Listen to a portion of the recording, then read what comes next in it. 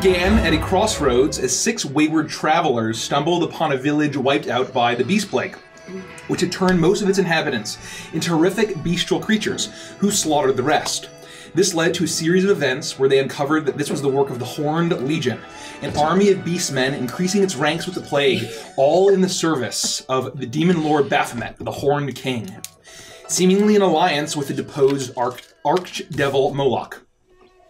They discovered that a demonic threat was seeking to destroy powerful seals spread across the continent of Striga, the power of which kept the Chain God, an ancient god of entropy, imprisoned and powerless. And just for everyone's awareness, these are like seals like a tomb, not like a... These are not powerful seals. My next character is going to be a powerful seal. Their travels led them to Zentra, which is the capital of the human city of Korvakia, where they allied with High General Virgil Zern to uproot a cult of Baphomet, defend the city from the Horned Legion's siege, and eventually even defeating an aspect of Moloch himself.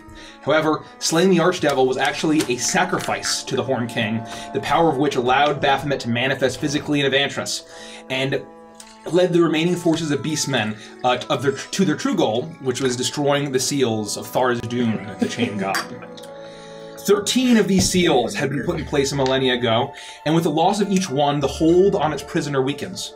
And as the Horned Legion stormed across Striga and regrew its ranks with the transformations of the Beast Plague and demonic summoning, the party fucked off to Erios and dealt with the mysteries of the Aarakocra aristocracy. It doesn't say that! It doesn't say that! It doesn't. In this time, Baphomet and his Horned Legion, as well as disparate and mysterious demonic forces across Striga, broke 6 of the 13 seals and now march upon Mogr Kai, the capital of Gron, ruled by the Orcish Dancing Blade clan. As the party followed the wake of destruction, they encountered their old companion, Rivali Freewing, who had once served at a conclave of hunters who guarded one of the seals. The party saved him from a town of turned beastmen, but not without the loss of his hand. In the aftermath, Iris reincarnated one of the slain orcs into a halfling, who now has an identity crisis. With malicious intent. Look at my dirty hand. The now halfling, whose name is Kargash, rode off on his goat after the Horned Legion, and he now seeks revenge in any way that he can. After braving the Krasang Pass through the Serpent Spine Mountains in a shortcut to beat the Horned Legion to Mogr Kai, the party encountered an old Korvakian watchtower, where the young Virgil Zern had once served as a teenager. And nearby, on top of the highest peak, Caprice was drawn to a statue of the avian demonic presence that had its 6 eyes on them for their entire journey, and finally learned its name, Pazuzu, and it urged him to say its name thrice. After leaving the pass, the party encountered an orcish warband who had all flesh tendrils on their chins, and escorted them to Mogr Kai, which was a city of serenity and peace, despite the inhabitants of orcs, tigers, and even yetis, and the coming doom that was apparently marching towards them.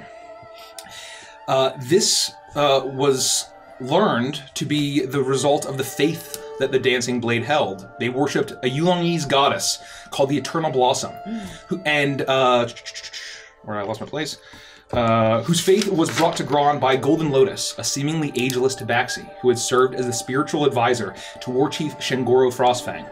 It was their alliance that allowed him to have an unnaturally long life and unite the warring orc tribes into a single clan. Meeting the War Chief, the party meeting the War Chief, he was skeptical of their allegiance and revealed his hatred of his regular foe, Virgil Zern, who he had spent decades at war with in Korvakia. Despite this, the Golden Lotus convinced him that they were foretold in a prophecy that she had received from the Eternal Blossom herself, and they would help find the final piece of the artifact that would save them from the Horned Legion, the Rod of Law, now the Rod of 7 Parts. Golden Lotus had secured 6 of the 7 pieces of the rod with the help of her Kirin companion Hizaki, but the final piece required the party's assistance. They assaulted the chaotic plane of Limbo and retrieved the final piece from the Githzerai mystic named Shivatsu the Awakened in his adamantine citadel. Caprice was then visited by the Archdevil Glacia in a dream, who revealed his ultimate task to save his soul. He must steal the Rod of Law for Glacia herself. After time had flashed forward due to the chaotic magics of Limbo as they escaped the plane, they learned that the Horned Legion was only days away. They were purified of the chaotic taint of the cleansing hot springs, and then they learned that Rivali had given up his love of freedom and decided to devote himself to the Eternal Blossom, leave his old life behind and live in Mogr Kai with the Dancing Blade. Then it was time to reforge the Rod of Law into a new weapon, a mighty glaive of special make. And it was at the Forge of Moradin that they encountered Torvald Anvilhart, Herge's father, who had come all the way from their home in the Grizzlepalm Mountains after a vision from the Eternal Blossom. The party helped reforge it in a process that cleansed the corruption of the blood of one of the original prince of the proto-demons called Oberiths. Its name was Miska the Wolf Spider. At least that is what he's called now by the few who recall the story. The corruption transported them to a memory of an ancient battle between the Oberiths and the demons they controlled against the Vati and the Seven Angels, the Wind Dukes of Akka. Taking the places of angels, they battled Miska and struck him down with the Rod of Law, which caused the rod to splinter into 7 pieces in a massive explosion once the Wolf Spider's blood touched it. At the last moment, an avian Oberith lord, who was unmistakably Pazuzu himself, flew into the explosion at the last moment and disappeared. The battle in the memory was won, and the corruption was cleansed, but not without Herja dying in the process, and subsequently being brought back to life with the power of Anubis. The party now stands around the Rod of Law, reforged into a brilliant glaive. Any questions? None that I can think of at the moment. Compression Jim. Yes, sir. Can you tell us more about the chaotic taint? Describe it in great detail, I please. did it in there. I'm like, Gary's gonna say some shit. And I tried to reword it, and I'm like, nah, I'm just gonna leave it. Let it ride, baby. I'm gonna leave it. I'm gonna leave the chaotic taint. Oh boy. There's so much shit. Can you just give us all the answers right now? How do we win the game, Mike? how do we just win the walk game? through this business. You just want to win. Yes, I do. I do enjoy winning Dungeons and Dragons. The competitive, the very clearly competitive game of Dungeons and Dragons. Okay, why don't we get started then? So, you all have returned from the vicious battle, and I want to stress that it has been moments since you have seemingly taken on the form of these angels, half angel, half Vati, the Windukes, are returning to reality. The corruption of Miska the Wolf Spider, the original prince of demons. As far as you know, his corruption cleansed. The rod of 7 parts now reforged into the Rod of Law, but more. Before you, a full glaive. The blade of special make. It shimmers silver. And you all feel the weight of your duty lift slightly from the memory that you've escaped. And as you look around, you see Torvald, the elderly dwarven blacksmith, grip the side of the wall as he's breathing heavily. He himself being the one to take up the rod in the memory and strike down Miska once he was weakened. And you realize that all of you are whole, but you had channeled the power of Anubis, Iris, to bring Herja back from the dead. And you weren't really sure if you die in a memory, do you die in real life? And as you all turn to Herja, you realize that that's the case. You see that where the fatal wounds that Miska had left, despite her very clearly drawing breath and being alive, the wounds are very present, all of you healed. But the swirling, undulating corruption of Miska the Wolf Spider, pulsing in her body. As soon as you all regain your senses surrounding the reforged Rod of Law, Herja's eyes roll back, and she collapses onto the ground.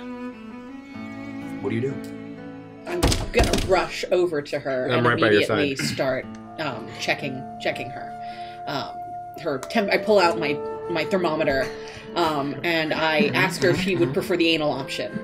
She doesn't speak, so I choose not to. I wish you were here, Maya. It's a Drag Race reference. Anyway.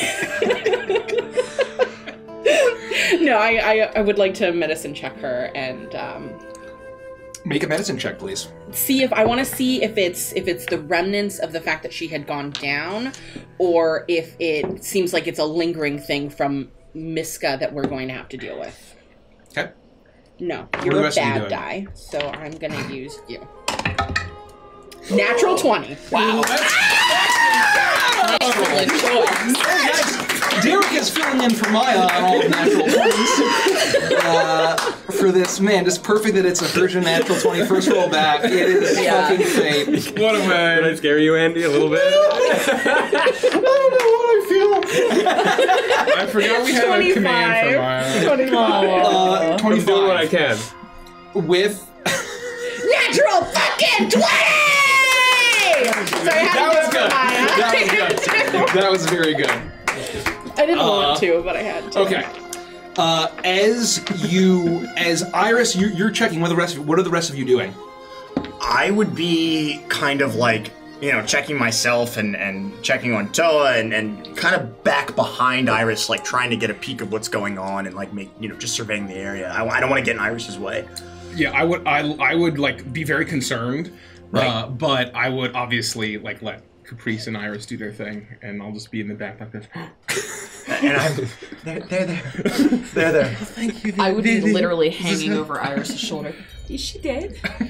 What's happening? What does that do? Is she dead? You're not helping.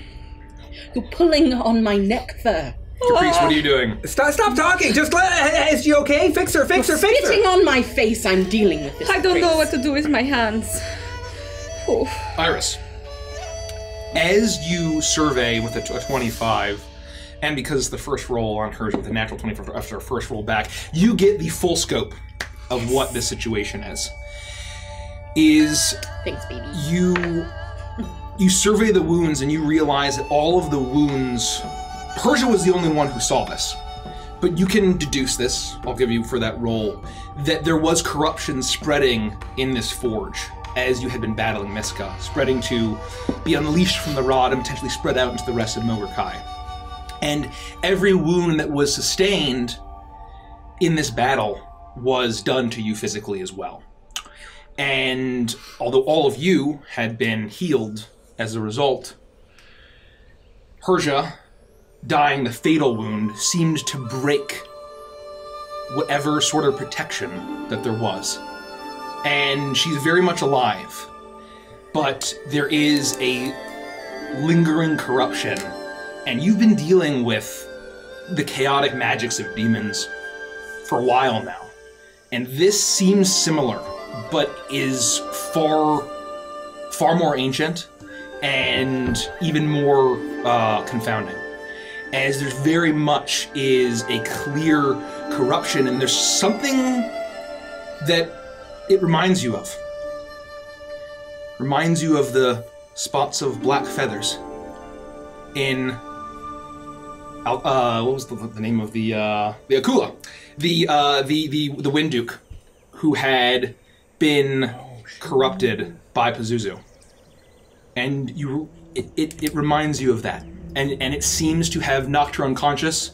She is very weak, very feeble, and needs immediate attention. What do we do? Does it, just a clarifying question. Please. Does it look like healing, or is it more of a, we need to get her to someone with more specialized Yes, that's medicine? exactly. Yeah, that's exactly that. There needs to be some sort. It's something that you can't just do a healing touch or something to address. Just wanted Correct. to clarify. Just wanted to clarify. Iris, do you think I have some healing magics left? I could probably sing a tune, or I still have I still have this ointment. Do you think that I could maybe apply that and that'd help? I'm going to lift Hersha's hand, and I'm going to move it towards Caprice. No, but I think you should hold her hand. She's I'm on a it. long journey ahead of her. This is not something I can heal. This is not something any of us can fix. We're going to need to find someone that can help. Toa, I'm going to need you to carry her. Yes, of course. Gently. Of course. Caprice, stay by her side. I If will. she awakes, let me know immediately. And I'm going to rummage around in my bag of holding, and I'm going to pull out one of my fine linen robes, and I'm going to wrap her in it gently. I will very gently pick her up, and I'll look around the room. Is her dad there? So you now realize that Torvald this whole time has been wheezing, and he's very out of shape. and he's clutching his chest, and he's so focused on trying to recover from the battle that he hasn't been paying attention at all to what's happening. And you just see him kind of just gripping the side of the wall. I haven't done any fighting that hard or ever before. Can we? Do you see? And you finally snap his attention to his daughter. And he looks at her, and his eyes go wide for a moment. And he kind of takes a few steps forward and says, "Oh no, what happened to Herja? Herja, are you all right?" And he steps forward. He seems to have a slight bit of concern, but it seems to be measured. It's a little bit more measured than you'd expect for a father that sees his daughter in that state. She may be dead. She maybe did what? No, she may be dead. Oh, I did. Are you intoxicated? No, I quit drinking, but it hasn't been that long. But what happened? Is there anyone that can help her? Is there anyone that any kind of healer in town? Oh, this is my fault. I got Urja mixed up in all this business. That's not important right now. What's important is that your daughter's in danger. We need to find a healer right now. Is there anyone you can think of who can help? I can help. I'll talk to the Golden Lotus. We'll fix her right up, Urja. I'm sorry I got you all into this. But where should I be taking her? Please lead the way. That's a good plan. That's a good plan, tall fella.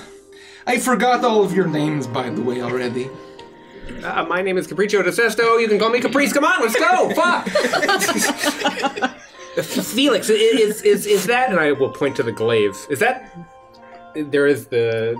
Yeah. So you see forged. ahead of you in the cast there is a fully reforged Rod of Law, but it's the Rod of Law is encased in a massive glaive. I don't know if that's safe to touch or what we should do with it, but we probably shouldn't leave it here if we're all leaving with Thorvald here. You're definitely not leaving it here. Let me inspect it. I don't really know much about it. I agree.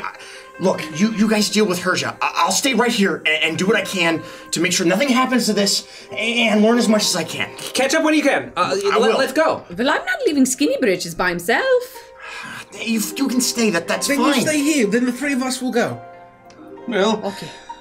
I suppose that's a good plan there. But I think we can all take solace, especially you, Urja, although you can't hear me, is that this was all part of the Eternal Blossom's plan. And it will all work out, even if she doesn't make it, but we'll heal you, Urja. What? Beatrice! And then I'm gonna follow Toa. Google Bird flutters out. She'll settle on his shoulder. I'm gonna walk over to him, and I'm gonna take, I'm towering over him. I'm near 6 feet tall. As I look down, I'm going to tilt his head up to mine. You are trying to tell me that you let your daughter fall today. You accept this. Everybody dies. I don't want Urja to die, but Oh, no one knows death better than I do. we have to be at peace with our own mortality. That's what the Eternal Blossom told me. I'm going to squeeze his chin really tightly, digging my claws in just a little bit, not enough to hurt him. Okay. As I'm going to turn his face left to right and look at him. Does he seem like he is, I've been concerned with this passiveness that everyone within the Eternal Blossom has been dealing with. Could I perceive that he seems to be at least somewhat under that effect as well? Make a perception check. You were doing well for me, but I don't trust you twice. That's fine. That's pretty good. You said pretty good. That's pretty good. perception? Perception. Perception. Beat his ass. 24. Okay. As you reach in to his beard to grab his chin, your fingers scrape against something that shouldn't be there. And as you grab his chin, you realize, you feel like there might be, hidden within the hair, perhaps a fleshy tendril, just like the orcs have. Okay. I will make note of that. Keep my face completely passive. Well, as a follower of Anubis, I understand that death comes for all. Jesus. And then I will turn and walk back towards Serja with Caprice and all of that. So we're just skipping the warm-up compression gym. We're just diving right in. I do have to say something. No, we're not talking to chat, but someone mentioned that I was wearing a Labyrinth shirt. People keep confusing that. This is actually Phil Collins in the movie Maze. Very similar films. Easy. Very Directed similar by film. Sam Raimi. It was, yes. It was one of his first films back in the 80s. Oh my goodness. God. Well, that's disgusting. I'm so upset. DMs take note. Hide it in the beard. That's disgusting. I am repulsed. I'm repulsed. Fix it. And he kind of snaps out of it for a little bit. He kind of looks at you with wide eyes, and he says, "Okay, there. I mean, because you're also a Tabaxi, I'm sure you're as smart and wise, well, almost as Golden Lotus. So I guess I'll let." And he kind of like pulls back a little bit. Just follow me. We'll get her healed up. It was part of what I did back home, and I've been helping Golden Lotus with all the orc fellas here. So she'll be fine, don't worry. I'm staying calm. If I can stay calm, then you all should stay calm. I've known her a lot Now's not the time to stay calm. Well, we always should be staying calm. Nope, Stilton, as you know, there knows. Whoops. Stay calm, everybody. Look around. All the Horned Legion is marching on to Mograkai, and everybody is keeping their heads. You should do the same thing. Your daughter is unconscious and probably gonna die. I will heal her. Now, post haste. Let's move. And he kind of lingers a little bit. He's almost too calm in the situation.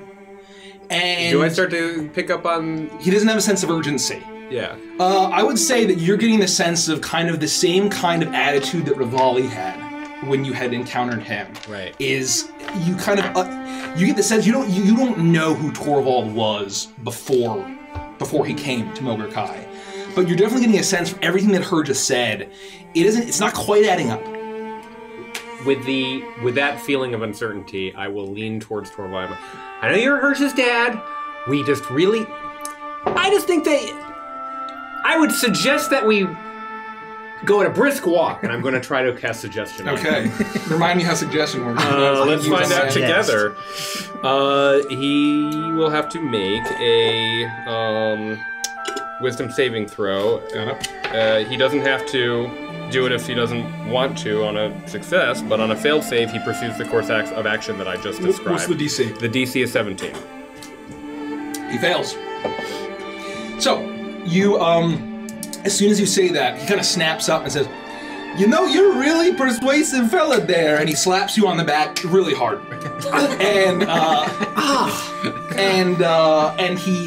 And he says, "Look, I'm really glad that Herja met friends with positive, pure intentions like you." And then he starts leading you out of the room for a brief moment, and you guys start walking down the pathway out of this large forge that seems to be of that combination of the architecture of the Dancing Blade and Dwarven make, which is very clearly designed by Torvald.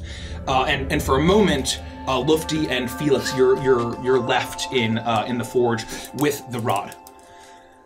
The glaive. I'm gonna whip out my skein of wine, never ending, and just pull a little glass out. Well, what are you going to do? I am with a quill and my spellbook, jotting and flipping and looking and getting closer and wholly ignoring Lufty for the most part. You can write in your diary later. Well, maybe we... He's got nothing. I'm just gonna drink like a lot. Could you go quieter, please, for just a moment? Gosh. I'm gonna take the dagger, my arcane focus, and as I shoot her a glance, and attempt to just kind of poke the thing with the dagger. Oh, that's his plan. He's gonna poke it. You lean forward and you poke it with. Where are you poking it? Oh no. The handle. The handle in the middle. In the middle. So as you poke it, as you tap it, tap. there is it gives off this radiance that almost kind of sounds like a wind chime. It's almost musical in the resonance that it gives off, and it's almost kind of like a bit of a flash of gold. And as you see this beautiful glaive weapon that's been forged, you see that there's a gold the actual, I don't know what you call it, the stick of a glaive. Like a hilt? Yeah, handle, whatever it is, the whatever you handle wanna call of the glaive. I should have looked this up. Pole, I believe. The pole of the glaive. I think it's 10. It's this beautiful shimmering gold. But then the blade itself is a striking silver that has a sheen that almost seems like otherworldly of how much it shimmers silver. And it kind of, once you tap it, it gives off this radiance that makes you feel, it almost affects your emotion and your mood, and it just makes you feel good. It feels, it just sounds pleasant. I will, set my pack on the ground. I'm going to set my spellbook next to me, put the quill on top of it, reach in my pack, pull out some cloth, just spare cloth, take my hat off, set it down on top of the spellbook and quill. What are you doing? And then, very Indiana Jones-like, with the cloth, I'm going to attempt to try to pick it up. As you're reaching for the glaive, you're getting closer and closer, and the second you are mere inches from the pole, you hear a voice suddenly behind you. Do not touch that! And from the door opposite of the one that Toa and the rest, and Iris and the rest left, you see Golden Lotus. You see her pristine outfit. Very simple, but just completely perfectly pressed together. And you've only really seen her with that same pose, holding that glaive. And now her hands are clasped together. And she takes a few steps forward, and her familiar smile is still there. I do not think that you are prepared to handle such an artifact, young man. What are you doing here? The rest of the group went to find you. Hersha, she's grievously wounded. They need you right now. I saw them leave. Well, why aren't you? Fine. You're not going to find them to go with them. There are more pressing matters here, young Felix. That is more pressing. That holds the key to all the survival of us all. And if Hersha passes, unfortunate as that is, it would be in great service to the many. What is one life to save many? I will heal her, though. Do not fear. My powers, the powers of her father, are strong. You should not fear. You should be calm. Look at all of my people. They are calm in the face of possible annihilation. You could learn from the Dancing Blade. You could learn from the Eternal Blossom. Yeah, maybe you're right. I'm gonna go stand next to Felix and tell us more about this. We're very concerned for our friend, but I'm interested. What should we be doing with this glaive? I'm gonna make sure that we are very much between the glaive and her. Mm-hmm. She takes a few steps forward and says, "That is a wonderful question. I have been training our war chief for his entire life, his unnaturally long life, to wield it. He will be the one to strike down Baphomet. It is his destiny, just as it was your destiny to reforge it.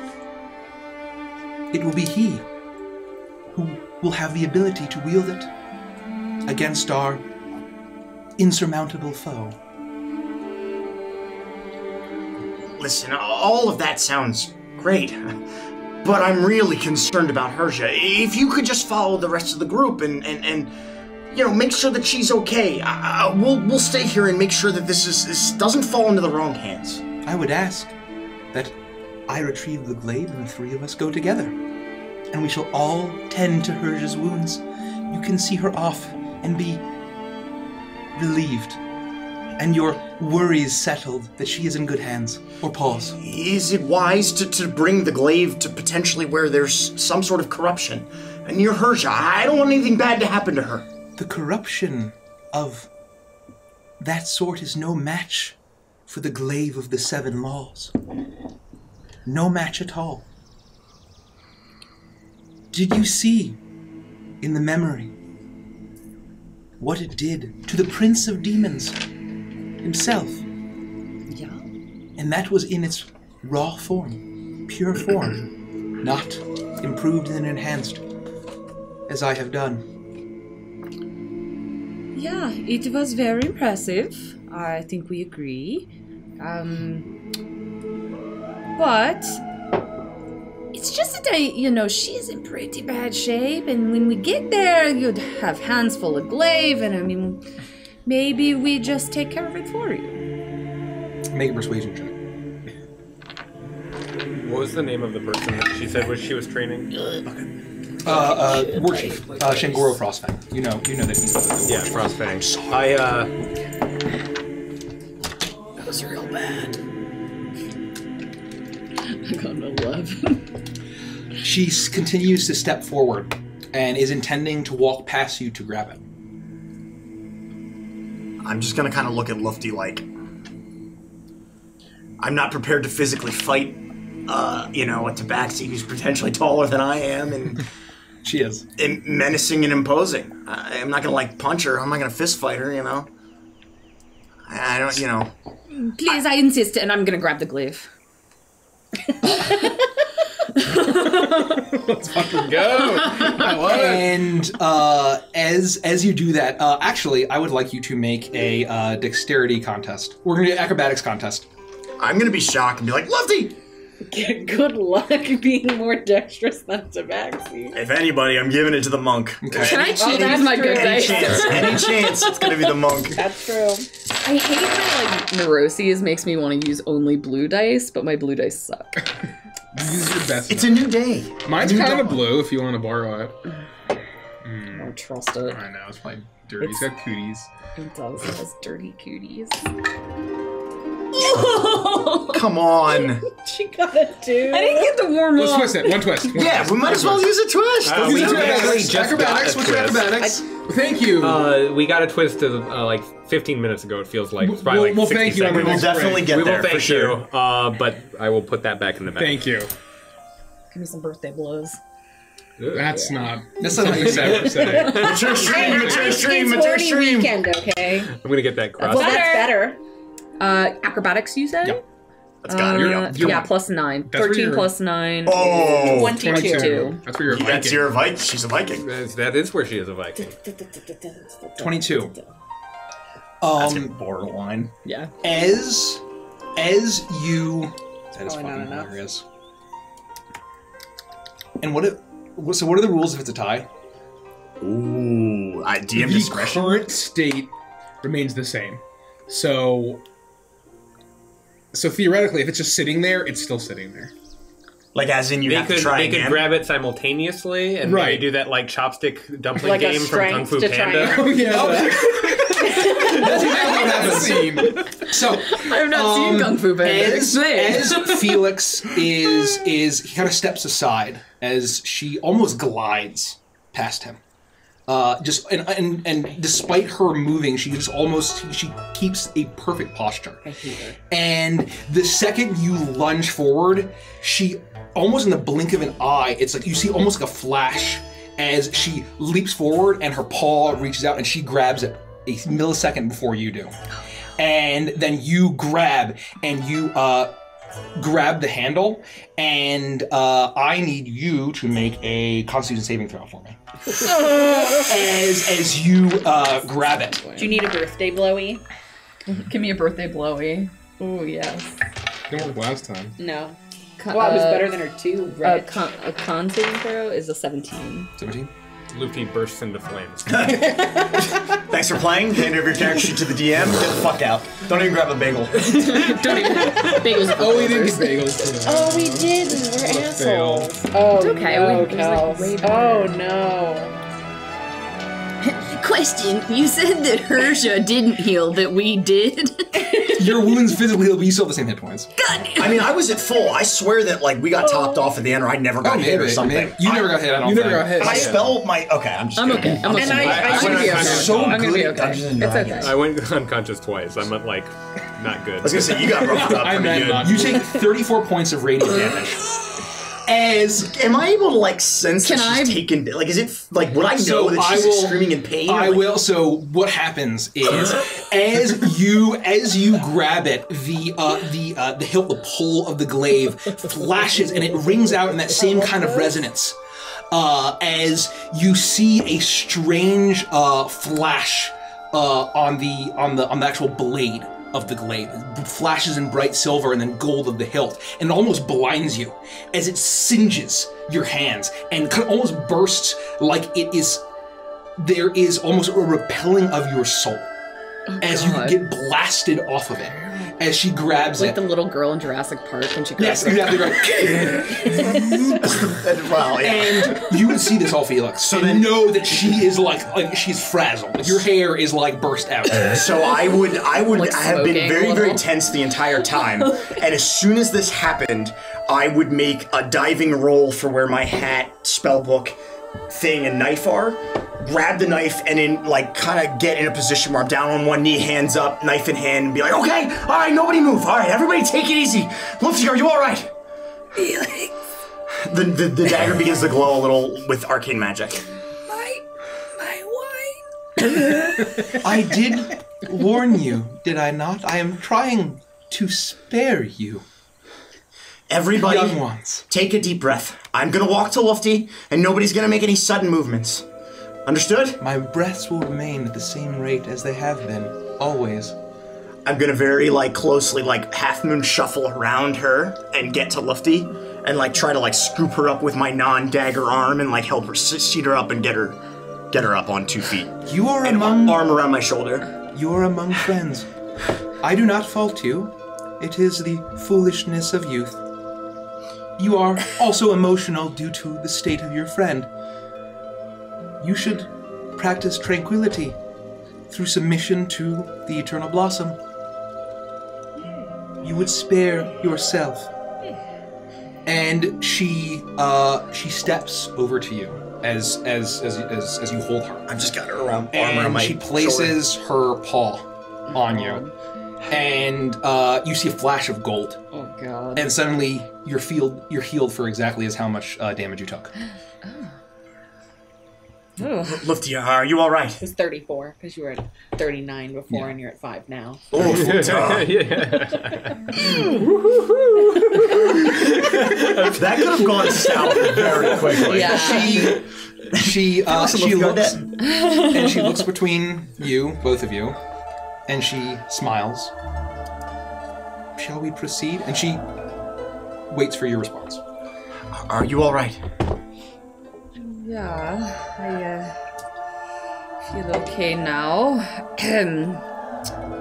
Just some static electricity, it seems. So maybe we just follow her, like she says. I'm gonna sheath my dagger and say, just give me a moment to gather my things, and I'll help you along, and I'll gather my stuff and my pack and all that, and then I'll continue to help Lufty walk if she feels that she needs it, and we'll Yeah, follow I'm gonna behind. very exaggeratingly limp and lean on him and kind of hang on his neck and.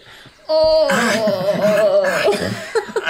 gonna groan and sweat a little and be like, come on, This is my favorite anime. try a little bit. Come on, where's Toa when you need him? Yeah, you do that, and as you're about to leave, she extends a paw, and you leave, and you hear a tap tap behind you, and there's a hesitation, and then she follows behind you, and the rest of you are being led by Torvald, who he's kind of looking around, and you get the sense that despite living here for as long as he has, he's like, I think that it was this way, and then you'll go down a certain like turn, and I think it's the other way. I'm pretty sure. Hold on there, you're going to be fine. This way, and so he's kind of leading you through the city, and making regular wrong turns, and it seems confusing. And you know that there's a number of great peaks that this whole city is built on, incredibly fortified and safe, bridges connecting them. So whenever there's a wrong turn and a wrong passage made, it's quite a bit of time to find the correct path. And he eventually leads you through the mountains to a very simple building that smells incredibly fragrant. And you recall that every time Golden Lotus enters the room, that the room smells of saffron. And this room itself is just absolutely inundated with it. And it wafts out of the doors as he opens it and steps in, and you see that there are it's a very simple room, a number of beds with wooden partitions in between that can easily be moved around, and you see that you kind of hear the groaning and heavy breathing of a few orcs that might be behind other partitions, and what seems to be some sort of hospital equivalent in this situation. And Torvald goes over and he pulls one aside and he says, put theirs down right there. And you see that there's actually a number of small stools that people could sit and maybe visit with the injured or sick. And he points, he gestures over as he starts to kind of look at himself, and he's completely covered in just the soot and the dust of the forge. As he is like, oh, I'm disgusting here. Let me clean up here. And so he starts like kind of taking off all of his apron and his gloves, and he's trying to get himself ready for his priestly duties, his cleric duties that he has been familiar with. So are we at a specific bed? So yeah, you're at a specific bed. It's actually, you actually get the sense that this seems to be, the partitions seem to be of varying sizes. And this seems to be one that is a little bit bigger, reserved for potentially more important people if they were there. So it seems like a legit infirmary. Yes, it's an infirmary. That is the word. Thank you very much for that. Yeah, it's a legitimate infirmary, and it actually seems it is pristine. It is absolutely pristine. It smells really nice, and although there's labored breathing, and I would say that you maybe get a glimpse at like you get a glimpse behind one of the partitions, and you see that there is an orcish nurse tending to someone who has been horribly wounded, just bandages everywhere, blood-soaked bandages, and despite the horrible state that they're in, there seems to be a peaceful contentment on the face of the injured individual. So that will remind me, I will gently lay Herja down in the bed that we're at. I want to listen. Do I hear war drums or bestial screams? Do I like? Can I sense that they're at the walls? Thank you. As I would say, Baphomet thing that we So should probably think right about over. that. So thank you for reminding me. Yikes. As you've been making your way, you turn back and you know that it's built up into this massive mountain in the steppes, and you can see for miles and miles and miles. And you had seen it occasionally. Is it like Minas Tirith style? Like it's sort of up into like a mountain range? It's built into like kind of in a mountain range. It's not as ridiculous as Minas Tirith, right? But like, you know, it's like, what's their tax policy? I'm kidding. And it's basically like. It's the Temple of the White Tiger from Kunlai Summit in Mists of Pandaria, basically. But like a city of that style, if you know what I'm talking about. Right. So it's built into like a series of like mountain peaks. You can kind of see all of the steps and the plains. And so you've seen the kind of billowing smoke, and you look out on the horizon, and it's far closer. Like it's still very far off. But so they're not like at the walls. They're not at the walls, but they're close. I would say that from your like knowledge of dealing with the Horn Legion since you arrived in Korvakia, basically, you would get the sense that like one more day and then they'd be there. That they're about a day away. That's like an eternity.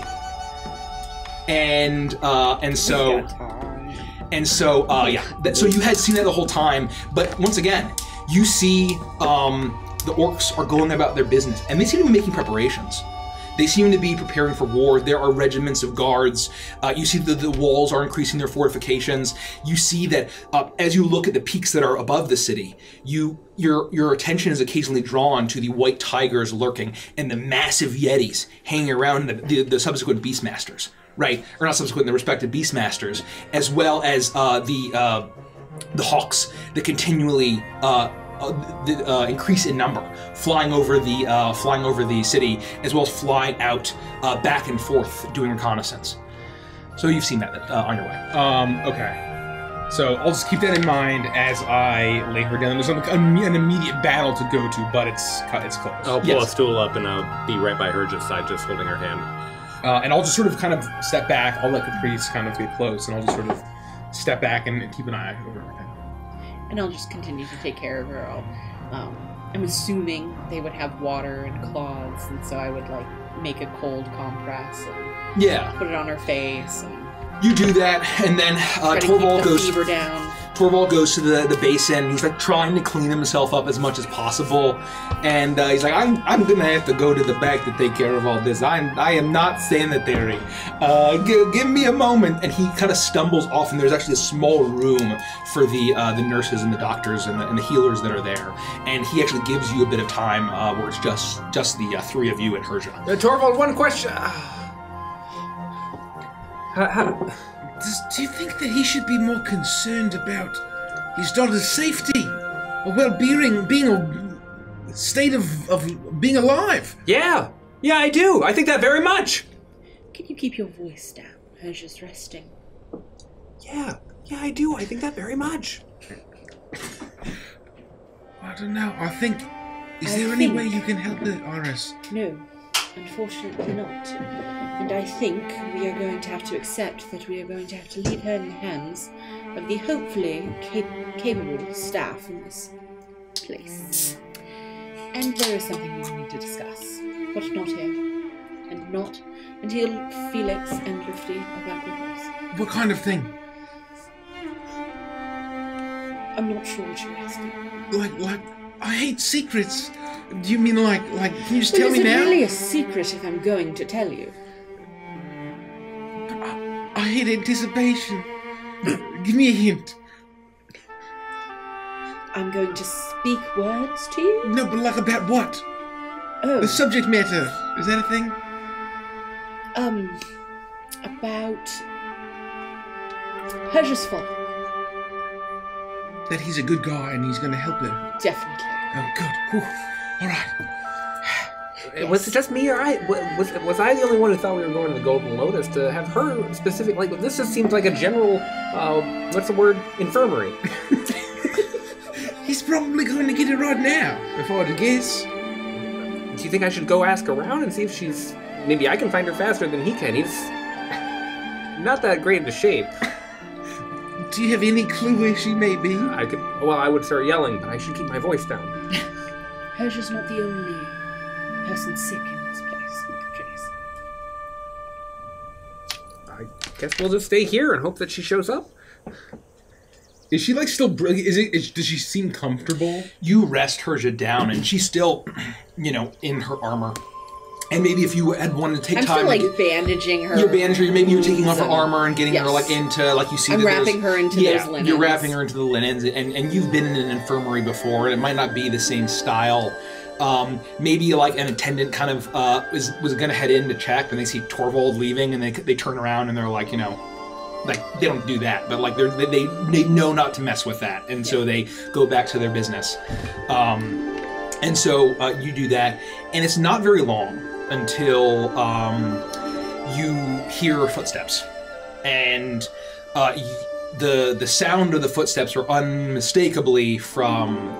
It sounds like one person, because Lufty and and Golden Lotus are so light on their feet, but you hear the military-grade boots that Felix has clacking along the smooth stone of this infirmary as the three of them enter, and you all see the same thing.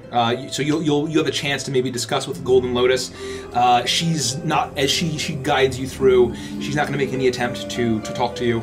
I got nothing to say to her either. So you all manage to you see the exact same thing that Toa and the rest did. As you see and you can see it is like you see those golden fields, right? Those golden plains and steppes spreading up all the way to the horizon. You see the massive serpent spine mountains, but that route that the Horn Legion is taking, and you just see that mass of destruction and and it looks like a blot on the landscape, but you know that it is the mass of beastmen and minotaurs and demons and just absolute death that is descending upon the city. But you eventually arrive. Just don't worry, everyone. We found Golden Lotus. Lovely. Can you fix our friend? I can. Be at ease. Especially with the power of the Rod of the Seven Law, the Glaive of the Seven Laws. So is it like she's holding it, right? She's holding it. And She's do I holding recall, she's holding the Rod of Law. Yes, okay. Exactly. This is you basically got the sense, you realize that in her glaive that she's had this whole time, that the 6 pieces were in there. And then you added the 7th and forged it into basically a new weapon, more or less. She looks at all of you and says, "You seem uneasy." How long will it take for you to cure her of what ails her? I do not know. I have encountered many such darknesses and evils, none such as the darkness of the original Prince of Demons. It could take some time. I am confident that I will at the very least save her life. What state she is in, I cannot promise you. Either way, we will have to be at peace, and if she does not make it, she will have made a noble sacrifice for the safety of us all. Whoa! No, I'm not comfortable with that. I mean, there are magics that can just undo all sorts of things. Let's just if she passes, then we can. Isn't that right, Iris? Anubis will watch over her. I have no doubt of that. And he will watch you. Ever watching, ever present. I will appreciate his assistance. I'm sure. As Torvald and I will heal her.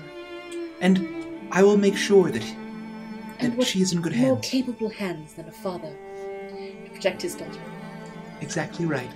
So we will trust. And I look at Caprice, and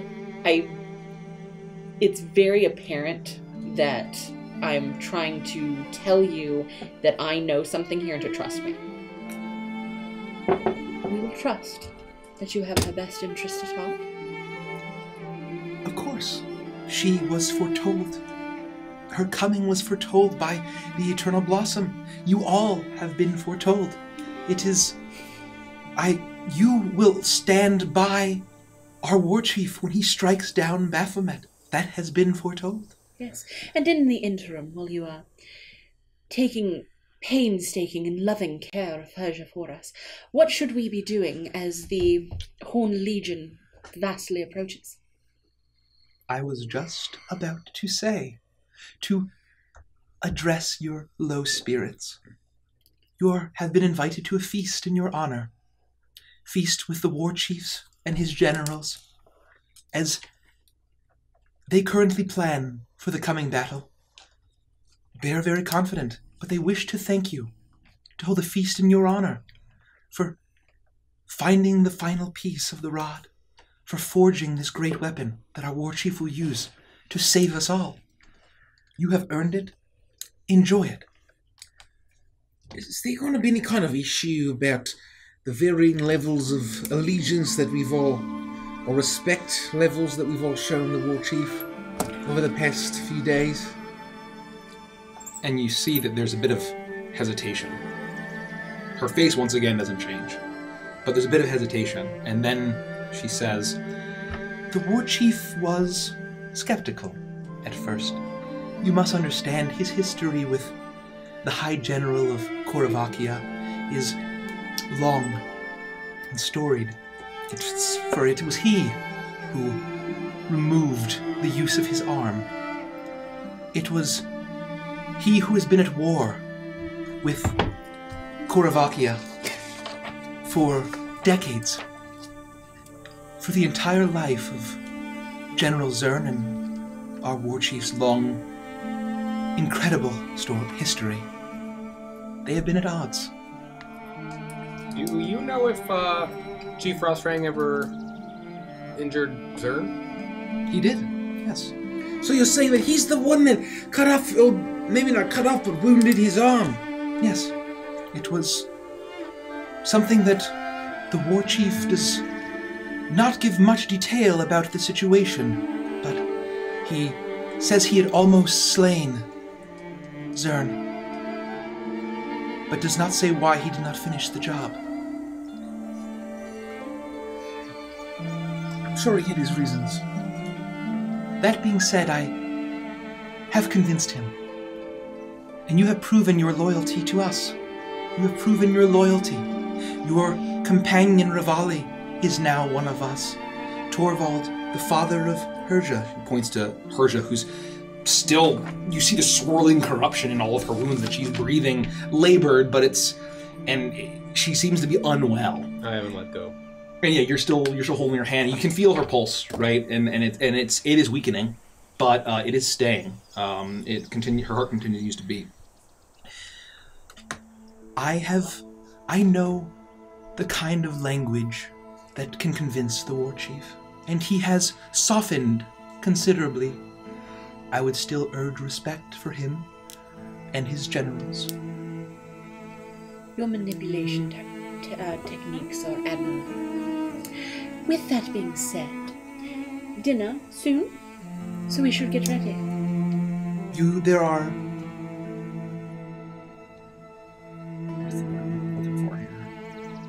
are outfits for you, traditional, waiting in your dwellings. And you should change into them, arrive politely once you are fetched by his steward. Then there's not much more we can do here. No. Yeah, but maybe we could spend some time, just a few minutes, to leave some blessings with Herja before we go get ready. Sure. I will assist Torvald in preparation. I will leave you some time with your friends before you prepare for the feast. And Danke. you see her wait. And as soon as you say that, thanks. Bye. And then she turns. Bye-bye. Okay, now, bye. Farewell. Bye-bye Go away now. Okay. And you are left temporarily alone with Herja. It was not good. What was not good? I tried to pick up the glaive, and I was stopped right before I could do it, and then some things happened, and Lufty lunged for it, and it hurt her. But it didn't kill you. Oh, I got very close. What did it feel like? It didn't kill you. Well, I don't know. It was like a light, and like, ouch. But she was holding it just fine. I know, and she healed me after I was done. It was, I don't know if it did it or she did it. I think it was pretty clearly the item. Just instinct, I guess, but I don't like this. I feel like we're trapped here. I'm worried about Rivali. I'm worried about Herja. I'm worried about all of us. And what are they going to do to poor Herja if we leave her here? They are going to heal her. So they say. If she can be healed, otherwise they will allow her a gentle death. It's not acceptable. It is acceptable, and it is something we should acclimate ourselves to, and we can talk about further once we get to the room. I don't know. I just don't feel good about this. She's always like, be calm, I don't like that. Also, I don't feel calm. This is hardly the time for any kind of dinner. It's like when you're very frustrated and I tell you, well, it's not that bad, get over it, and then you scream at me not to tell you to get over it, makes it worse. Let me feel my feelings. Yes, sure. I'm I understand. I'm generally a laid-back kind of guy, but when there's a little demon prince, king, lord type guy knocking on the gates with a legion of beastmen, I think I would be concerned at that point. I'm very concerned. The only thing I can think that would make any of this better is to have dinner tonight. You don't think any of this is weird? You're being very calm. You're being kind of like her. Don't insult me. No, but there are many here that are fighting illnesses. Persia, one of them. The Horn Legion is nigh at the gates. We do not have time to argue here. This is not the place to be talking about these things. If you have something you need to say to Herja, you should say it. For who knows when and if we will see her again. I don't mind telling you, I give 0 fucks about this feast. But we have no friends. I don't trust Golden Lotus. I don't trust any of the people around here. I don't trust any. You have no idea who may be listening to you now. In an infirmary. So we will continue this conversation when Herja has time to rest and heal, Caprice. I know you're saddened, having a difficult time. I need you to trust me. All right. I'll say what I need to say, and then we'll go and have the best feast ever. I'll lean into Herja and... Herja.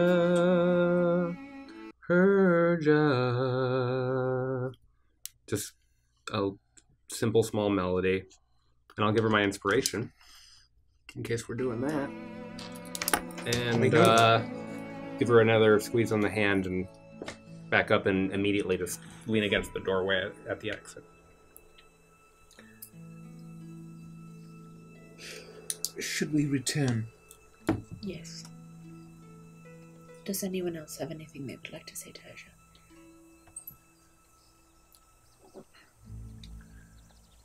Lehman, I have a big bowl of jello salad waiting for you. Yes. I don't even know what that is. You don't want to know. Yeah, everything's gonna be okay. I will turn and I will head back to the to our dwellings. You all leave and... As they leave, I want to quickly move towards her with my feline grace. I'm going to run my hand along her cheek. Both Anubis and I will watch over you. And I'm going to cast Death Ward on her. Now she can't hear anything at all. And then I will follow behind everybody else. And you do that, and you follow, and you feel that same kind of comfort of the same force that brought her back. Anubis, the god of death in your pantheon, you feel his presence almost standing behind you, almost as if he's in the room himself, watching over Herja, and it gives you peace. But not in the way that that Golden Lotus might be trying to instill upon you. And as you're turning, Iris coming behind you, Caprice, you take one last look, and Herja is breathing shallowly. You see the kind of bits of corruption peeking up from the bandages that Iris has given her, and you see down at the far end, Torvald and Golden Lotus both coming back together, and you give one last glance and then turn back, and you make your way back to your dwellings. You all leave Herja in the infirmary. Thank you, Nikki, for that word. Behind, as you know that Golden Lotus and Torvald Anvilheart are tending to her wounds and her corruption. And you make your way through Mogurkai, and you see the undulating mass on the plains. The Horn Legion is getting closer and closer. They're less than a day away, without a doubt. And the billowing smoke and results of the destructive path that they've cut through this entire country is stretching behind them. And you had a question? Yes, Compression Jim. I am curious if I see out to the horizon what time of day it is. If it's less than a day, do I think that they're arriving at night? Do I think they're going to breach in the morning or the evening? I would say roll an intelligence check. Oh, that's where I'm... A history check. We'll say history. Okay. We'll say history. Can I twist this? 8. You may not. Compression Jim says, you don't fucking know. This is not your specialty. You know fucking fiddles in the city. It's like Clippy and Microsoft. God, these guys are going to be here in like 30 minutes. Would you like some help? Is everyone going to be okay? Okay, that's fine. I don't say a word. Yeah, you get a sense that, like, you don't have, like, Felix is able to piece it together because he's from the military and he's been, like, noticing this. You've been like, oh, man, fiddles and Hirsch's thick thighs. Like, that's all in your head. And, like, that's all you care about. There's not much other room in there. Yeah. The thick thighs. Oh my. Good. Good help. That's fun. Exactly right. So you see this all, and however, it's the same thing. You see that that there's far more presence on the walls of the city, and you know that there's multiple levels of defenses here that go all the way to the main massive fortress, which is the palace of War Chief Frostfang. And you make your way to your dwellings, and you see that that as you're making your way through, Toa, give me an animal handling check. Oh God, I have Animal my handling? characters. What the hell? What the hell? Yeah, we are playing Dungeons and Dragons. That's right. Rich. Come on, man. It's bad. no. It's bad. Are you an animal handler in any I have sense of pretty the word? good wisdom. I don't believe you. But it's bad. It's less than 6. No, yeah, you just see you look around and you make your way back to your lodgings that you've been provided, and you make your way and you see that it's feeling as pristine and calm and quiet as it always has. That same willow over the lake as you see a heron or crane take off into the mountains. Along with and a bird, right? You see that Rivali is nowhere to be seen. As you make your way, and you see that on each of your beds is laid out an outfit, traditional vestments or garb that would be expected at a feast such as this, seemingly tailor-made for all of you. And you can try them on if you care to, but if you don't, like, you get the sense like this is eerily close to like your measurements and like well fitting, and you're not really sure how they got those. They came to that. But I put it on immediately. Okay, I literally waste no time. And, it doesn't take much for me to get dressed. Yeah, exactly right. This is a ceremonial Yeah. I'm undressed, dressed. And so you are. There is a fresh bowl of pistachios as well as a smaller bowl for the shells. Jesus Christ. I'm gonna look at my outfit and then shaboot myself into that because I can alter self at will with my Nimbansi mask, and then I will immediately start working on a pistachio.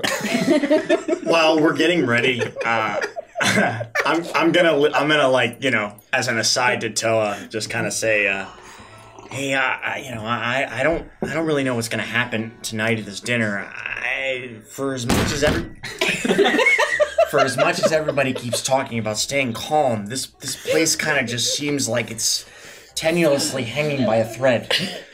There's a chance that when I go to this dinner, all of those people are gonna just loathe me for being Korvakian. And what I need you to do is help keep the peace. I don't care what they do to me. Kargash wasn't very receptive, and that's fine. It's not a big deal. I can handle it. But I need you to keep everyone calm, because you're pretty level-headed. Well, I think that just make sure that you don't, give off that vibe, right? Just don't show anyone your dagger, if you know what I'm saying. Well, I'm not leaving it here. We don't know what we're getting into.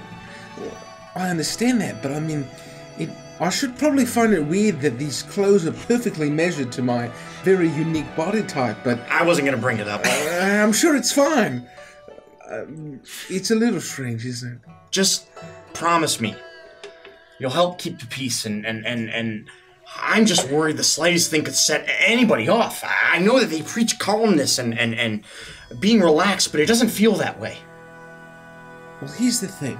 If we get to the point where respecting the war chief is an issue, would you be against kneeling or bowing or at least paying respect to the leader of the city? Toa, I don't know what I believe anymore. Even just to show him a sign of respect for his long life and this beautiful city he's built. I'll tell you what. The only thing that I know at this point is survival enough to find out if Milo is still out there. If I have to lie, or whatever, bend the knee temporarily, fine. We gotta get out of the city. I wasn't kidding before when I said I felt trapped. And I don't know what's gonna happen. We can't get out of the city until they're stopped. And Herja's okay, I know. There will be a very deadly battle in the coming days. And we may all die. But I'm happy to make our last stand here if it means that we die protecting people. Okay, it's not over yet. As long as we draw breath, right? As long as we draw breath, we're gonna be fine. We're gonna be fine. All but right. my first and foremost goal is that Hirsch's okay and that these people are okay. And if you need to kneel, I'll do it genuinely, but do you have to mean it? Whatever it takes. Whatever it takes. Understood. That's all I'm saying. Yeah, no, I hear you. Okay. All right. And I'll finish adorning my vestments and then retire to the lobby where perhaps Caprice is still pounding away on his nuts. He's pounding away on his nuts, and also there's pistachios. Exactly. That's exactly right. I've abandoned the pistachios. I'm just stuffing the clothes into my pack so that I can sell them. Felix, what's the difference between a foyer and a foyer? I've heard people say both. Do they mean the same thing? Toa, I don't know everything. And I'm just gonna walk out into the foyer. Wow, it's been a while since you pulled that. I know. Well done. Hey, pistachio? Oh, I'm also there. No, thank you. Would you care for a pistachio? You've asked me that question 14 times now. Would you like me to stop asking? No. I would like a pistachio. Open your mouth. Oh. And I just pick it up off the ground. Thank you. No, you know, Felix, you Caprice. The shell was still on there. It was? Yeah. Oh, it just went down like that. That's okay. It's fine. One bite is all You're gonna have a bad time in 24 hours, battle or no. They always told us extra fiber in your diet is a good thing. I'll be fine. Well, now that the two of you have arrived, I have something I need to tell all of you. Yes. What's going on? I felt weird tendrils in Herja's father's beard. What? Why? Tendrils meaning... What does that what? mean? They're orcs, right? Yeah. Well, you know the orcs that are around the city. They have the beard. Oh, those things. Yes, he had them as well. Those tendrils. Within his beard. He... What? Why would he have those? Well, because I think everyone here is possessed or overcome or turning into things or something, but it is not good. No. He seems like a really, disorganized guy. Are you sure that wasn't, food or... It's food. It has to be I food. do not trust Herja with them. I do not think they are going to care for Herja. I think she is more than likely going to have beard tendrils. The longer we leave her with them, So why did we leave her? we don't have any other choice. Yes, and Felix. also, I believe Rivoli is probably also going to turn into one of these creatures. Oh, this sucks. Were they made of dwarven flesh? I'm honestly not sure. What? I had grabbed his face to look at him, because he was not reacting the way a father should react to the death of their daughter. And in doing so, his slimy tendrils wrapped around a bit of my finger. What? And I let Excuse go. me. You felt like they actually They move, I believe. they weren't like active. Like They you just were kind like of just like face you brushed jiggle. them, I yeah. brushed them. Yeah. I brushed them. Well, I mean, he has to be him. It couldn't be a disguise. I mean, he was the secret I wanted to tell you. But he crafted the rod. He has to still be. Yes, so more than likely, it was not a good idea to craft the rod. Well, no, here's the thing. Listen. We know that orcs generally Linda, don't listen, have these things. Listen, Aris, listen. Listen, Linda. Do we know that generally orcs don't Yes. have these tentacles, Yes, right? That's you obvious. made that determination back at Yeah. Folsom, the village that you stumbled upon. So we know that most orcs don't have these weird chin tendrils, right? Yes. Yeah. And we know that these orcs are very nice and pleasant and built this big city because their devotion to the Golden notes. the Eternal Blossom. Thank you. Perhaps just devoting yourself to the Eternal Blossom, orc or dwarf or otherwise, grants you these tendrils as a sign of worship. Thank you, Toe. I mean, What? the point is that he's him. Whether he's different now or not, he's That's not fine. someone in disguise. But it's very concerning. Well, even if Rivoli sprouts these things, if his faith is bringing him happiness and joy, who are we to say that he shouldn't feel that way? Toa, you know that Rivali was not the Rivali that we know. I know that, but he was a pretty miserable guy when we met him. And he was happy that way. He doesn't want this shit. You think he was happy before? He didn't seem happy to but he me. was happy being unhappy. I don't know what that means. That hurts my head. Trying to comprehend that. Do you think that if we cut him off, it'll break the spell? Cut off what? We're not cutting off anybody's I don't want to touch flesh anybody's tendrils. flesh We can test tendrils. it, let's Nobody's. No one's. That is so out of character for you. I'm sorry, but they're out of place. I don't care for it. I don't think we're going to remove any tendrils from anybody. It's not our decision who we worship. Is it? You don't think it's weird? It's weird, right? It's very weird. Well, how are we the arbiters of what's weird and what's not? Because I've Just been because we around think- all over the world, and I've never seen these. I can't even say it anymore, but you know what I haven't seen. This place is different, is what I'm trying to say. Yes, it's different. Of course it is. Well, I think maybe it's different in a bad way. But my point is we don't know if it's different in a bad way. Yes, Rivali is different. So we're just going to Yes. test it on Herja? Don't you think, Toa, that if it were not in a negative way, they wouldn't be so secretive about it? Don't you think they would have let us know?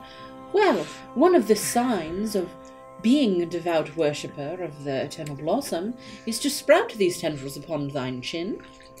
Iris is right. They're hiding something. Have we asked about the tendrils yet? If it was something that Herja's father, what is his name? Torvald. Steve? Torvald. That's Oh, it. It's not Steve at all. Are you sure? Steve's not even close. Steve's not even close. You took the words right out of my mouth, Toa. They're spelled the same. Regardless. Look, I don't have a I problem was with. speaking, Caprice. Go ahead. Well, now I forgot what I was going to say. I don't have a problem with the hangy bits. I do. No, I it's not. don't. They're But then kind of more gross, problems. and whenever they turn their head, it hits their shoulder in this weird, disgusting way. However, what the real problem is that it's indicative of the fact that they don't sense danger. I mean, I know they're kind of, sort of bolstering their defenses and whatnot, but everyone seems so fucking chill when we all. It's a problem. There needs to be some panic.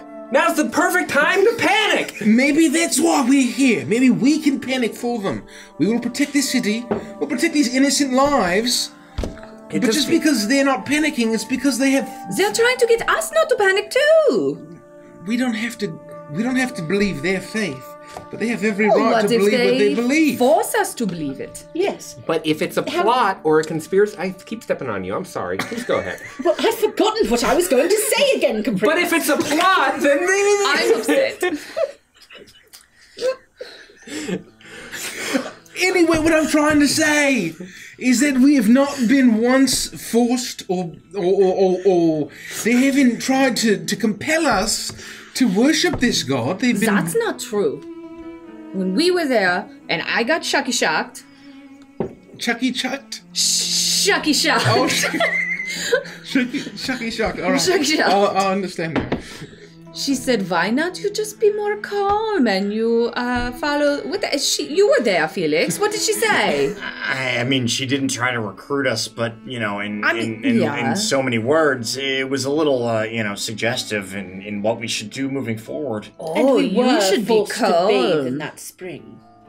Yeah, that was weird. Are we just gonna forget that? Did we grow tendrils? Did we all of a sudden change our personalities now? No, but It was very pleasant. Rivoli did. Was it not pleasant? Are you telling me that spa You day have was no not pleasant? proof that what is happening to Rivoli was of his own free will. And Herja is currently unconscious. She's going to get face penis. I know it. Here's the sorry, thing. what? Here's the problem. Yeah, so yes, if Herja all of a sudden starts growing things on her face, then I will be concerned. But my point is that they've been respectful. They've given us these lovely pistachios to stick on for days. Days worth of pistachios. That's very respectful to us. Caprice. Is it not? Caprice. Yeah. If you eat the shell of a pistachio, does it poison you? Is it like watermelon and eating those seeds? I have no idea. Toa, that's not real. Will a pistachio plant grow in my stomach? Toa, that's I think not it's a tree. real. Toa, come on. You don't really believe that, For do the you? next week, I'm going to be thinking about the pistachios. Felix, comfort him. He's fine. He's gonna. We're getting way off track here. Did you say will stop me from thinking this? Time out. Everybody, just let's take a step back. Iris, do you think that what is her father's name? Torvald. Torvald. Does Torvald know that you know about the flesh tentacles? Who is Torvald? Her's father. Daddy. Oh. Yes, Papa. Does he No, know? I didn't believe so. Okay, well then Did for you now. feel it? Did you squeeze him? What No. did you Did do? Have you spoken to him? He Felix doesn't is trying to feel speak. anything. For now, we keep this to ourselves. I'm with you. We have to see what happens. I don't particularly want to wait to see what happens to Herja. I'd prefer to make sure she's safe ahead of time. Same with Rivali and same for all of us. But you're right. If we do anything now that's taken as aggressive and pre-active, we're gonna cause more trouble than it's worth. Our goal should be making sure Herja's okay, and making sure a literal demon lord god thing doesn't kill everyone and us. That's what we should be concerned about. Those two things and nothing else. You're not worried about Golden Lotus and the glaive? I'm extremely worried. Well, that especially wasn't after on the what we list. saw. I'm just saying it should is be on the list. She will use it against Baphomet. Remember Baphomet, the bighorn guy? And then who? Who what? Toa, are you not worried that every time you What drink comes a beverage, after? you're going to be watering the tree in your belly? and it will grow Iris, faster? stop. You He's gonna shouldn't have have mentioned nightmares. Now I am. Why would you say that? Should I stop drinking? Should I stop consuming entirely to prevent it from absorbing nutrients or liquids? Toa, you have to hydrate. You have to. What if I don't? You'll die. I'll die? But Yeah, because the tree will suck up all of your No, nutrients. there's no tree, Toa. God, he's gonna wake me up at 3 a.m. with these problems. 64 ounces a day, make sure. Thank you. It's much harder than you think. Thank you. Please keep drinking water, Toa. You're not gonna grow plants inside your body. It doesn't make any sense. Yeah, but well, he did feed me that whole pistachio. He tricked me. I don't think it was a trick. I think it was an accident. I also think that was kind of all on you. Was it an accident, Caprice? It wasn't an accident. Here. No. Nah. Fool me once, shame on. How does it go? Shame on you. Shame on you. Fool me twice, shame on me. Fool me This one twice. opened right away. That's wild. Well, okay. Focus! Everybody needs to focus. What are we going to do when we walk in looking absolutely fabulous in these outfits they've provided? And then they want to change us into believers. I have my own beliefs. They won't change my beliefs. You don't know that. What if they can... and then make you believe? I believe that my faith is stronger than whatever they have. Of course. I mean, magic will make you believe whatever the fuck you are going to believe. That's the nature of some Prove it. magics. I disagree. I think my faith is strong enough. Say my tattoos are dumb, and I cast suggestion on Toa. DC 17 Wisdom saving throw. Oh, that's gonna be close. My tattoos are dumb. Why did I... Are my tattoos dumb? What did I say?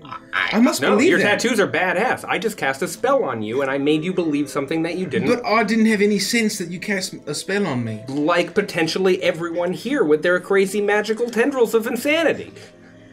I don't know what to believe anymore, Caprice. My head hurts. Just believe in the things you kept believing before I did that. But I don't believe in those things anymore.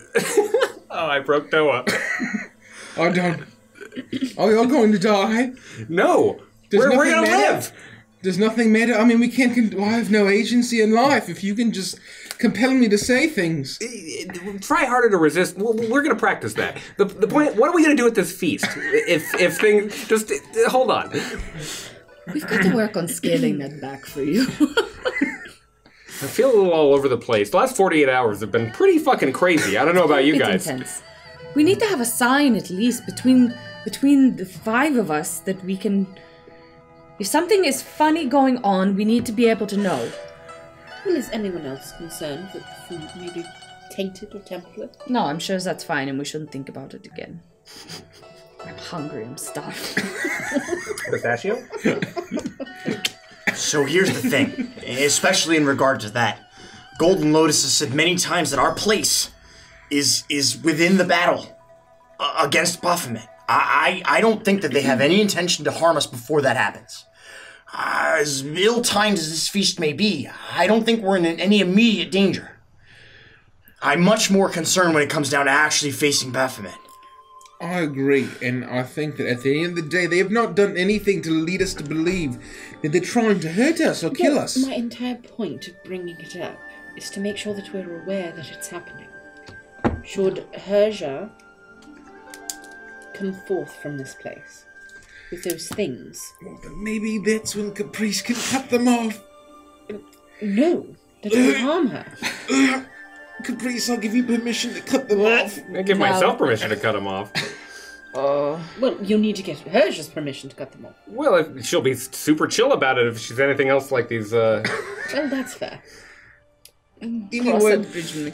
What about okay, so we feel strong, yes, that we can resist whatever they're going to bring on us at this feast. Yes. No. Well, I mean, I'm relatively confident. I have magics to protect myself. I feel pretty beefy. I can withstand it. Beefy's one word. I'm a little tapped from our fight, but yeah, I feel like a big feast, you know, something that would benefit you like a hero's feast I feel would be great. That would be amazing. Would this constitute as a short rest? Yeah, of course. Cashing in on my arcane recovery. Let's go. This is if you I all would enjoy like a to short I would like to rest in a short manner, please. I feel that there's not much we can do about this feast. To protect Herja, we have to deal with Baphomet. We don't have any other option. We have to get through Baphomet with all of our lives intact. I agree. You guys are probably right. I'm with you. What about... Will Anubis watch over? Yes, Do you promise? always. As he would watch over all of you. Or my family now.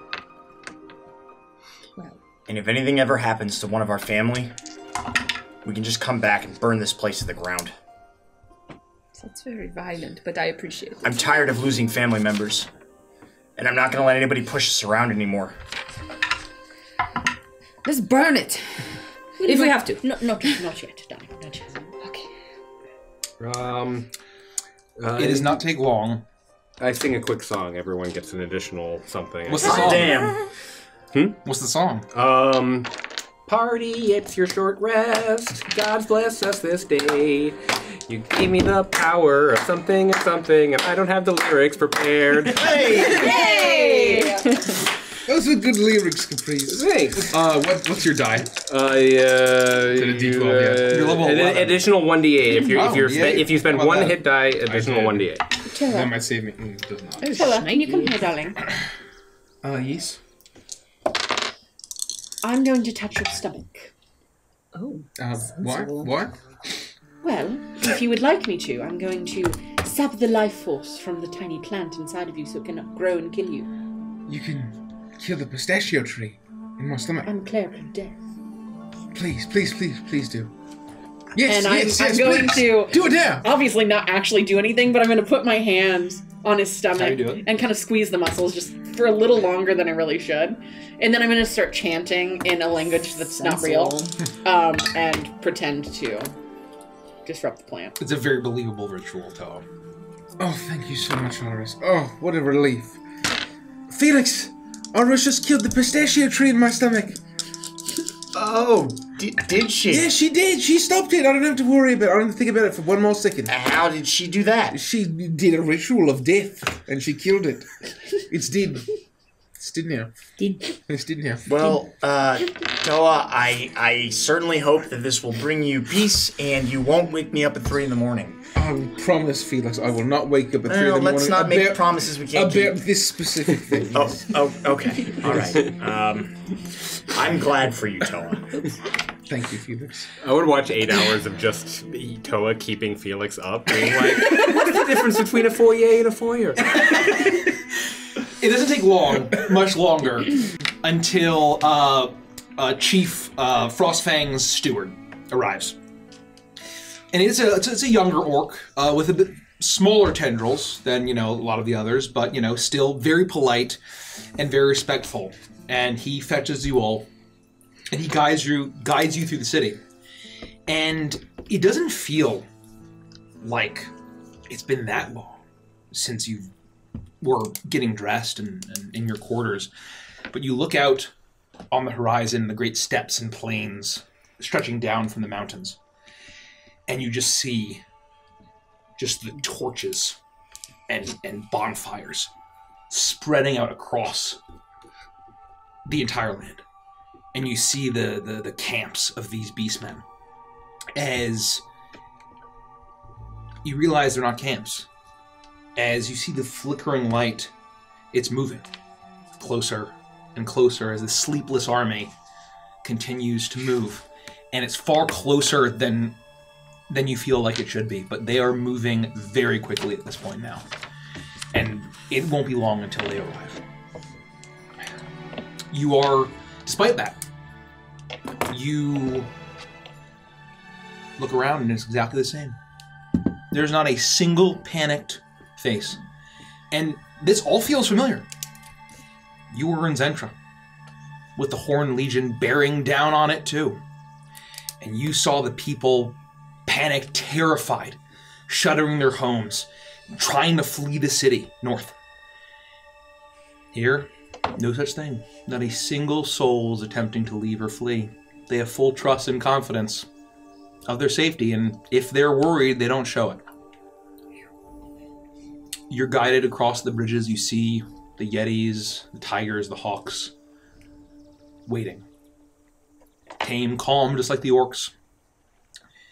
And you make your way across the bridges until the highest peak of this city, the great fortress of Mogurkai, the ruling place of the war chief. And as the steward approaches, you see the guards at various levels on the stairs waiting for you. They open the doors without a single word. And you hear the loud resounding as it echoes through tall gilded halls.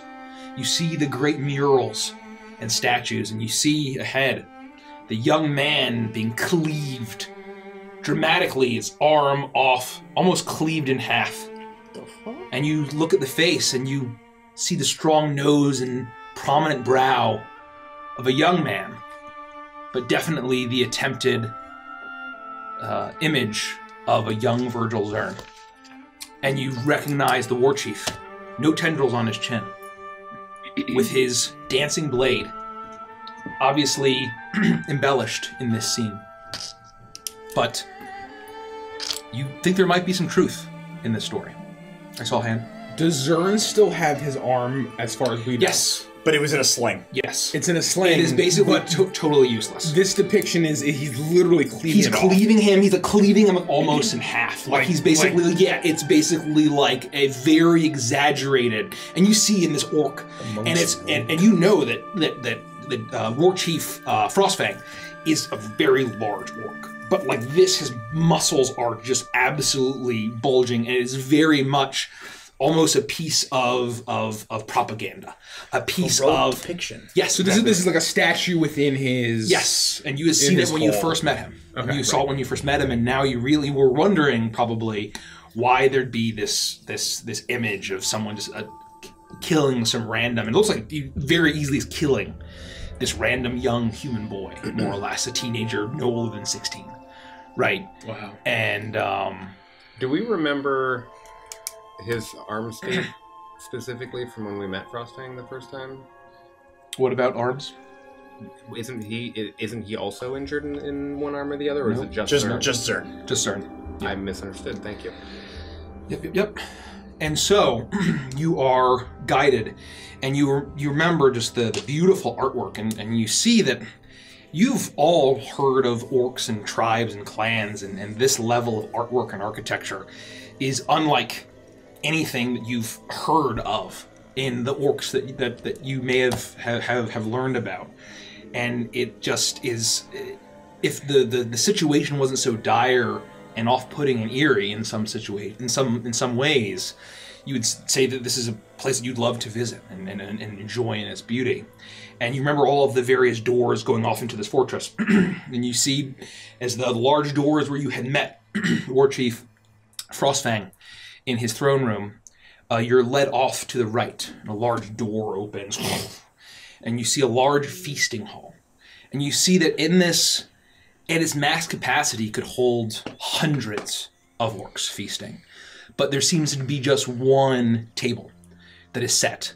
And you see the heavily armored and decorated orcs with very long tendrils from their chin that seem to be have the most gilded and ornate clothing and armor, seemingly denoting their rank. And at the head, you see War Chief Frostfang, that bluish toned skin with the largest tendrils of them all, just absolutely gilded with all sorts of bits of gold and jade. And you see him at the head, and there is an entire feast set on this table. And you see, and then the smell hits you as soon as you enter. Just this, just the roast boar and yak, and all sorts of incredible spices that none of you have ever smelled before. And it smells absolutely delicious, and the food looks pristine. And it seems as if the food hasn't been touched, though. They're waiting for you to arrive. And you see that there are 6 places sat, placed, and expecting 6 of you. Only 5 of you arrive. And you see that on either side seems to be, one is a female, another is a male that seems to be the most decorated beyond below the War Chief, that are both kind of leaning in, and the 3 of them are discussing, while a couple of other generals might be discussing, but there's several places beyond your sat places. And so between you and the War Chief is only 2.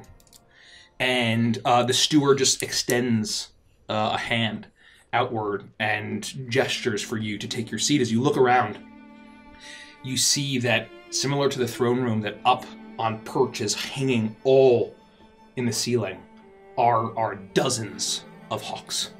And at the side, not even chained up, but just sitting watching, are tigers at attention, almost like statues. And behind the War Chief is a yeti that's almost the size of the one that you had slain at Krasang Pass, that had been cursed by beast plague, that seems to be the personal pet or war yeti of the War Chief. That is just, you see that whatever was served, it's a side of yak, and it's tearing into it. And occasionally the War Chief reaches out and gives the horn or its scruffy white fur a pat, as it seems to be deep in conversation with its generals. What do you do? Do we have... So he's not paying attention to us. Not at the moment. The door opens, and you can tell that they're in discussion, that at the very least the War Chief is in discussion with the generals on the right and left of him. as there are places set for you, however. I mean, I would try to like take. I'm still wearing my hat, even if it clashes with my ceremonial garb. does. And I try kind of pull my hat down a little bit and just try to, find my seat. And if anybody is intentionally trying to make eye contact with me, I would try to give them a polite smile and disarm them a little bit, being very wary about how they might respond to me there in the hall. You do that, and you all approach. And for whatever reason, the Felix's boot just clacks a little loudly and it echoes through this grand hall. And suddenly every single orc at this table stops the conversation. All eyes turn to the five of you. And as they survey you, you see all of the eyes zero in on you, Felix. And they watch you all approach and sit down. And none of the orcs besides the war chief stand. And they don't speak. And the war chief, no one stands to greet you. As the seats are there pulled out for you, and the war chief waits for you all to take your seats. Do you do that? Yeah. Yeah, I would. I do immediately, yeah. Thank you. Do a big curtsy. Right here. Hello. Is the steward still with us? The steward left you at the door. Oh. And then you hear the door shuts behind the steward. That guy named Stewart was a nice guy. Oh, I just spelled it. No, I'm talking about the steward. You! Almost all of you refuse to kneel. But it seems as if the trust that Golden Lotus put in you was not misplaced. He kind of leans back, folds his arms. And as you look at him, you see that the tendrils are long and gilded. You see that although he seems to be of middle age, from what you discern, the closer you look, you see the lines of age on his face. And there just seems something, he seems far older than he presents himself to be. And he almost seems tired as he speaks. Every word, there's weight on it, as if it's as if he's very much outlived his time. And he turns to each of his generals on his left and his right, and he whispers something in each of their ears, and then turns his attention back to you. And so, as is custom for my people, a feast in your honor to grant me a weapon better than the weapon of a king, horned or otherwise, a weapon of a goddess. I thank you for helping my people. Eat. And he extends his hand towards the great feast, and immediately all of the other generals past you start reaching out and grabbing and filling their plates. Thank you, War Chief. You will be wielding the great weapon that we've completed. Yes, I have trained my entire life. I was told of my greatness by Golden Lotus decades ago when she arrived on these shores.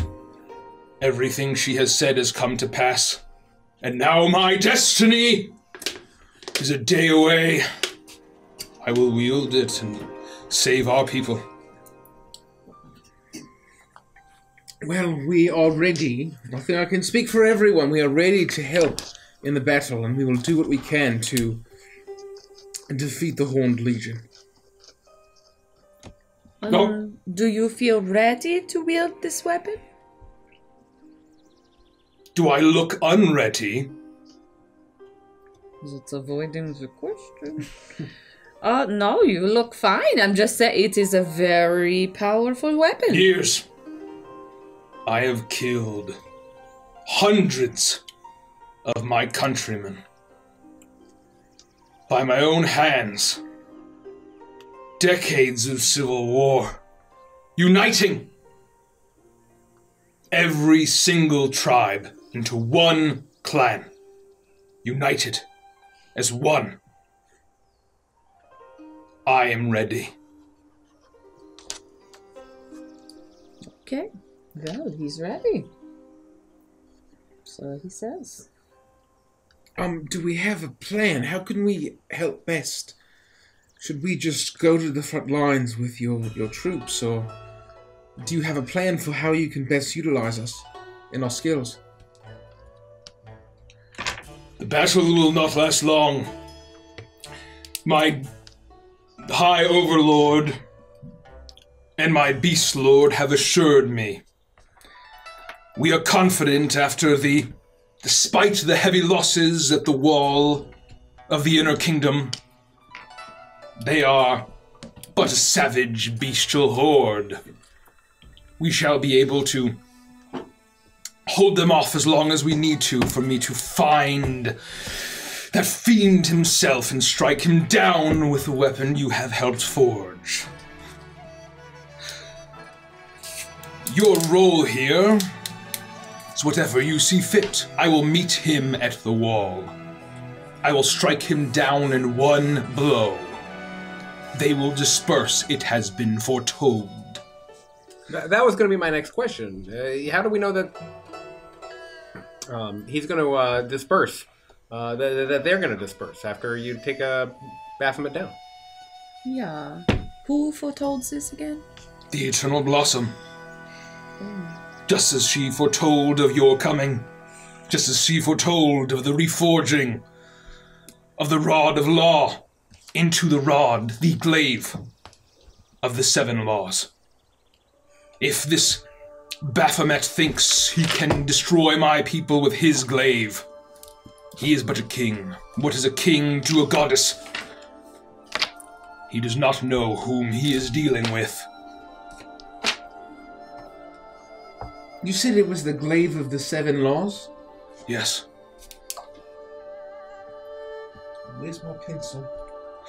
Sorry. A weapon. I remember that. A weapon that has been in the process of being crafted for decades. Only just finished. Do we know what the 7 laws are? Or is it just a name? The Eternal Blossom herself knows. And we trust. Everything she has foretold, everything she has predicted has come to pass. I was told of my destiny so long ago. And now it has come. And now I will finally achieve my greatness. And you see that there is just a weariness as he says that behind his eyes. It's not anything that is difficult to perceive. Well, we will do what we can to assist. And I believe we can defend the city. And I believe we will stop Baphomet and end his warpath here. It should be effortless, as far as all things are considered. My Beast Lord Harthak, he points to the male at his right, assures me that our yetis and tigers are awaiting in the mountains and the spires to devour any beastmen that crosses their path. Hundreds.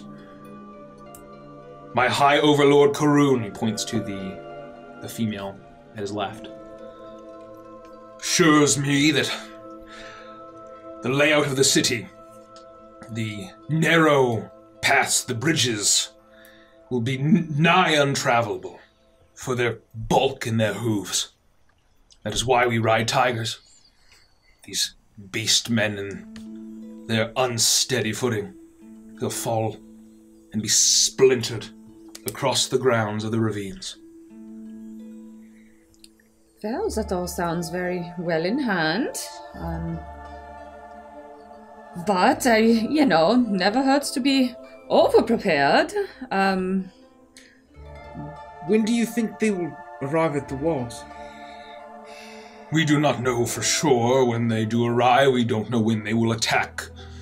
But all of our reconnaissance has shown that they are just a mindless savage horde crashing against the walls. This city is the most fortified citadel in all of Striga. Zern, and he turns and looks at you, would like to think that Zentra is more fortified than Mogrukai. Ha! I laugh. What do you say to that, boy? I'm sorry. You startled me a little. I don't want to disagree or contradict you, but are you sure that they're just mindless creatures? Have you seen them? They are mindless beasts. No match for the military genius and might of myself and my generals.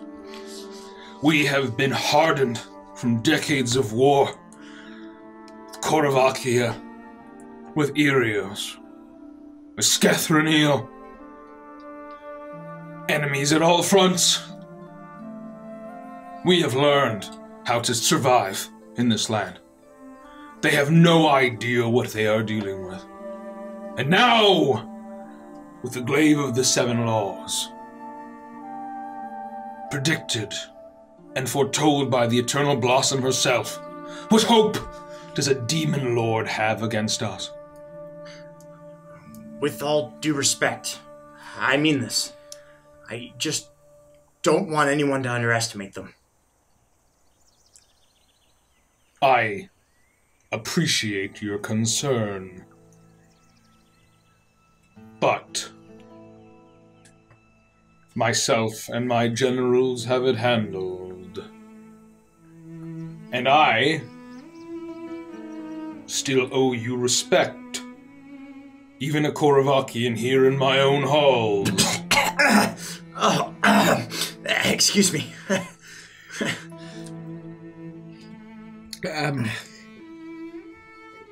He's not really Koravakian, after all. He's more just a guy. Do you think I don't know a Koravakian when I see one? Well, he may be from there, but that doesn't make him a Koravakian per se. He's just Felix. Him being a Koravakian doesn't define who he is or what he does. Is all I'm saying. In all due respect, of course. That may be the case, and I grant you respect, as you are the only one to kneel. You respect the laws of the land that you are in. Of course. And the culture, what we've had to do to survive. You could teach the rest of your friends, but, that said, my people and I are indebted to you. And so this feast is for you.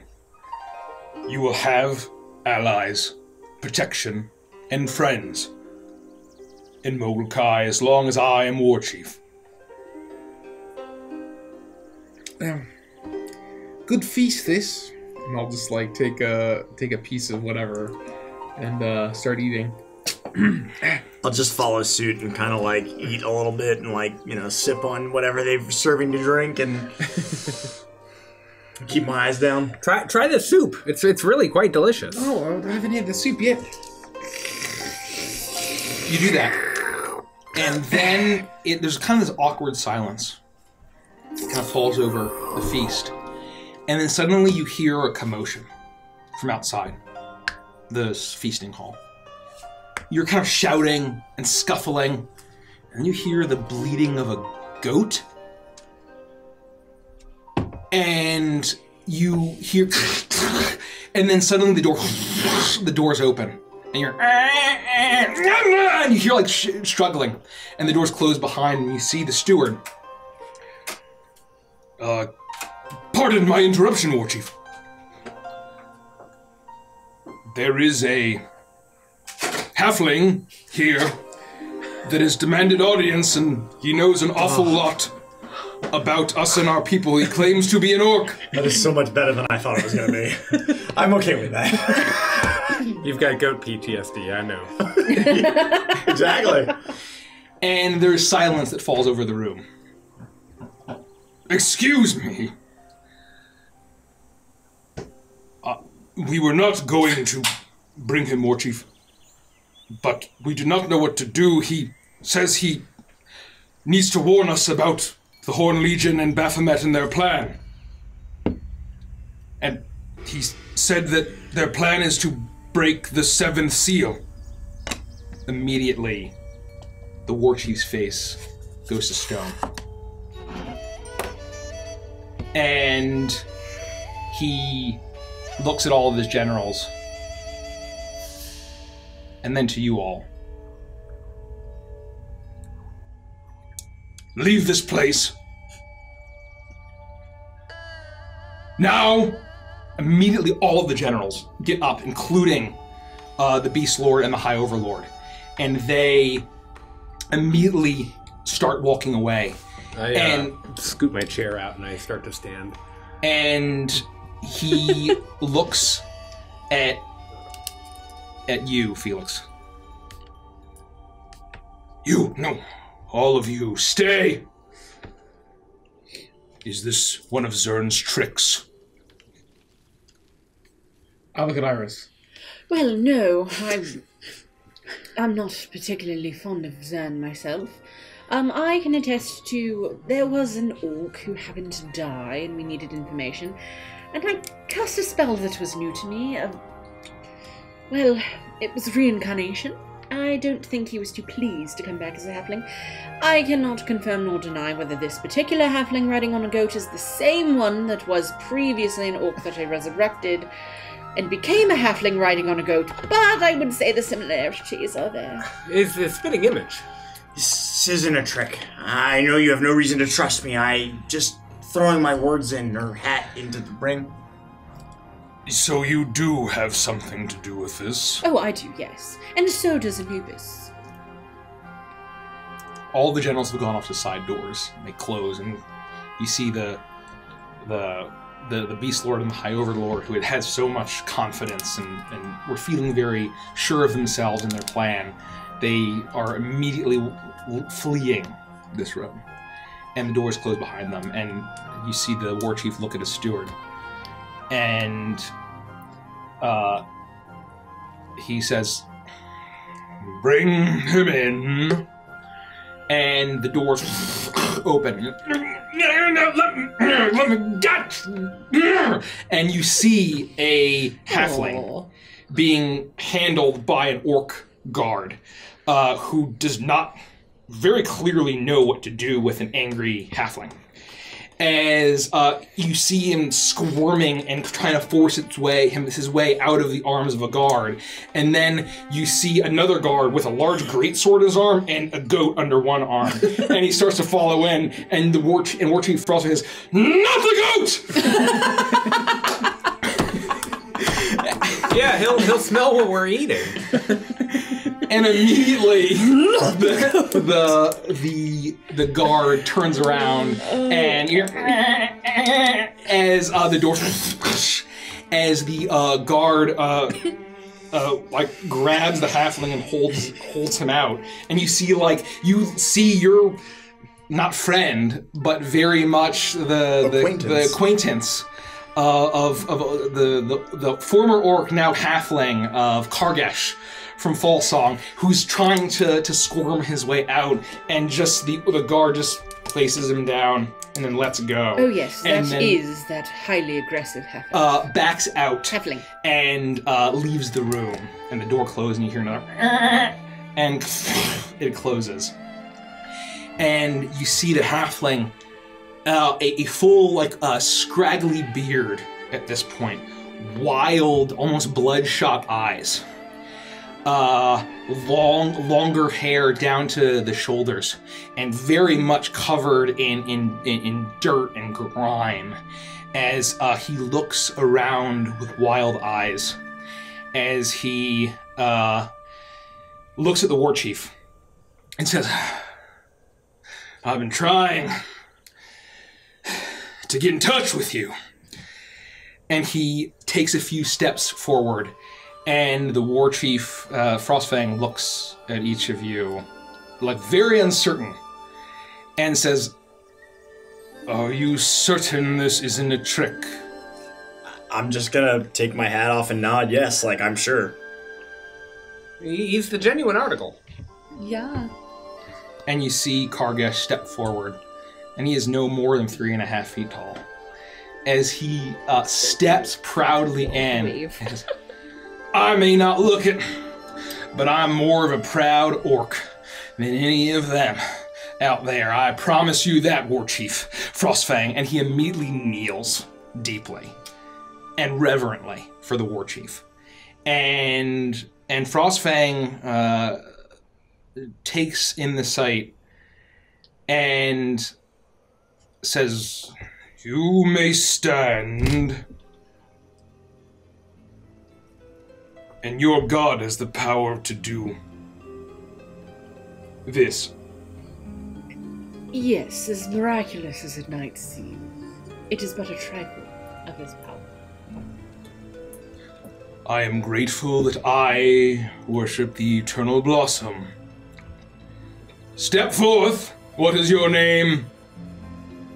Orc. I'm Kargesh of Fallsong. My town was lost to beast plague. It's pronounced plague. Beast plague. And these people, these outsiders, they did this to me. I don't fault them. I am alive because of it. I can get my revenge because of it. I'm ashamed of my current state, War Chief. I'm sorry. I've lost my tendrils. I am ashamed, and I apologize. I told you to rise, Orc. Kargesh seems to be taken aback, and you see a kind of a tear fall down his face as he stands, and he seems to almost not be sure what's going on. And you see War Chief Shingoro Frostfang look at him, and it's a look of respect.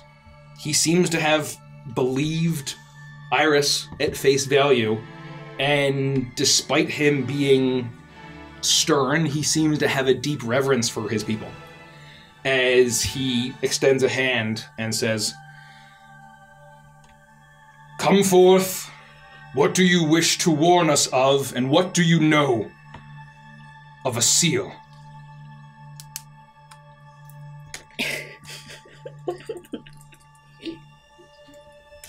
And Kargesh steps forward, looking very small in this grand hall, as he begins to speak, and then Shingoro Frostfang holds up his hand. "First, what do you know of seals?" You mean us? Yes. Are you referring to the animal or the variety that, encloses like a tomb? Or Do not test me. I know a lot about seals. They're kind of furry. They're very cute. They have lots of good blubber for. The other kind of seal. Oh, totally confused. I'm sorry. Should you leave the room, or should you stay? I would like to do whatever you would like. Then what do you know of seals? If you know what I refer to, speak now or leave. We know of what you refer to. I thought so. It was foretold. That kind of seal, eh? Yes, Toa. Got it. He sits down, and the scraping in of the chair echoes through. And he gestures for everyone to sit, including Kargesh. And he looks around, and you can tell that there's bags under his eyes. He has bloodshot, wild eyes. and he hops up in the chair and scoots it in. And the war chief looks at him and says, "Speak, Kargesh of Falsong." I thank you, war chief. After it's good fortune, or maybe bad, running into these folk again, but maybe my fate was to come here and survive. I've been tailing the Horn Legion for weeks now, and I've been listening, getting as close as I can, and being this small is humiliating, but I've been able to get a lot closer, and I'm a lot sneakier than I used to be. And though the horrible bulls and goats and beasts that they speak some terrible language that I can't understand. The ones that have been turned recently, the new villages every single time, they still kept talking in Orcish, just little bits and pieces, garbled with that terrible speak. And I pieced together that there's some sort of plan. They're fixing to trick you. They're coming for this seal. It's the 7th one. Once they smash it, there's no going back. I believe the intention.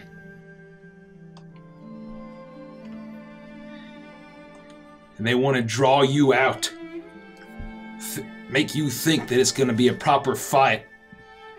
Like it was at Zantra, they say. But there's apparently, it's all a diversion.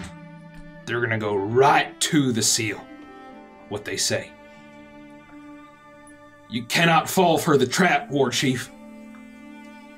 You have to protect it. I don't know nothing about seals beyond what I pieced together. But I know that it sounded bad if they got what they wanted. If they did trick you.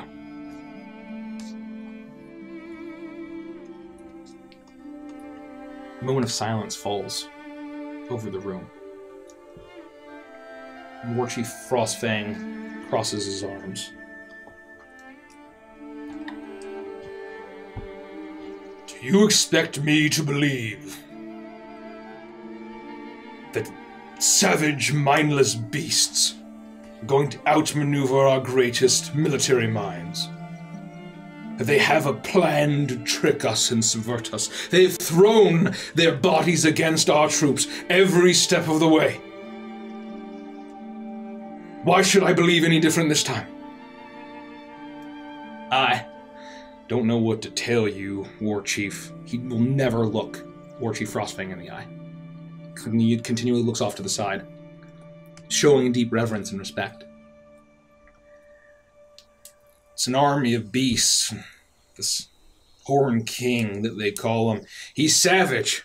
He's far more cunning than you're giving him credit for. This is some sort of plan that he hatched with somebody. Something. Something that he was promised.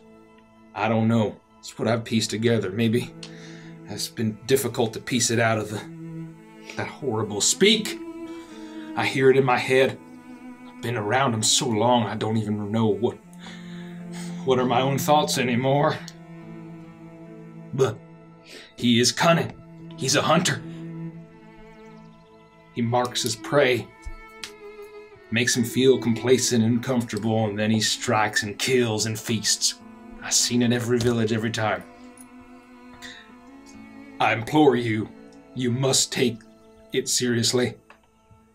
They have some plan for Mogurkai. The other seals apparently have been easy pickings. But they got a plan. They got these creatures in cages that they're planning for some sort of ritual. I don't know what they're gonna do. They don't look like this world.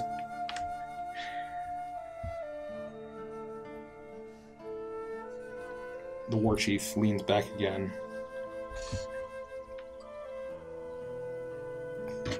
And he thinks. I do not know what sort of plan they have, but I have been assured of our victory by Golden Lotus, by the Eternal Blossom herself. You do trust Golden Lotus, don't you? Without hesitation, sir. Then why do you doubt our plan now? I don't, sir. Forgive me. I'm just trying to get my revenge. I'm just trying to do my part. Then perhaps your part is to trust and believe. Have faith in the wisdom of others and not yourself. Trust in the group, the collective, and not your own wits. Is that not what is noble and good? Yes, of course. I'm sorry I've been tracking him for so long. And I have lost so much. And he rubs his chin and looks incredibly shameful. But I promise you, sir, you might be underestimating. And you can see that he's fighting back the urge to just completely submit. He wants to, desperately.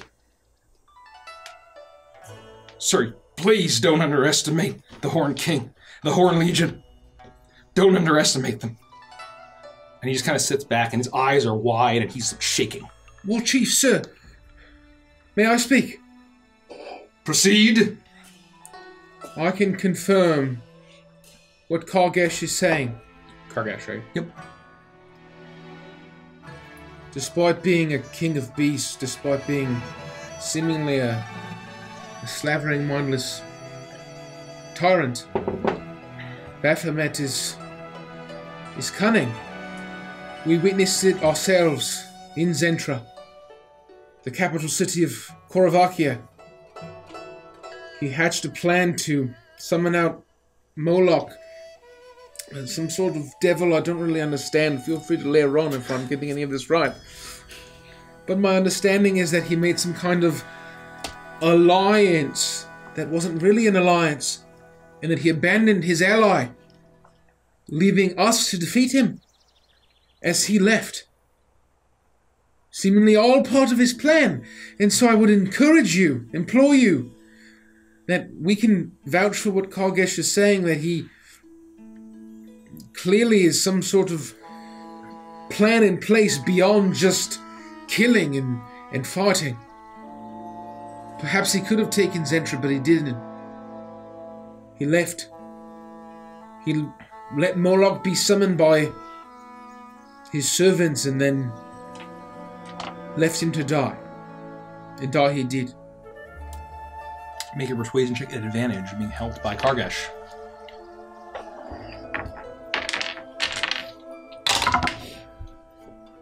Rolled 2 3s. Oh, dear may God. I twist once? Yes, please. Yeah. Please, one of these other guys. Hey, there we go. That's a 19.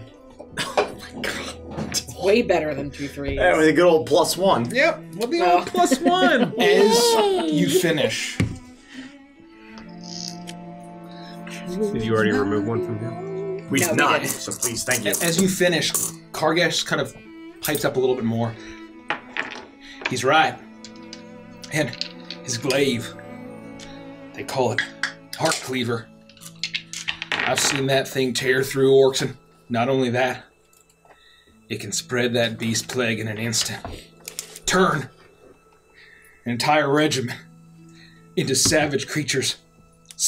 Spread the plague faster than any actual ailment that I've ever seen. They say that's the key. They say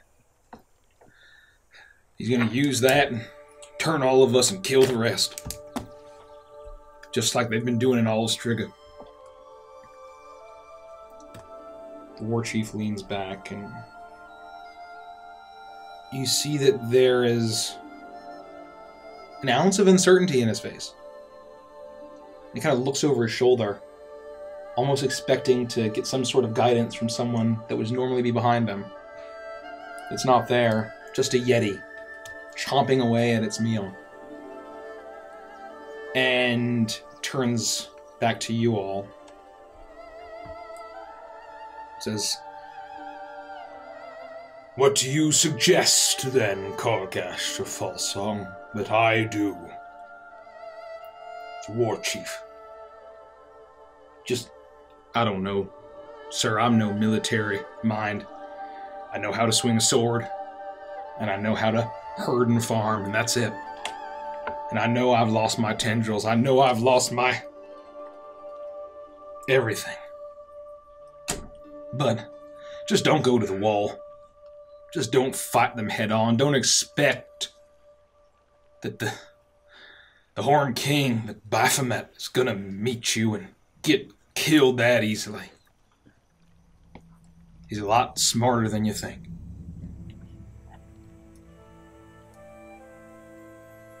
He looks at you, Toa, and back to Kargash, and then back at you. Seems to be a bit of, there's the level of respect that he looks at Kargash with is not that different from you, Toa. "Very well. I will consult my generals. They have a plan, but you know of my burden to protect more than just Mogurkai here. Yes, we do. The 6 of you and 7, I presume, including your friend, Golden Lotus is tending to currently. You know what we are dealing with. Far worse than any bull. You do know this. We know what we're protecting, and we know what's at stake. If this seal that we're speaking of falls.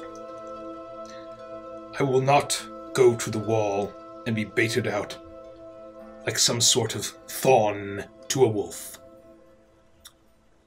Kargash of Falsong, you have my word. I will not cower in my fortress like Zern does himself. But I will not go to the wall. And I want you to know that this Horned King, so he calls himself, is no match for the weapon that has been crafted for me and that I have trained for my entire life. Goddess is far more than a king, but more than that. Its blade, silver blade, has been crafted with the knowledge of my order. Legend has it has killed far worse than demon lords in the past. It deals of souls. It deals of the land of Striga itself. Power of death, united with the power of law and order. Baphomet does not stand a chance. Take solace, and you keep yourself alive. Do you know when they plan on attacking? Yes, sir. That was my last point. They'll arrive by morning, but they are going to wait until tomorrow night. Once the sun falls and they have the cover of darkness, they can see real well. They are nocturnal predators. They hope that you're stupid enough to meet them on the field of combat like Zern's forces were. But if you don't matter to them. They're ready for that too. Baphomet's gonna do what he's gonna do, and I don't know what it's gonna look like. It's not gonna be pretty. But you gotta do everything you can. And I wish I could help more than that. You have done more than enough, Kargash of Falsong. You will be granted private quarters in my citadel. You will be granted safety and protection. I thank you for your submission to the Eternal Blossom. Of course. And I will grant that you be healed and cleansed and made whole once again by Golden Lotus this evening. Holy fuck. Thank you, sir. That's kind of Thank you. Fucking deal. Holy shit. And he leans back and he looks at all of you. And he says, "Do you concur with everything that this orc has said?" I'll solemnly nod, yeah. Yes, sounds about right. Every word of it. He speaks the truth. And he looks at all of you, and there's a bit of confidence in his face as he leans back and kind of folds his arms and reaches out and grabs a piece of yak. And you've seen him before where he's gotten heated, but every time you've interacted with him, he's had Golden Lotus with him to help calm him down. And now you can tell that he's without anyone to advise him. And he's kind of reaching out and grabbing, he tears a piece of meat off. And it seems more of that kind of savagery that you have come to expect from orcs. As his eyes kind of look like there's some spirit to them. And he tears into a piece of meat and he says, I still, regardless of their plans, have no doubt that this Baphomet is not as powerful as he thinks he is. And I think, and you hear a smack, and suddenly a loud splattering on the table happens. Oh, God. As a hawk drops to the ground dead. And suddenly you hear a shriek as they start flying around here, fluttering ahead, as they are freaking out, smashing into the walls. Dead hawks flying. You see as the tigers all look around, looking at each other, roaring, snarling, as they start bounding for the door. One of the doors where the generals had gone, one white tiger smashes through and bounds out, letting out almost a whine. As you see as you see hawks falling to the ground, dead as they start to freak out, and you hear the loud roaring and whining and shrieks of hawks beyond the citadel as panic starts to ensue. And you see behind the war chief, who has been sitting so confidently, his blade at his side, as a looming massive yeti, wild eyes with a mixture of fear and rage, leans forward with his arms as if to kill him. And in one motion, the war chief, despite his age, leaps from his chair, grabs his blade, and swings. And the yeti's head flies across the room.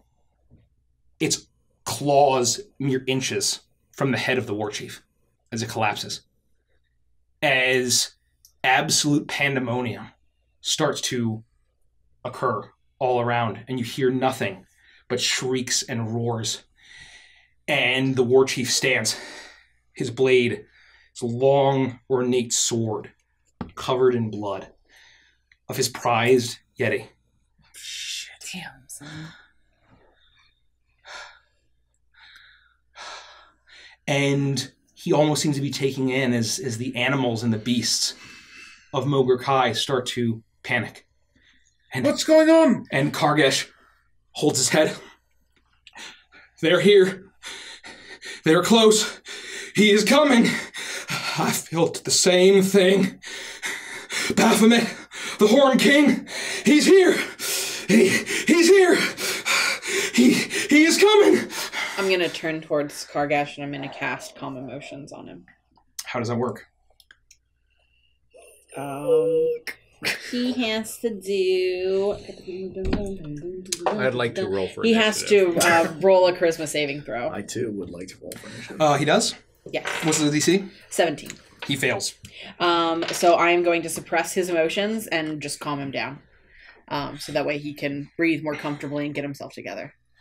And you see the war chief just slightly move as another hawk just falls down dead. Its neck's horribly snapped as they are attempting to flee this chamber. And we don't pull my totem out and be like, what's happening to them?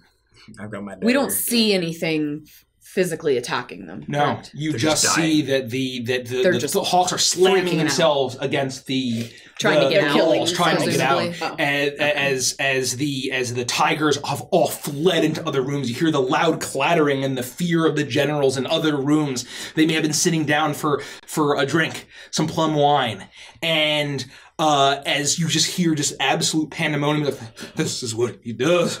Miles around, they're close. And suddenly, as you see one tiger, the last one, as it was bounding for the door, stop. And it kind of relaxes. And Kargesh is calmed down by your paw. And he kind of grips it with a small halfling hand. Thank you, thank you, thank you. And suddenly, all of the pandemonium from outside, the roaring of the yetis, the tigers, and the shrieking of the hawks, stops all at once. And the doors open. Wolves bark in the distance. And a single tabaxi stands there holding the glaive. All is well, War Chief. Do not fear. His presence makes our beasts uneasy. But they are calm now. As she steps forward, they are not calm as wolves, except for the wolves in the distance. As she looks at the. You guys hear the puns downstairs? Yeah. They definitely can. Hi, Puggos. The mastiffs howl in the distance.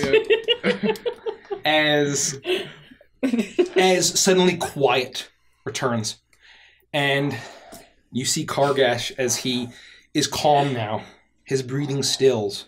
There's a wildness to his eyes, and the eyes that the look in his eyes that you see, and probably you, Toa.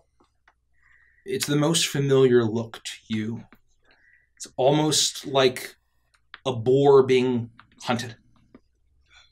As if it's this prey desperate for survival, knowing that the predator is closing in.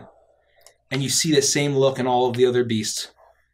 And Kargesh stops and he looks and says, "They are close. They are coming. May the eternal blossom save us." And Golden Lotus steps in, holding the glaive. And she walks over to Kargesh and places a paw on his shoulder and says, "She will. War Chief, shall I attend to our new friend?" He doesn't say anything and he just nods.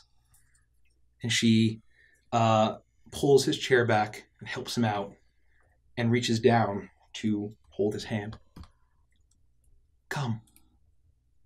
We will get your tendrils back. You will be calm.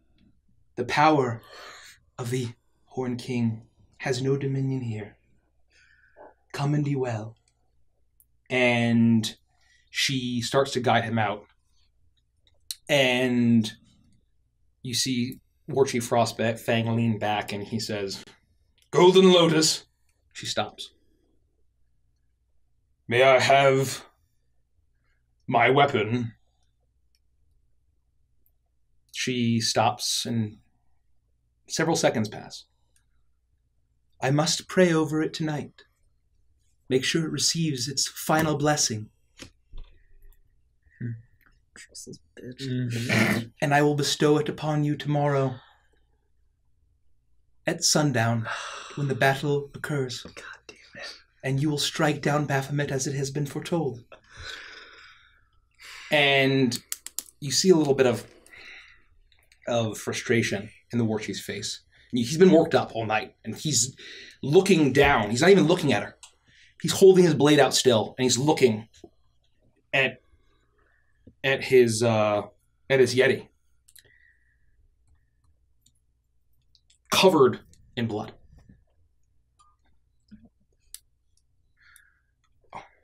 "Why not now? What if they attack in the night? What if..." Tap, tap. And you see some calm wash over him. Mm-hmm. The tap kind of rings out from the glaive in this almost musical chime now that it's been reforged into the glaive of 7 laws. And he takes a deep breath. "I must sleep and rest." "Yes.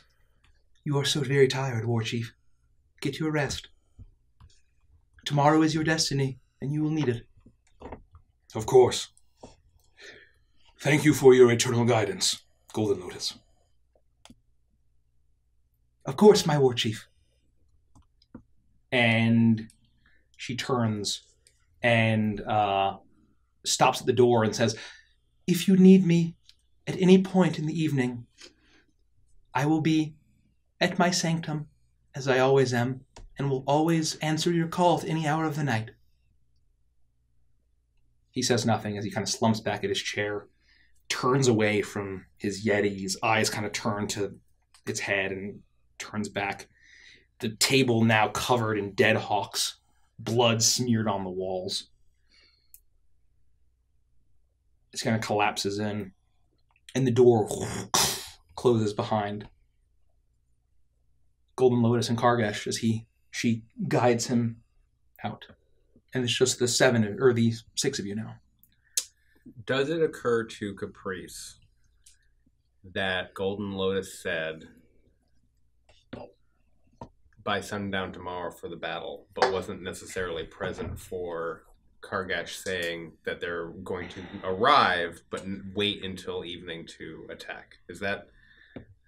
You got the sense that you could piece that together if you wanted to. Yeah. So how would she know is what Caprice is going through in his head? That would be up to Caprice. Okay. I think if Derek can pick up on that. No, Caprice is dumber than Derek, so I have to be careful. Peace But is he really? suddenly returns, and despite the corpses of the beasts all around you, and you see now that a guard enters, stumbles in, claw marks on his armor, and his spear covered in blood, and you see a dead tiger on one side. And he checks on the war chief, and war chief just waves his hand, but a lot more measured and calm now. You're being soothed. And the door closes. The war chief just looks focused, calm, but not as calm as everyone else that you've encountered. There's still an energy in his long life, and there seems to be a bit of conflict, of struggle there as he just rubs his chin and it strokes down to his long tendrils, his fingers knocking over each of the jade and gold adornments. This is going to sound like a weird question after everything that's happened. When did you first get bestowed with the tendrils? Did they start this large, or did they grow into... How did you... That's a little inappropriate for dinner conversation. Well, I saw that it was quite an honor for Kargesh to be given them, and I wondered if you were perhaps the first, being such a great chief as yourself. Yes, I was the first. This is the mark of the Eternal Blossom. This is what allowed me to unite all of the tribes into one clan, the Dancing Blade. It stopped the bloodshed, brought us peace, prosperity, tranquility, harmony. Without it, we'd be fighting amongst ourselves. We would have been slaughtered by the Korvakians. He doesn't even linger that long on you. He doesn't even seem to care at this point. It is her blessing, her mark, that allows us to suppress our innate urges and instincts. Be at peace, and with that peace, act proper and true. He continues to kind of just think. And I assume it was Golden Lotus who introduced you to the blessing in the first place? And she arrived on these shores and found me and showed me the brilliance of the Eternal Blossom, the gold in the sky. I will never forget that sight. It was divine. Where did she come from? Do you know? From Yulong, she says. Does not matter. She was delivered by a goddess. She has granted me this life, this destiny. I owe her everything.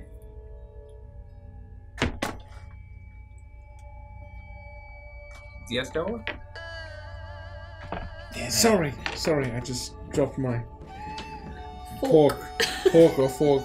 Pork fork. My pork my pork I mean, we've all got a pork fork. And also utensils. It's just a 2-pronged fork for pork. Sorry, I didn't mean to interrupt. Has she always had the prophesizing, premonition-y, future-seeing jazz? Yes, that is how we met. She knew my name. She said I was destined for greatness. You get the sense that there's a bit of cavalierness to how he's addressing you. You can tell that he's surprised to see that you 5 strangers know of the seal, of the burden that he has. You know of what's going on. You know of of Zern and Baphomet, and you seem that there's almost a relief of people that can share the burden of his knowledge that he can't even share with his generals. And there's a bit of cavalierness, a bit of comfort that gives him that he probably doesn't normally enjoy. As he kind of just slumps back, it's not the rigid show of might that he maintained for his generals and his subordinates. And it's almost just there's almost a strange comfort there, despite him being a very long-lived war chief. When you, before you were blessed by the Eternal Blossom, you had more raging emotions, and that was what allowed you to unite the tribes, was that you were able to suppress those. Do you miss those pieces of you? Is there some regret there? He sits and he stares at his table. His eyes kind of wander around the room, seeing all that he's built, all that he's created in his life. And he looks at you. You actually see the tiny hint of a smile at the corner of his mouth. To be honest with you, I don't even remember what it was like before. Can't miss what you don't remember. So how can we help? Where should we be tonight? Where can we be stationed? I'll stay up all night. Tonight you should rest. As I must rest, you heard. Golden Lotus. And tomorrow? Tomorrow. Perhaps Golden Lotus will have an idea of where you should be. She has been the one that has told me of your destiny. Perhaps she will know how you can help.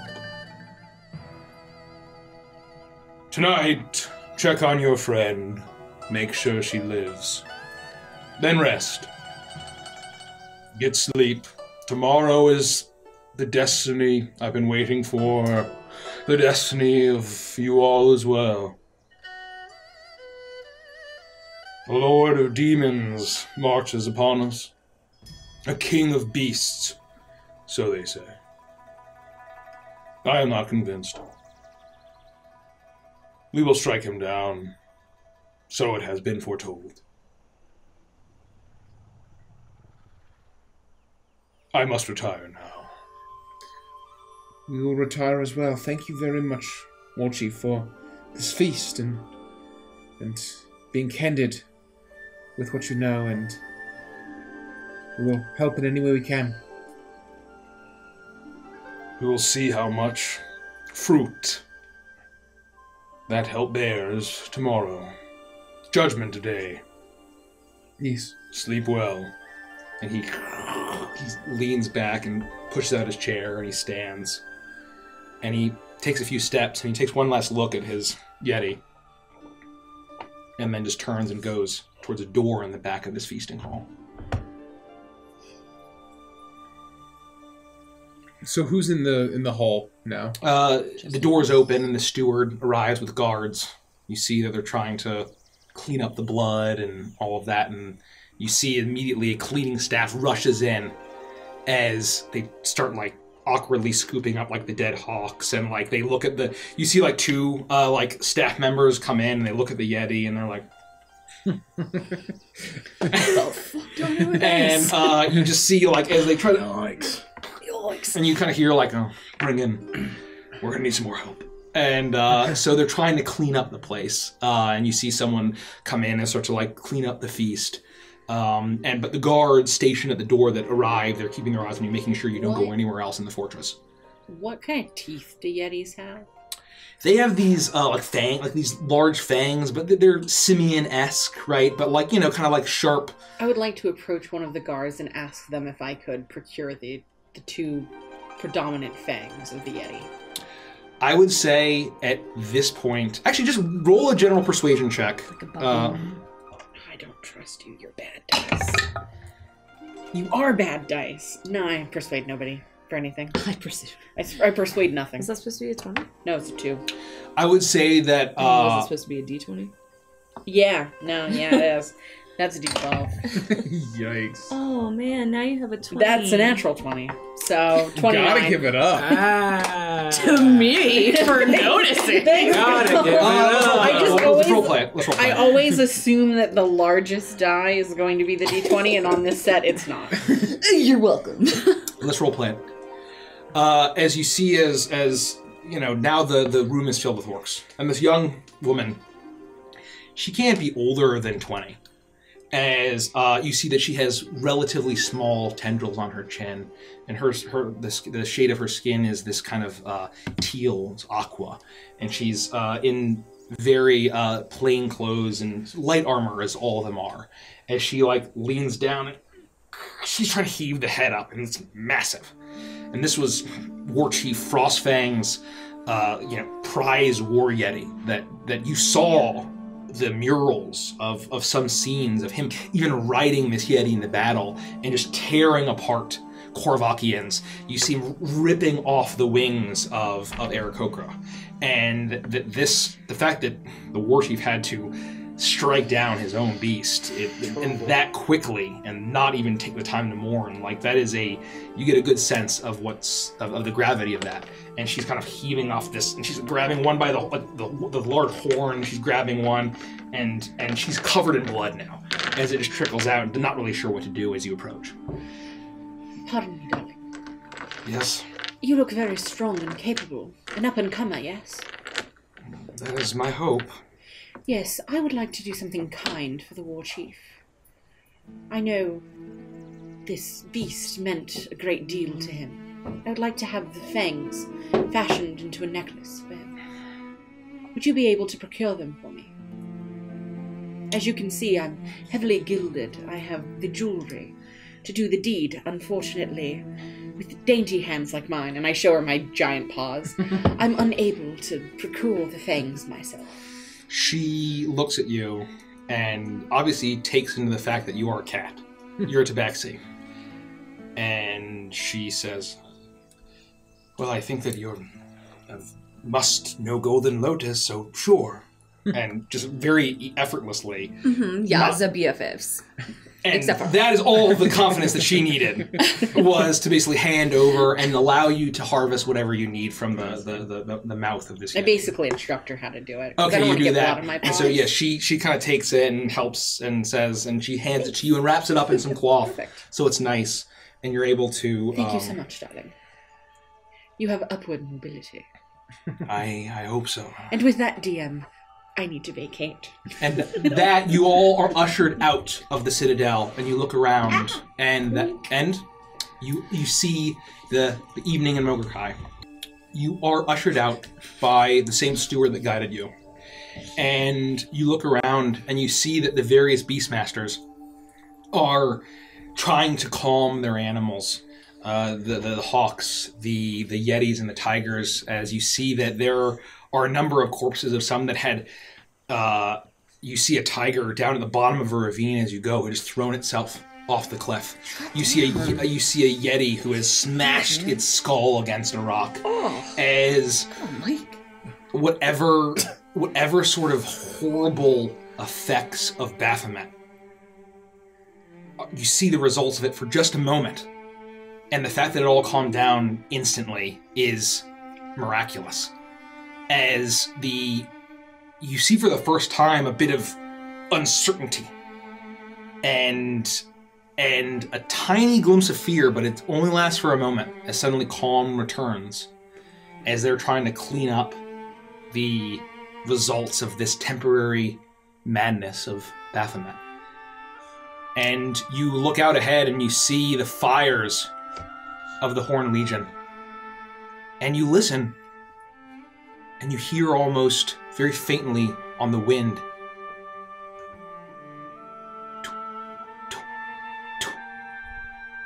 faint drumming. You're not sure if that's just your own heartbeat in the quiet of the city, or if it's the war drums of the Horn Legion approaching. But you can see that they are drawing near as you make your way through the city. What do you do on your walk back? Felix, how important do you think these beasts are to the defenses of Mogr Kai overall? It's a tough question, Caprice. I don't know. I mean, you know, every beast of burden has its play in some sort of military strategy, but I don't know enough about Mogr Kai, and... Make a history check, Felix. It's the first dice I've rolled. That's where Felix is a Viking. Natural. Good advantage, actually. Ooh. Because of the research that you did in the library at Zentra. Thank you. I just remember that. That's better. And I'm sorry, you said history? History, yeah. History. I apologize. Let me pull up my... I apologize. That's at least a... that's going to be a 26. Yeah, 26. Yeah. I would say, Felix, 28. that you know that... Yeah, you knew it. That the beast mastery that the Dancing Blade has practiced over the past decades has been one of the key facets that has helped repel the Korvakian military. And you recall that, and you even saw the Watchtower, that Korvakia had invaded Grond decades ago and had occupied most of it. I take back everything I said. I was an absolute fool moments ago when I said that I had no idea. I retcon all of it and say that it's one of their most important military facets. The behavior exhibited tonight by these animals is concerning, to say the least. To say the least, I mean, doesn't that mean we're totally 100% super mega fucked? Look, Because if he can do that temporarily, and he can do that to the whole defenses of Mogr Kai, and that's the chief thing that they use in order to defend themselves, he's got an off button that immediately undefends the defendingness. there's no doubt about it that saying that puts us at a disadvantage, but we still have the peoples, okay? The people here are strong. They're strong-willed, and look, we can't give up. For hers' sake, we can't give up. I'm not giving up. I'm just saying that I don't want to fight alongside a bunch of people who are just Hindu cows ready to. Nothing here makes any sense. You're talking to somebody who being in the dark. I don't like feeling stupid, okay? And there's a lot of things that we just don't know, and I don't have the answers to, and I hate it. But we gotta move forward. I don't have the answers now, Caprice. I don't. Neither do I. I just was trying to make a risk assessment. It's worth discussing for sure. We're going to have to make our own answers to this. Maybe. I think, yes, we might not have their beasts and their beastmasters to help defend, but we have a weapon that we just very recently, I think, literally earlier today, we nearly died for. The Glaive of Seven Laws will... hopefully it will have the same impact on Baphomet as it did in the past on Miska. Toa, we do not have a weapon. Well, we don't, but I have no reason to believe that Golden Lotus will not use it, or I believe she will use it, but for what purpose? We don't know. I don't know. And I'm very concerned by what I've seen here today. I don't trust Golden Lotus. She's removed the fear, which at surface seems like a wonderful calming technique, but fear is there for a purpose. well, Protects you from danger. I think that it's good for the people to not be panicked. It doesn't do any good beyond making people worried, giving them anxiety, making them, cloud their judgment. It makes them complacent. That's why we're here. We'll protect them. Beasts or not. Look, to say that the weapon is powerful is an understatement. I mean, we've seen what it can do. We've experienced what it can do, and the fact that we can't even touch it is something. It's worth something. Maybe I just need a second try, because I'm sure if I just Lufty, try... no.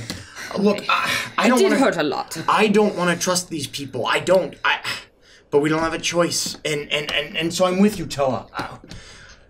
As unwilling as I am, we have to trust them, and we have to trust this weapon. And maybe I don't trust Golden Lotus, but the war chief is there something real there? Look, I don't want to believe that everybody's being duped and everybody has the wool pulled over their eyes. But at a certain point, I have to ask myself, where do I draw the line? Our number one goal is to make sure that seal does not get broken. Right. We know that it's the 7th seal. We know that when the 7th seal, I think if I'm understanding the math correctly, is more than half of 13 seals. That's correct. Which means really bad stuff's going to happen. Also, we don't know if the other 6 seals are okay. This could be the last seal. Where are the other seals? Are they broken? There is this seal. I think we need to assume that this is the worst case scenario. Where is this seal? If it's We need anything to panic. If it's anything like, well, I would assume. I don't even know why I'm saying this. In the heart of the city, it has to be the most defended point. Do we know? Have we been told? Is it under? Have we been told somewhere under the city or outside the city? We knew where Zentra's seal was, though, right? You were told that there was a seal underneath Zentra. You are presuming that there is a seal, and War Chief Frostfang confirmed it and alluded to it, but never said where it was or anything like that. I mean, again, so Felix's point stands. Yeah. If I had to guess, it would be. Look, I mean, think about where we were at the hunting lodge. It was underground in the heart of the lodge. I mean, granted, the lodge is not Mogurkai, it's not Zentra, but, I mean, if it were Parallels could be drawn. We must figure out where this could be here. Well, I think he's right that for tonight, we need to rest. If they're coming tomorrow night, we have 24 hours until the fight. We should check on Herja. That's where I'm headed next. We're on our way there, right? Yeah, he said to visit, but if you guys want to go to Herja, if you want to go home, I assumed that I was on the way. Yeah, I've been presuming that you've been going to the infirmary. Yes. Yeah, you're on your way to the infirmary. Once we check on Herja, we need to rest. We need to plan. But my goal is we find out where the seal is and we stand there. And we make sure it doesn't get broken. It was almost broken at the Lockfeather Lodge. It was very close. It didn't get broken though, did it? It was very close to being broken. I don't know if I feel comfortable resting before we have that information. Look, we can do some digging, and maybe we can ask around, and if we can find the war chief, maybe he'll tell us, or maybe even Golden Lotus might tell us, but... I agree with you. I don't know how I'm going to sleep. Well, we should have someone awake at all times. Even if there's some sort of beast disturbance like there was during dinner. But either way, someone should keep watch, someone should listen. Someone should be aware in case they attack a day early. I agree. Alright. So I'll continue heading towards the infirmary. Okay. You make your way through the town, and you can see that as you just in the 20 minutes it takes to kind of make your way through the city, or 20 or 30 minutes, the initial unease of that strange uproar of all of the beasts suddenly calmed in an instant. The unease is past. Calm has returned. The same peacefulness and harmony of the peoples and the animals of Mogurkai returns. You make your way through the winding passages, and you see the infirmary bit of golden light gleaming through the windows, and as soon as you approach the door, you smell that incredibly intense saffron. And you make your way inside, and you approach that same partition that you had left, and you enter. Golden Lotus is nowhere to be seen, but you see Herja sleeping peacefully. You see the bandages all over her, although mostly covered by a blanket. No more corruption is pulsing from her wounds. She seems to be healed. And as you look into the corner, you see Torvald. He looks incredibly tired after a day of work and then battle and then healing. He is slumped over on a stool in the corner of this area, passed out and sleeping peacefully. And as you enter the room, all five of you, Herja stirs, and her eyes open, and she looks at you. Holy shit. You all stand in the infirmary, and Mogr Kai. Quiet is returned after the kerfuffle of the madness of Baphomet affecting all of the beasts in the city.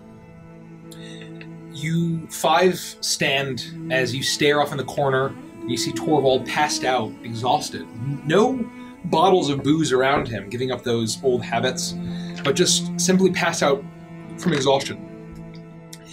And you see, lying in bed, seemingly cleansed of the corruption, no more swirling darkness from Miska the wolf spider, the original prince of demons, and seemingly conscious.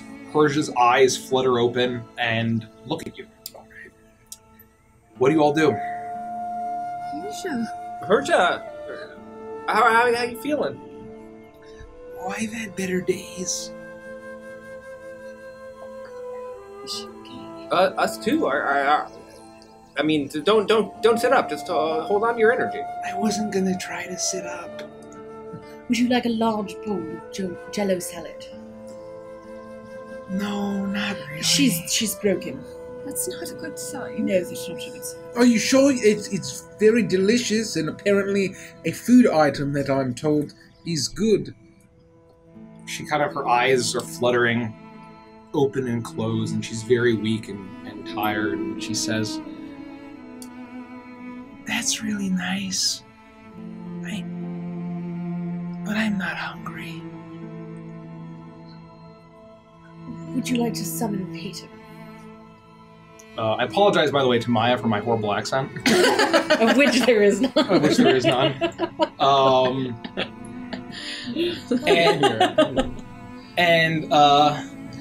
She looks, and she kind of thinks for a moment. Nah, let's let her rest. Yes, she's broken. Check her. Honest, you've been through a lot. Do you remember what happened before you woke up just now? What's the last thing you remember? You should probably take a look. I lean over to Iris. Oh, I died. And she her eyes are kind of glazed over, and she's trying to focus. She looks at you, Iris. And Anubis saved me. And I'm here now. And I'm with my pa, and I'm happy. And she kind of smiles and just seems very content. I would like to medicine check her to see if she's just as tentacly as everybody else, but without the tentacles. Make a medicine check, please. And I think you speak Nikki's. You know what that meant. What level of tentacle are we talking about? And what am I doing? Medicine, you say? Yep. Medicine? 16. 16. You spend a few moments checking her. She seems to be fully cleansed of whatever it is. And this seems to be Herja as you remember her, right? And so she's definitely fully aware of everything she's saying. She's very tired, and sometimes kind of fading in and out, like someone who is, might have a fever or is just recovering, right? There's a lot of work that's recovering there. But it's Herja. So she doesn't seem like Rivali or her dad. I mean, at this point, you notice that there are some similarities. She seems a lot more peaceful and seems like all the things that you'd expect her to get excited about. She's very, like, held back on. Well, physically, she seems like she's improving. I never thought I would see the day where I would say, mentally, she seems like she's degrading. Did you look at her chin? Her chin does not seem to have any tendrils on it. Are you sure? Did you touch it? You're I'm not going to touch it, just in case. Pleasure, may I touch your chin? If I say no, you're gonna do it anyway. She kind of leans her head back sleepily. And I'll just... There are no tentacles. Are you sure? I'm not touching it again. Talk.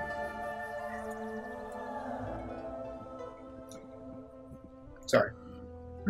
You told me that it was you could handle it entirely. Well, just anyway. Yeah, I mean, to be fair, you did tell him that. Oh, let me get on pace. Okay, got it. I cast Immolate on myself. Epic battles, Compression Gym versus Producer Rich.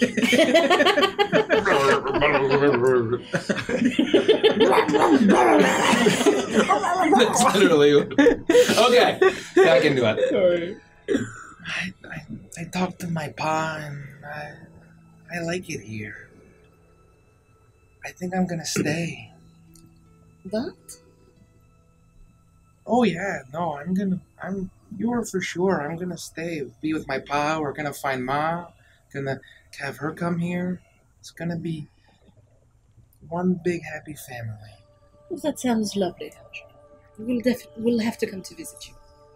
Yeah, maybe don't make a permanent decision right after a life-threatening illness, and we'll talk about it in the morning. The city's currently about to be raided and destroyed by a band of beastmen, so should people survive, this could potentially be a place to live.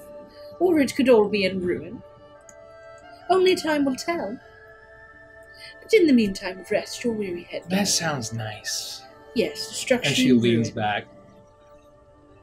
We're glad you feel better. This is Butter? Butter? Better. Cheddar? Cheddar? What are they saying, Felix? I don't understand. I'm not following the conversation. Is this that demonic language you've been speaking or learning? Well, unfortunately or unfortunately, no. I think they're flirting. I'm sorry, Capricci. Gonna have to say goodbye once this is all over. What do you mean? Because I'm staying here with my pa. And you're gonna move on like everybody else. Nothing has been decided yet. No permanent decisions right now, alright? Are you gonna stay here forever? I'm glad that you are happy that your pa is fine and that you're here and that we're all here. That's great. I'm very fine. No, I had a realization. The Eternal Blossom is the daughter of Morden. Huh? What? Mm-hmm. What do you mean Yeah, by how that? did you determine that? I talked to my pa, and he said it, so I believed him. And Pa is still asleep in the Yeah, corner. he's passed the fuck out. Okay. I feel so How much better. passed out is he? He's like out cold. He's snoring. Lufty. No. Stick your hands in his beard and tell me what you feel. No. Okay. That's all. That happens. No. she raises her spoon a little bit. I will go over and I'll take the end of my spoon and try to like part his beard with it without touching him. So, if anyone has seen Pirates of the Caribbean Dead Man's Chest, where when he takes the little things and he's like dealing with Davy Jones' tentacle beard with the key, that's literally what it feels like. As you're in there and you kind of part it, and you can very much feel like the fleshy tendrils coming down from his chin within the beard, as you kind of like. I'll pull my spoon back out and like wipe it off with my shirt. And do you believe me now? Yeah, I believed you before. I don't know why I had to go in. It's more your area of expertise. I don't see how. I haven't felt this calm since in a long time. You all should try dying. I don't like this. We should I'm not going to try scare that. her or something. What was death like? There was a big guy and he brought me back. It wasn't long. But I'm feeling at peace now. I'll be with my pa and my ma and the orcs here. They're so nice. Is there anyone else in the room besides us and the father? Like other beds, right? I mean, there's a broader room for sure. Are there other like patients in the beds and things? Yes, yeah. And so Yeah, you're not so sure alone. how private you are. Sure. Yeah, exactly right. Exactly right. Various states of consciousness. I'm just thinking about my toolkit. Give me a moment. Oh yeah, that guy right there, he has chlamydia. Yeah, that's right there. He's awake. He's got the whole freezer full of He's Pike. awake. Got the whole He freezer is full very of beer. awake. Eh? He's really That guy got right a- there, he had chlamydia. Right, that guy right there. Let me get on Real past it. What the fuck? nice. It's real nice. You got to get on past it there. Okay, bud. I feel so calm now and peaceful. Well, then maybe we should just let you rest, and we'll worry about all of the big bad stuff that's out barreling down on the city. We'll be fine, I'm sure. Well, don't try not to miss me too much. I also never thought I would say this, but Haja, we will. We'll miss you a lot. We'll make I'll sure the miss- city is fine, and we'll come back to get you. I'll miss you too. It'll be nice here, though. Very nice. This doesn't. Right? You don't sound like yourself. I mean, I know you're just coming out of a traumatic experience here, but this is not the Herja I really have come to know. Well, Capricci, maybe this is the me I always wanted to be. This is who I should be. I feel happy now. I'm sorry, Capricci. There's nothing to be sorry about. I guess I'm feeling very confused. But I'm glad you're feeling better. I'm glad you're with your dad. And I get to be with my mom, my pa forever. I feel happy. I'm sorry. I'll never forget any of you.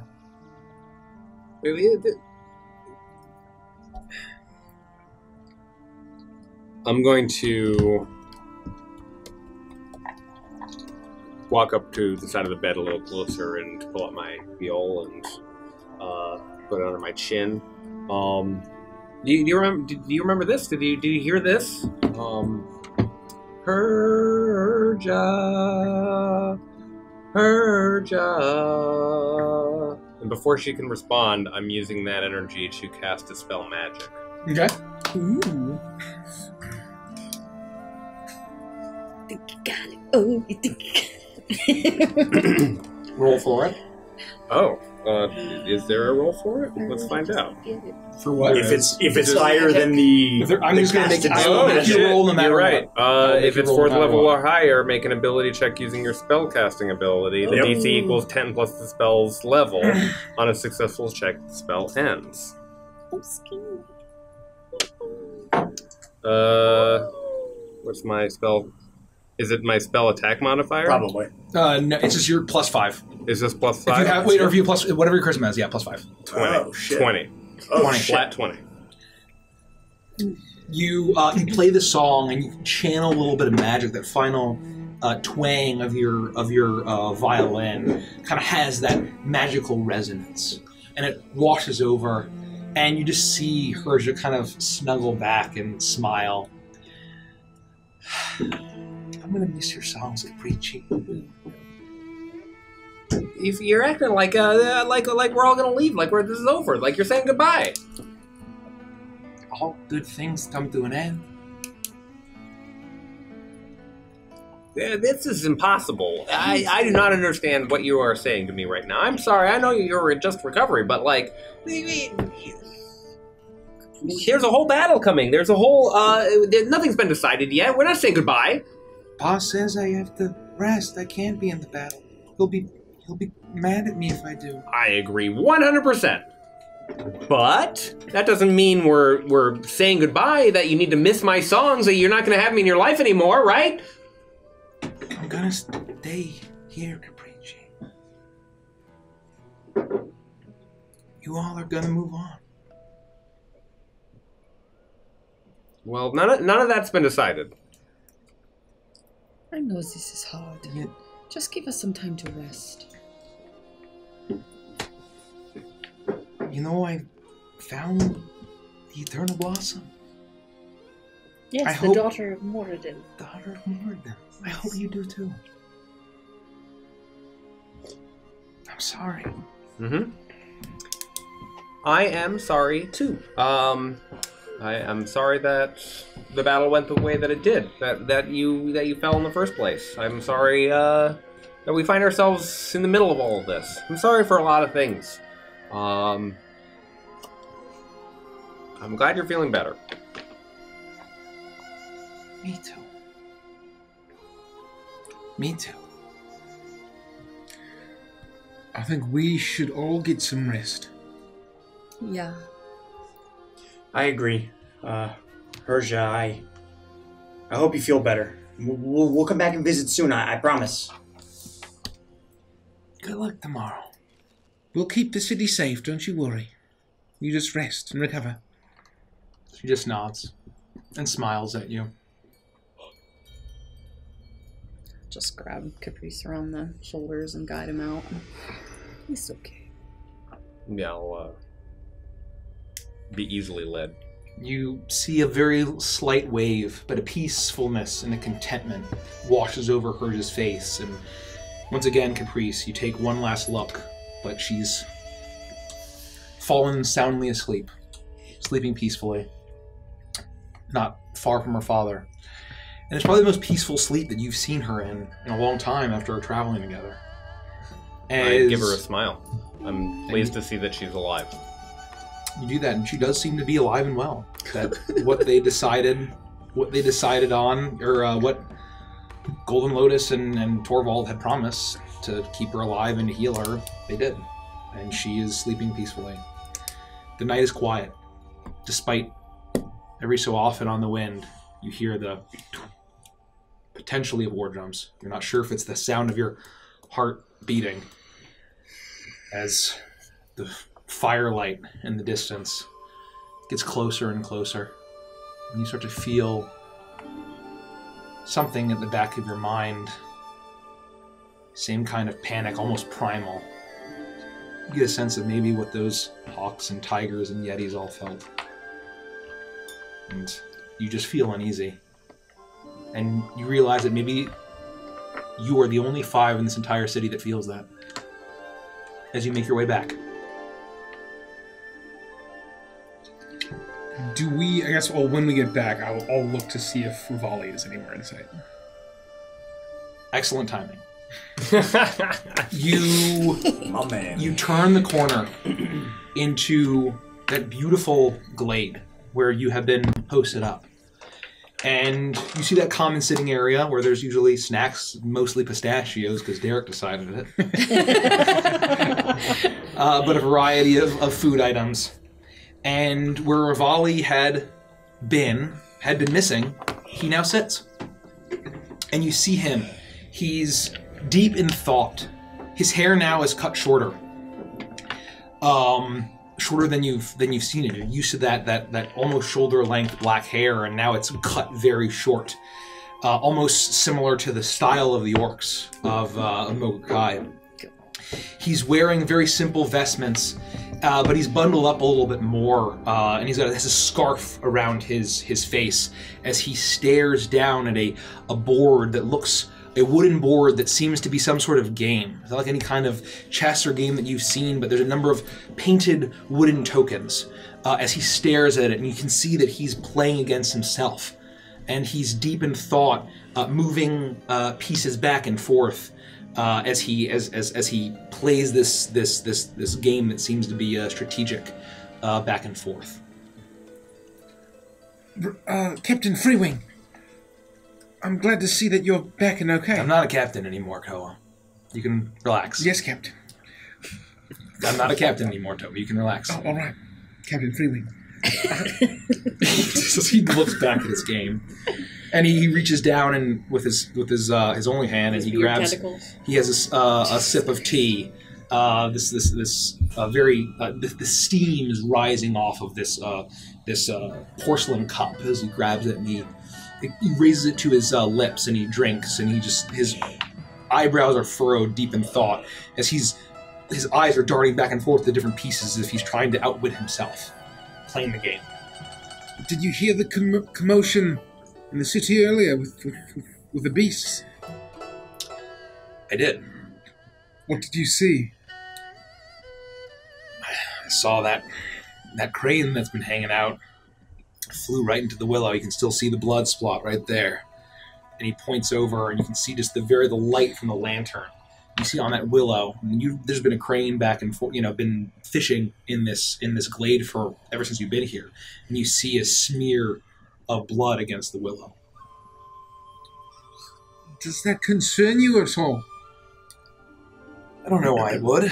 Everything calmed down in short order. You're not worried about what got everything worked up? That it might happen again? I know that it was the work of Baphomet, but obviously things calmed down, and I've finally figured out a way that I can help, even though I'm not a fighter anymore. And how's that? Strategy. And he points at the game. Oh, I love games. What are you playing? And I'll jump up on the back of his chair. This is Shopai. This is a strategic game that the orcs here play, and it's supposed to be taught from a young age, and it teaches you to be thinking at least 5 steps ahead of your opponent. And so I was taught, he kind of like pulls, as you get closer to sit down in front, he kind of pulls like the scarf around him tighter. And as he moves a wooden token that has a painting of some kind of flower. And you see there's a couple of a fish and a tiger and a yeti, and he moves it. Cat, Rivali, if you don't mind, maybe you could teach me how to play. I don't think I'm going to get much sleep tonight, and maybe I could match your wits. I would bet you could, Felix. And if I'm going to be able to help in the battle tomorrow, I need to make sure my mind is sharp and I'm thinking like our hosts. I'm thinking 5 steps ahead of those beastmen. And I've been trying so hard for so long, and I've just been following, and 5 steps behind a bunch of bulls, goats, beasts of burden. But I think now, after coming here and realizing where I've been so wrong, I can finally help. I can finally outsmart those sons of bitches. So you're going to help tomorrow? I begged and pleaded, and although I'm not one of them, they are welcoming me in slowly but surely. I think I made a big step today. They're going to help me at least contribute my mind for strategy. And I talked to one of the generals today, and they were impressed by some of the battle plans I suggested, and I basically got on my knees and groveled to let me help, and they're at least going to allow me to contribute my ideas. And he kind of looks forward, and this is the move here. Well, do you know what Baphomet's plans are? We've learned something that may be new to you. Going to attack the wall. Same thing from Zentra, I presume. No, that's a step ahead that I have that they don't have. I've seen it. No, they're not going to do that. They're going to attack the seal directly somehow.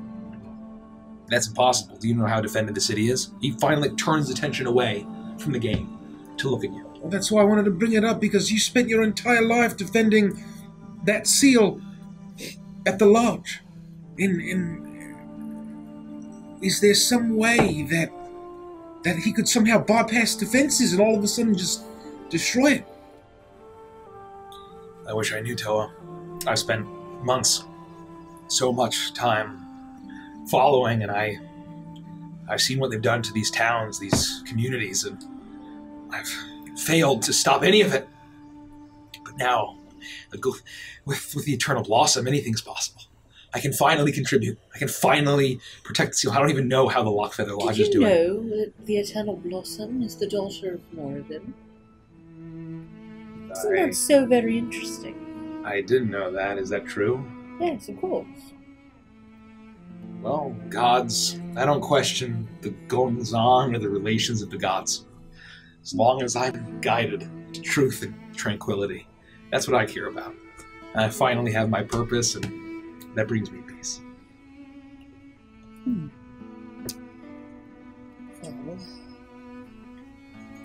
Does he seem any different from the last time we saw him? He seems... Go ahead. He seemed relative, does he seem less resigned than last time? I say he seems very similar. Okay. Where last time you talked to him, he was kind of bemoaning the time he wasted with his old philosophy, right? And his old ideals. And how he's found peace and happiness and prosperity, and he finally found something that fulfilled him. Well, if you're going to contribute, I suggest you get some rest as well. I'm going to be up for a while. I've been sleeping a lot lately. I mean, after being in the infirmary and being in the hot springs, I've just been doing nothing but resting, so I can at least work my mind. I may be useless in battle, but I can, at the very least, use my mind to help the coming storm. I have to believe that. All right, well, don't stay up too late. I'll turn everybody else out. I think we should try to get some rest. Prepare ourselves for tomorrow. Just because we think they're going to attack at night time, we don't know. We need to get to the seal in the morning. If we can find a way there. All right, I'll get some rest as well soon. I just want to spend some time with the captain. I want him to show me how to play this game. I like games, and it's been a while since I've had some time to talk to him. So I'll get some sleep. I just got to work some things out in my brain. I don't know if I could fall asleep right now anyway. That's fine. Mr. Captain, good night. It's not Captain anymore. Good night, Toa. Good night. Just call me Rivali. I've been having nightmares lately. Would you mind staying in Lufty's room with me tonight? Just in case I need music to calm the soul and allow me to sleep. I actually think he needs us more than I need him, so you might have to help me out on this. Stage whisper. I did. Does that sound do I know if there's any alcohol in the facility? Absolutely. You know, there's usually a nice supply of plum wine and spirits and whatever you can find. Probably a variety of... I'll go grab whatever I think looks good and pour myself a glass. Yeah, absolutely. Oh, that's a boy, yeah. I'm so excited. We're going to have a sleepover. Yes, that sounds so good. I can't wait for tonight. And I'm like shaking and kind of looking at Felix sitting behind Rivali. Oh, I'm so tired. If only I could just get undressed and get ready for bed. Oh, and just like unwrap, you know. Oh. That reminds me. Caprice. Yeah? We're gonna get her back. We're gonna make everything right. I promise. I know.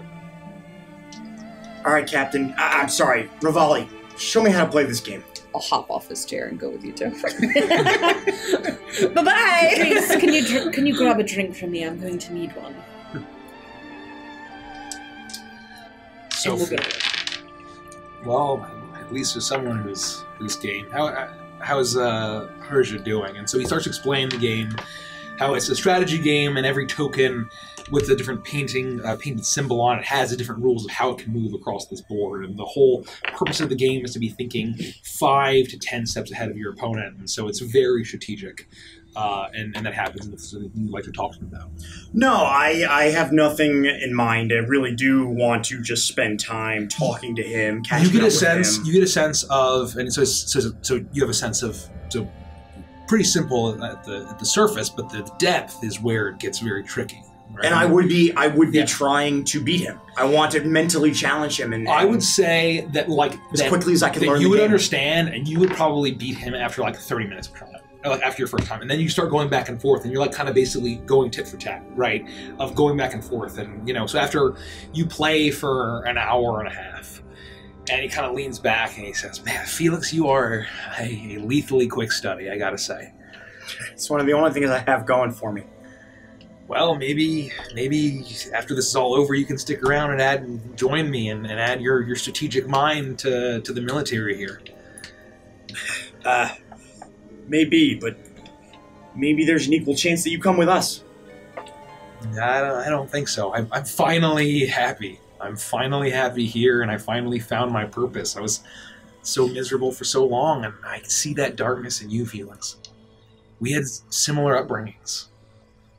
Our mothers had the same occupation. And I felt the weight of that and the shame of that for so long, and now I don't. I'm free. I'm unburdened. Well, let's not be too hasty, all right? We got a big day ahead of us tomorrow, and after everything's said and done, hopefully we can have another conversation. I hope so, and if you don't decide not to stay, then I hope you at least stay safe. Absolutely, and we can play more of the game. You need to practice. I do. If they're going to keep me around, if I can still keep being useful, I better master this game.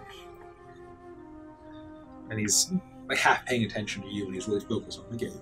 Well, if you don't mind, I'm going to take my tea and retire now. Don't hesitate to knock, all right? I won't. I'll only be up for another 30 minutes.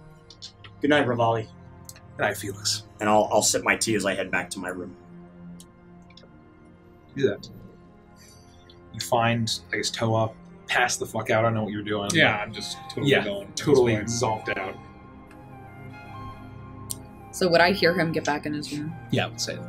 If you're staying up and listening for it, you don't even Yeah, I figure we're... A couple hours would have passed, but a nothing couple crazy. hours. As long as, Drinking. whatever. Yeah. What are you guys drinking, hanging out? What are you guys doing? It's all up to the priest. You drowning your sorrows. I'll take a big swig of my plum wine, Orgy. and I'll look at the 2 beds that we have in the room that is this particular room, because as I recall, it was 2 beds per room. Yep.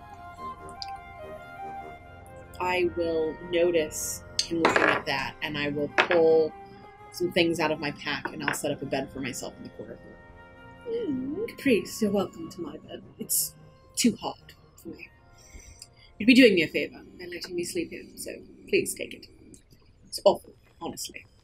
I really appreciate the gesture. I was going to suggest maybe a fort. Yes, fort. I would love to build a fort.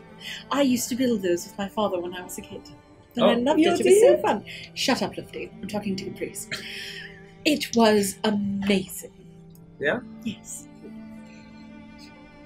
Are you all right? Oh, she's fine. I'm fine. Well, if we take these 2 mattresses... Go build the fort, I have to do something! And I'm gonna leave the room. Obviously, she did not build a fort as a child.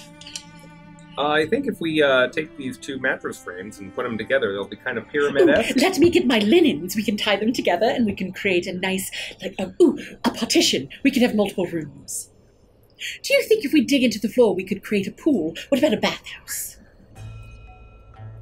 Yeah, let's do it. Great. Ooh, let's make a garden. I'm going to run out of time and start collecting as much herbs energy and as I bringing have it in. into creating a as safe as I can feeling place to sleep as I can imagine. You do that. I help. And you spend time, and Iris runs out behind you, Lufty, as you storm out, and grabs some herbs from this beautiful garden right by the lake or the pond that you're at, and grabs a handful and gone out and in 30 seconds. And I say, hurry back, Lufty. We're making a garden and a bathhouse. I'll put a bed for you right next to mine. And I slam the door and shut. The door slams, and Lufty, your small frame just stomps out, frustrated, and you kind of the moon is waning, but is still quite full, and it's shimmering this beautiful silvery white light across the pond where that familiar crane had always been, no longer there. And you see the lantern light is illuminating this small common area, and it's quiet except for you, and you hear the soft breathing of Rivali, who's fallen asleep, slumped over, his arm kind of spreading out the tokens as he's fallen asleep onto his Shopai board. Oh, Mike, what gifts you deliver. Did you see my Grinch smile? I slowly creep over a volley, and I reach out and snap his neck. Who's the captain now? So I'll go over to where Rivali is sitting, and I'm gonna get down real close to his face and just make sure he's like asleep. He's breathing slowly and evenly. Two tiny fleshy appendages grab you by the face and pull you in.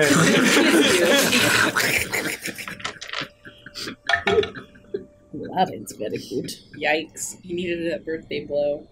I did need a birthday blow. What do you have me do? Perception? I'm getting that cross-stitched. It's a 6. He seems flowers and fucking animals. fast asleep. I've been drinking, so I'm like, good enough.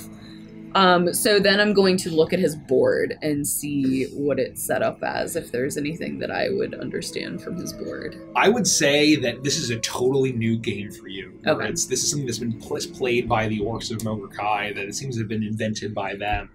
And so you also get the sense that it's some of it's been set up, but he's been slumped out, so some of the pieces are kind of just pushed against his arm. So it's been messed up. But you can see that there's a formation that he's been playing against himself, and he's been trying to teach himself to be thinking that far ahead.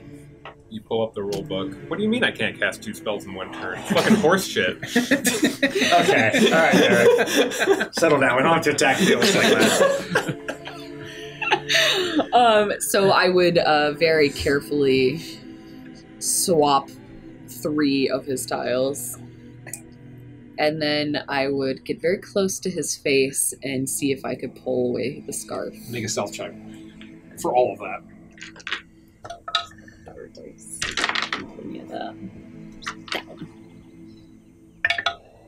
God.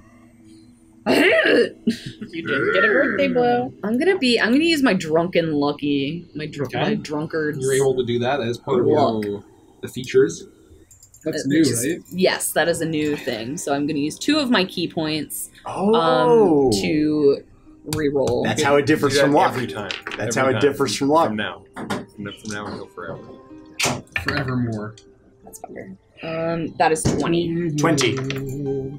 So, you kind of look and you're like, you like mix around to like you move like a Yeti piece to like a you see that there's actually like a raven piece. It's like that's like the big bad piece, and he's like trying to outwit. And you see a vulture, you see an owl, right? But then there's and they're all looking menacing and evil. And you see a hawk, and it's looking very heroic. And you can get the sense you see like a grotesque, almost like propaganda image of a human, of an elf, of an Aarakocra, and you can get the sense that this is very much like a good bit of propaganda built into a game. It's kind of like yikes, and makes you say yikes. Kind of like, yikes. And you move some things around, but you're not thinking that deeply.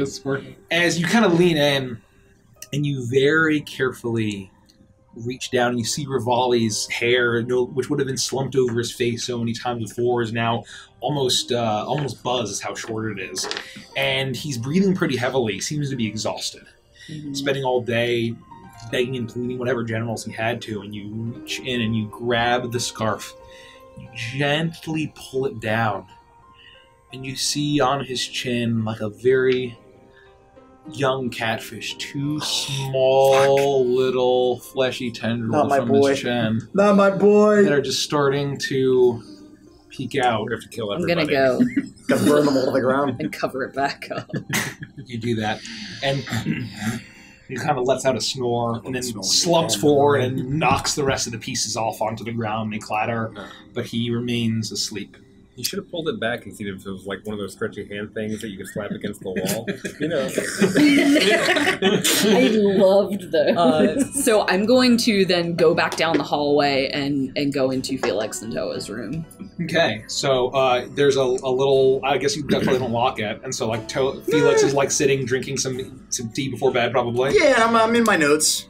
Yeah, and so I have Toa's a little- passed the fuck out. There's a little writing desk. I have a little bowl of water that Beatrice is bathing in. Yeah. As I'm writing and thinking and sipping my tea, but I do hear the door open. And you hear a little. Unless you're like super stealthy.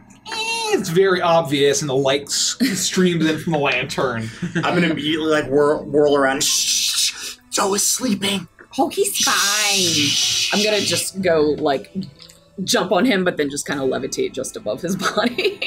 I swear, if you wake him up, I'm gonna be up for the next 4 hours. He's not a baby. You'd be surprised. Okay, I buy that, and I'll go over to Felix's bed instead. What are you doing awake? I've been well,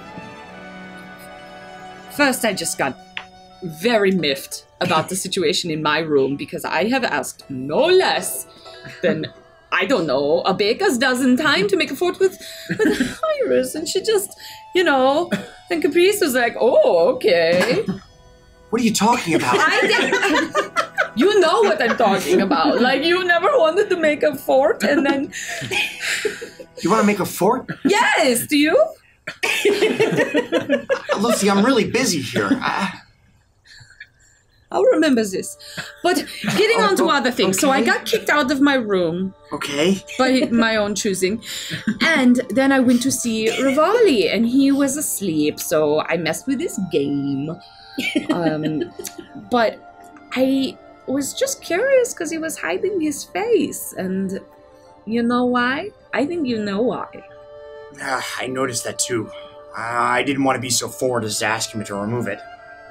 That would be kind of gross. I'm glad you didn't. I had to see it, and I'm glad that you didn't have to see it. What did you do? I looked. What am I gonna not look? Oh no. It's there. They're both there. It's disgusting. Damn it. What did he say to you? I mean, nothing. I thought that I could challenge him to the game, and I mean, mentally, he seems like he's all there. He's sharp. He was good at the game. It's not like his senses have been dulled. He had a renewed sense of purpose. I was hoping that maybe he would divulge some information. I just wanted to see if he was normal. Did you figure out the game? Yeah, the game was easy. That's not... So what was he doing? He was planning.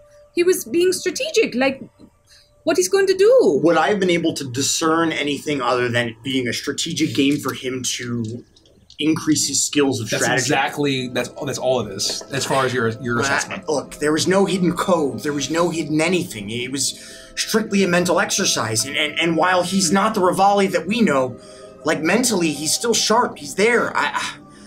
Look, I don't know what to believe. Obviously, we have to do something about Baphomet. And I don't necessarily think that the Eternal Blossom has anything malicious going on, but whatever it's doing is clearly turning people against what they want to be, and that in and of itself is evil enough for me. We might have to ally ourselves right now with the lesser of two evils to defeat this Baphomet and figure out what the Eternal Blossom is up to. But anybody that can change Herja and change Captain Freewing, something deeper is at play here, and I don't know what it is, and it's really starting to frustrate me. Well, good. Get frustrated. I'm trying. I don't have the answers, and I don't know what's going on, and we are so thick in this, and I just wish that I could come up with something. Well, you're the smart one, so it's your job. Great. Yeah, what else is new? Feel that pressure and take it with you and make something happen. For now, we need to be on our game for tomorrow. I'm always on my game. I know. I understand. We have to make sure the first thing we do is stop Baphomet. And then after that, we can figure out what's going on with the Eternal Blossom. As long as you are on the same page, but it's not good whatever's going on. I know. You're right. You're right. We're going to fix these people. And until we do, we can't trust them. I agree. But as long as the Eternal Blossom is willing to help us take down Baphomet, we got to go with that for now. We got to take things one step at a time. We can't get ahead of ourselves as much as that stupid strategy game. I don't know. I don't know.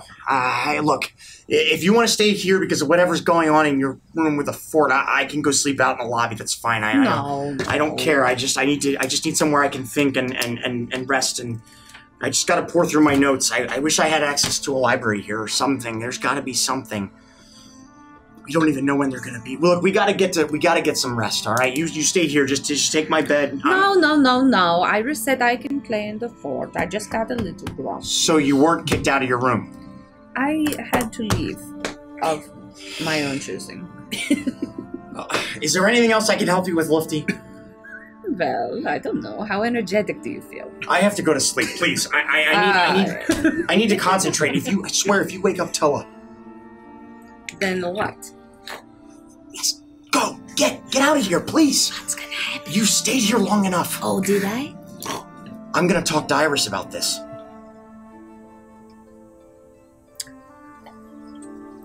Good night. Good night. And I open the door and I motion her out. And I stare at her. And I'm gonna go, good night, Toa! Son of a... You immediately wake up, Toa. And then I'll slam the door shut. You know what, Felix? Thank you. Just go back to sleep. Toa, please, I didn't hear you come in. I know. Just go back to sleep, Toa. It's okay. Just don't... Okay. Good night. Shh. And so I'll go back to my room. Snuggle up with my kitty cat. You snuggle up with your kitty cat. And unless there's anything else, Captain Freewing or Rivali does not wake up. And with that, how epic is our fort, though? By the time we're how good is our fort? Badass as hell. I'm using like the last Tomato Town. I'm using the last reservoirs of my magic to really make this the best. I've got mending. We've got you open the levitate. door, and you're like, and some pillows kind of spill out. Is there like a little tunnel that I have to crawl through to get to the main There's a fort? tunnel. Yes. Have you seen the Community episode where they build like a blanket fort? There are these like beautiful beaded curtains. It's that, yeah. I love it. It's so you basically need to be crawling through tunnels and all that, and eventually you find Iris curl up in a ball, and you get a sense that Caprice is down that way. But it's a whole we're all in the same area, basically snuggled together. God, it's like I believe Caprice and I are pretty blackout drunk at this point. And you're spooning, exactly right. Yeah. I'm gonna like wiggle in between them. You pretty easily sloop right in there and slide. Only moments ago, I unpolymorphed from some ridiculous animal, probably like a red panda or something. Or an ocelot. I'm still half laughing in my sleep at the image of Caprice and as an ocelot. The wild ocelot monkey. With his little hands, right? With his little hands, yes. It's by far the strangest ocelot anyone's ever seen. I love how, with such nervousness, you asked me, like, one of us is really wrong. It was very me. Okay, that's fine. That's fine. So, ocelots aside, I am absolutely passed out. My drink is finished. So, you all settle in and go to sleep. I'll none of us stayed up for watch. Oh yeah, that big Oops, that's fine. What's the worst that can happen? We all wake up dead. Grace. Oh no. As the darkness of sleep takes you,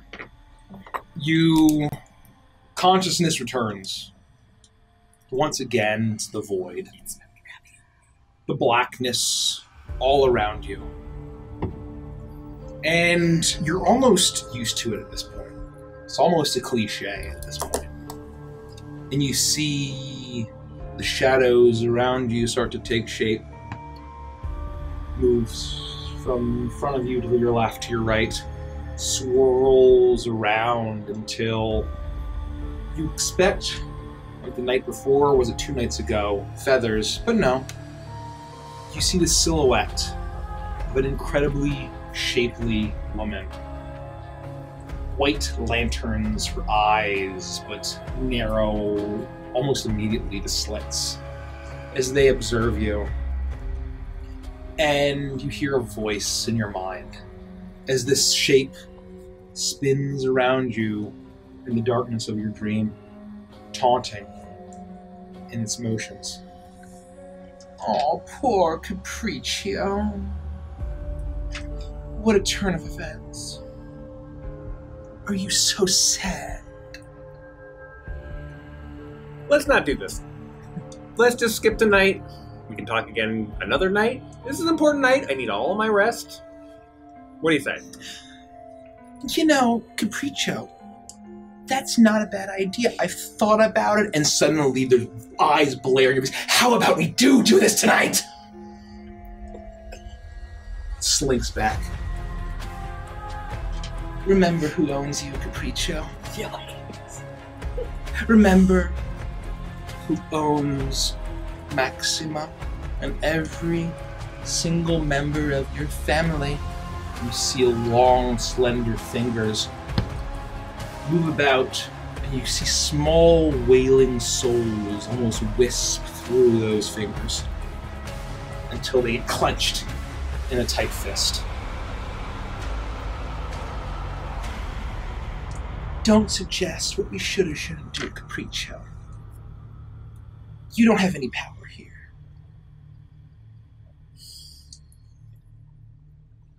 And you should know that. You should know. And it swirls behind you, and you feel the presence looming over you. You almost feel just heaving flesh against your back and hot breath on your neck. And how heaving. Very heaving. Extremely. It's my kind of dream. But it fills you with a sense of disgust, despite how sultry it should be. You're in the end game now, Capriccio. This is why I own you. It's right in front of you. It's there, unguarded right now. All you have to do is take it. The shape slides back and around in front of you. The eyes ever focused on you.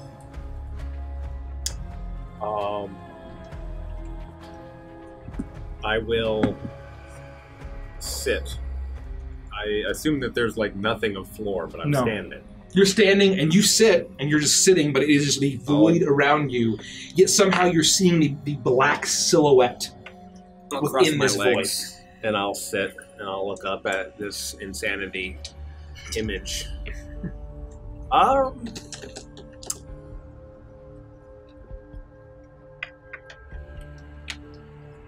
You're in the end game too.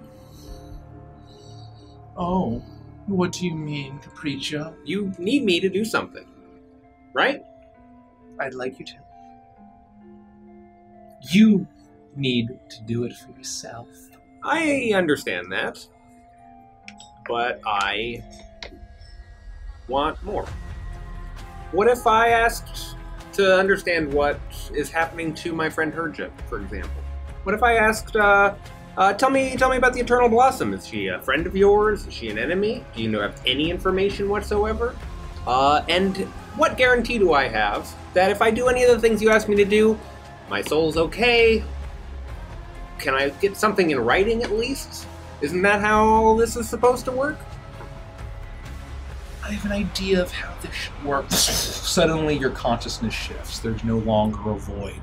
There is fire. Hellfire. You hear shrieking, wailing souls crying out for respite that will never come.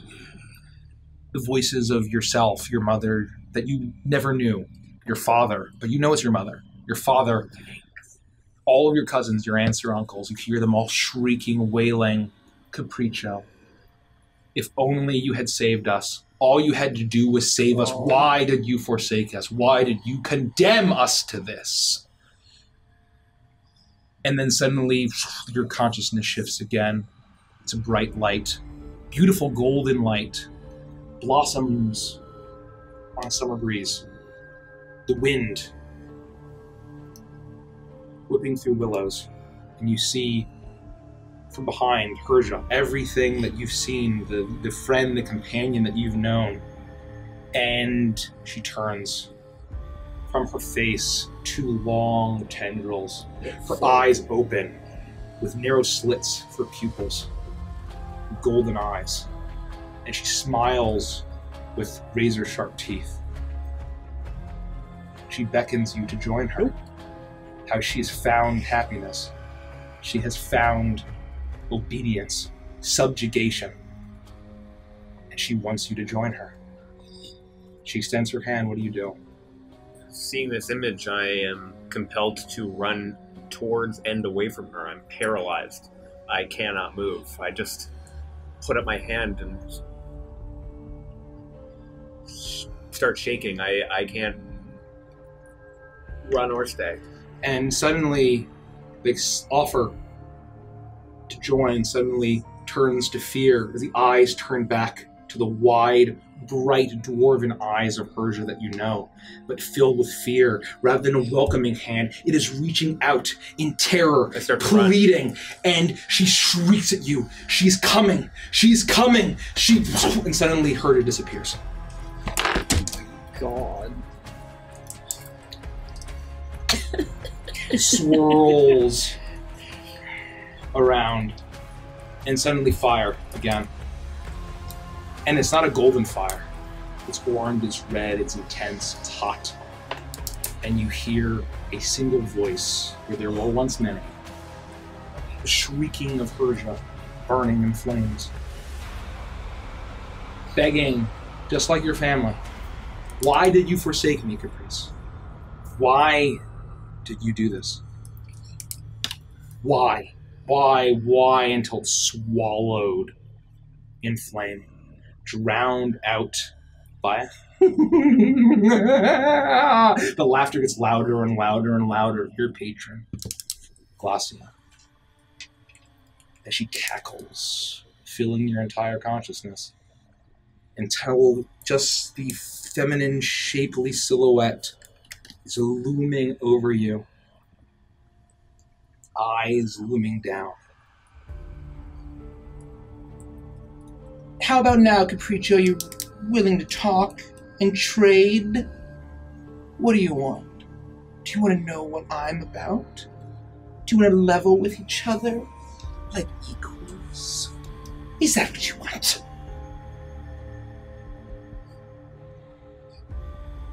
My questions still stand. I don't know if any of this is even any real.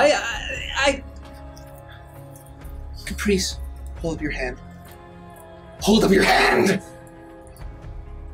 Look at the color of your skin, the rust. Feel your head. Now! Feel the horns. Is that real? Think about your dead mother bleeding out. Was that real? Then this is real.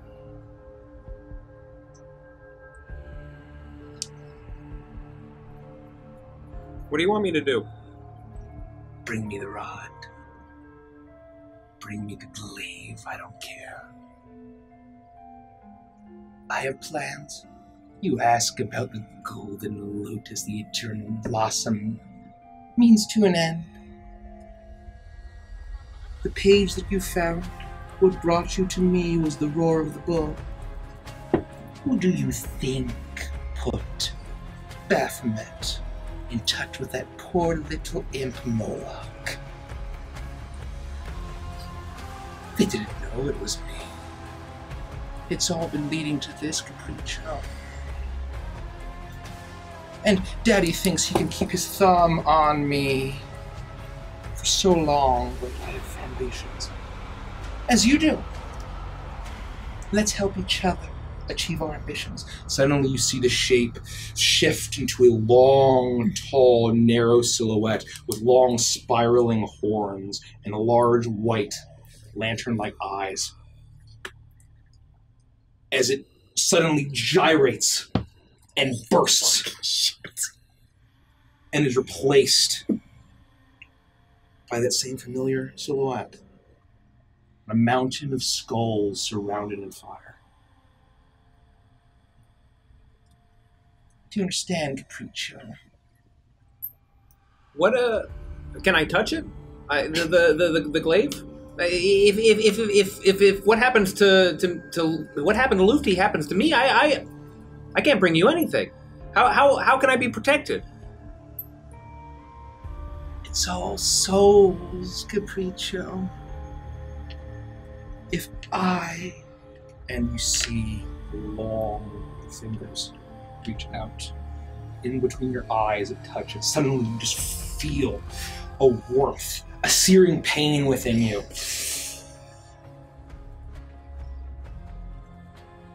If you take it, it will bind to you.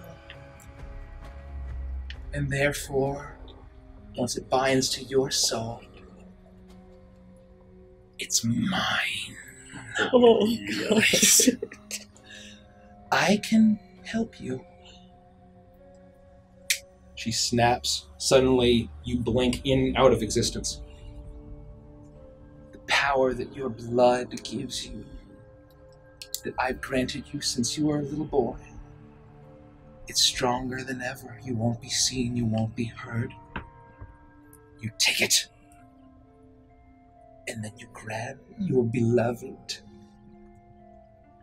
Steal her if you have to. Kill whoever you have to.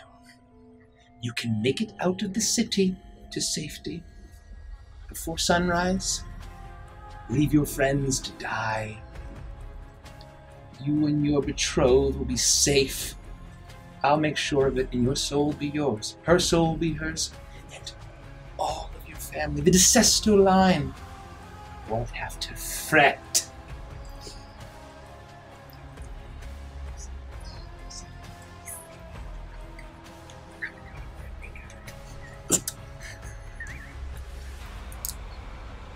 I swear to fuck. If I do this,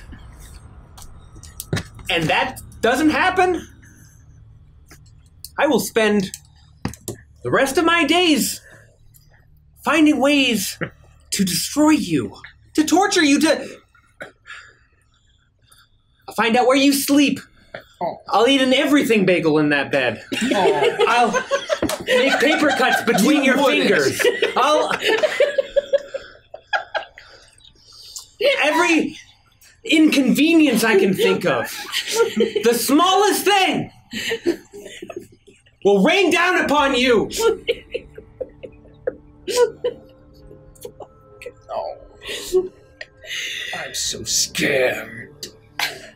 But I do finally appreciate the enthusiasm. About time! I know you're not scared. I'm not. You should be.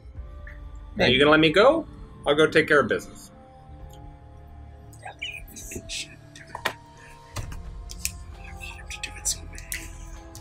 You can't trust me.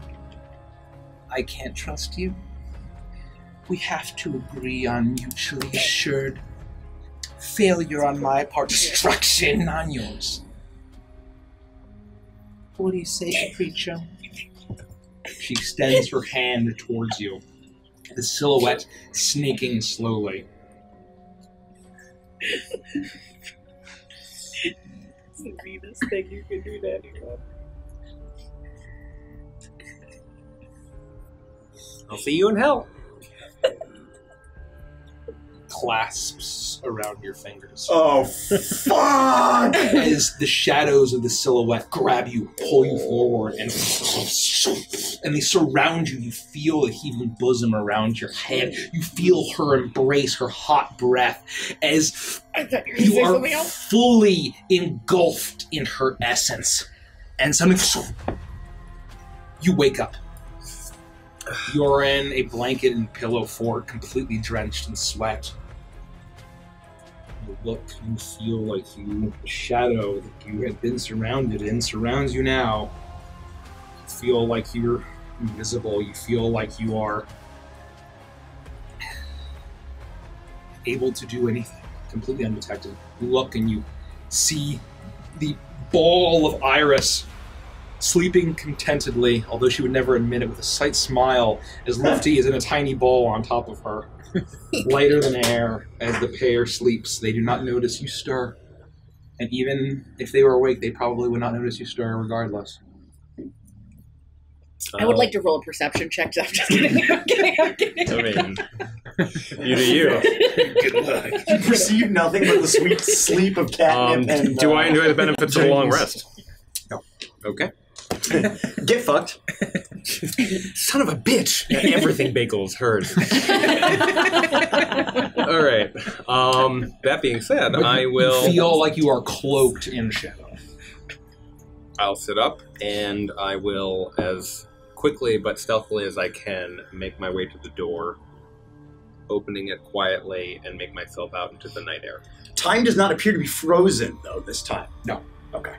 You make a stealth check at advantage for this entire endeavor, and there is a very high modifier. You've quadruple advantage.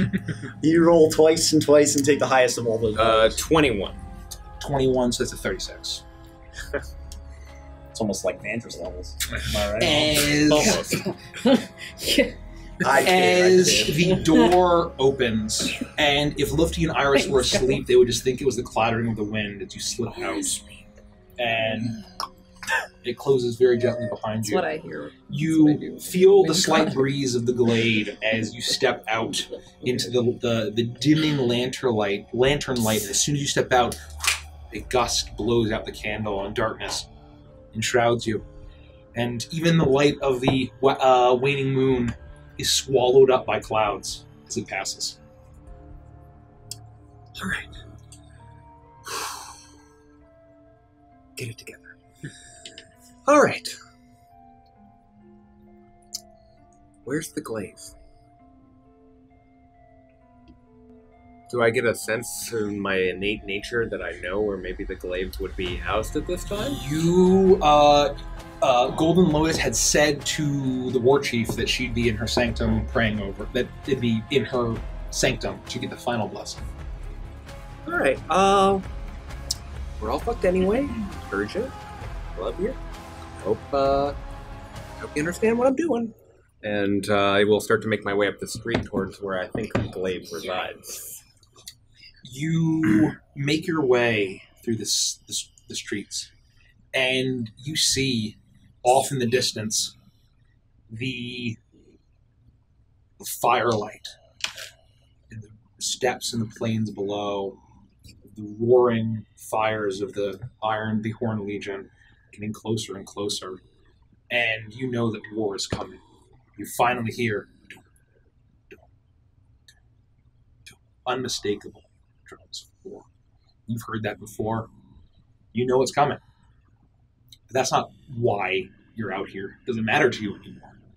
You make your way and you feel like you're invisible. You walk right past the guards wandering the town, riding atop tigers, and you walk inches from them.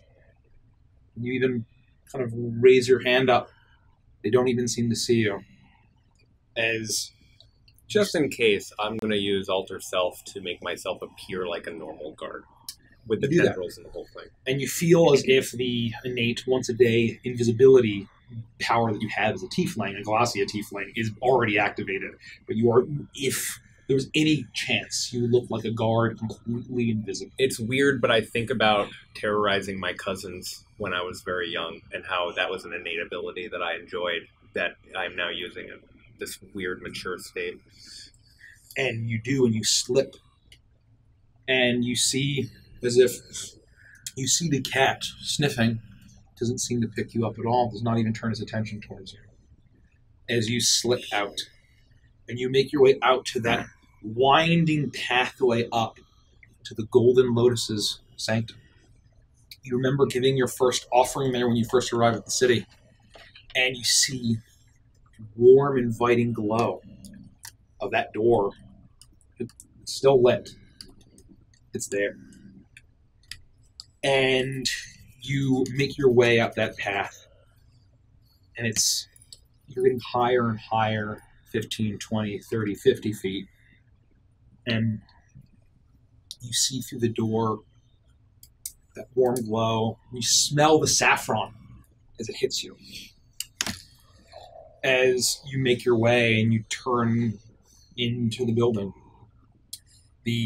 nothing but a mere curtain as the door. You pull it aside, and you step in, and you see that circular chamber with that basin filled with gems, trinkets, gold, offering to Golden Lotus, offering to the Eternal Blossom a verifiable hoard of strange trinkets and gems. And you see, sticking out of this hoard, bathed in golden light, the sound of the light wind through the chimes, beautiful music, as you see the glaive of the seven walls sticking out of it. And you see that there is a glow about the pole of this glaive, and just where there's gold, there's that seeming shimmering silver at the blade that glows with an unnatural, eerie light. I reach into my pocket and I pull out a handful of pistachios. You do that? I'm going to toss one to see if there's any sort of magical protection or something to stop it before it hits near the top of the mound, right around where the glaive would be. Make a stealth check at disadvantage. What in the hell? I hear a pistachio. I'm a modified 18 on stealth at that disadvantage, plus whatever bounty. Yep. Okay. You do that. You throw the pistachio, unshelled or shelled. DM's choice. I would say I didn't look. Is shelled. And you throw it. You're throwing it at the glaive? I'm trying to get a sense if there's some sort of magical barrier or protection energy. I'm going to roll this real quick, determine something. Lord. And then I'll decide it. As you throw the pistachio, and it hits the silver of the blade, and it lets out a ding, as if it's a wind chime, and the resonance fills the room as all of the chimes fill the room with a musical clamor, almost, as it hits and then clatters to the ground, drowned out with the musical sound of the Is it so loud that I feel like I need to take action? It is ringing out. No magical barrier erupts, or no magical traps trigger, if that's what you're looking for. I will... you can do this, Caprice. You're just the best. Look how awesome you are. You're not a devil. You're not insane. I will fly. I will attempt to lift off the ground, casting fly on myself. And I will not touch the hoard, but I will try to grab the glaive as I enter the room and try to turn around and start to dart out the doors. That's my plan. That's your plan. So here's what happens. Oh boy. So as you pull out your violin, you know that you need to string that chord, and you know that it'll be drowned out with your bow granted to you by High General Zern. And as you play it, you feel the levitation. And then as the music fills the air, that curtain on the other side of the room pulls back. And you see a tabaxi step out, looking around. As Golden Lotus steps from her personal chambers into the room as she sees the wind chimes. If it's not too late, I'll not grab the glaive. I will parachute almost up, swaying my legs out and up, and just try to get as close to the ceiling invisibly as possible. You literally freaking Hereditary up in the ceiling of the ceiling of this chamber as Golden Lotus steps out, her white fur with black stripes, almost framing her face in a private, almost kind of ghastly light, as it looks striking. And she seems to be calm, but there seems to be a level of suspicion that you haven't seen on her face before. now that she's in private, as she looks around listening to the resonance from the pistachio thrown at this glaive. She looks around and she sees the wind chimes playing, and she reaches up her paw and pauses each one, the percussion stopping.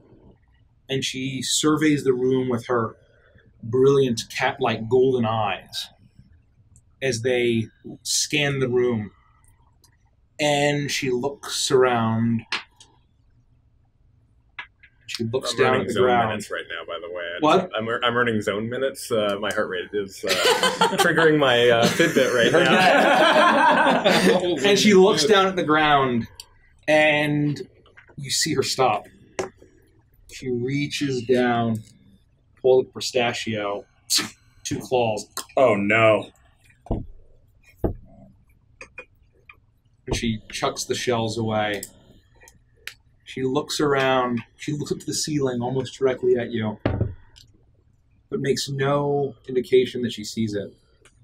And she reaches out and grabs the glaive. Oh, no. And she turns around and pulls back the curtain and steps forward with the glaive in her hands, and does not pull the curtain back on the other side. The room is dark. What do you do?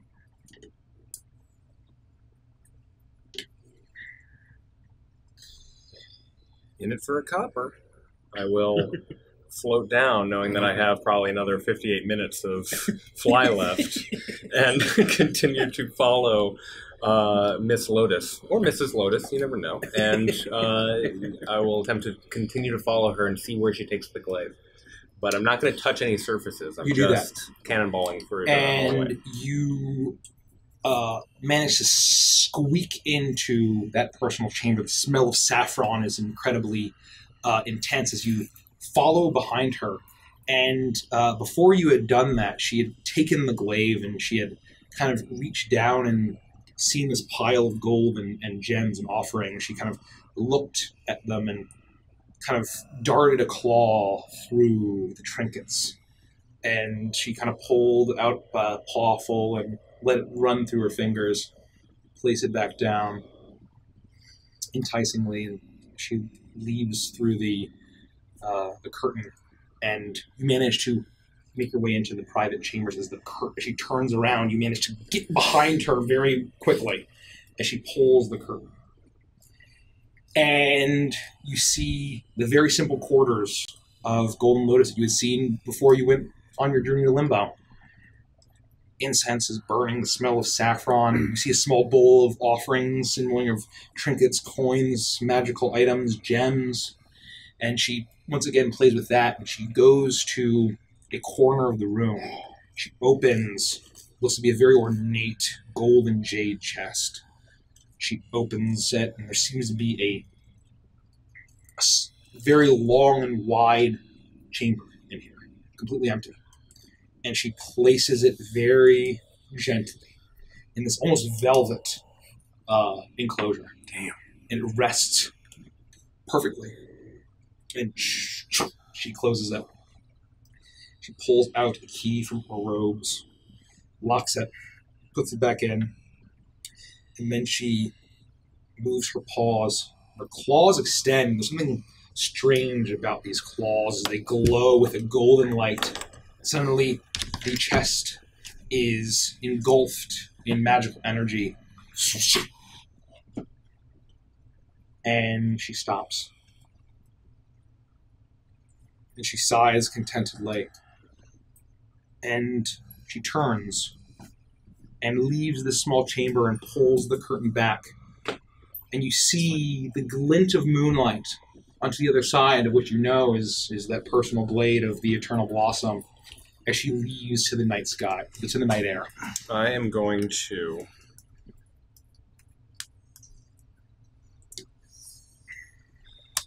Magical energy, you said.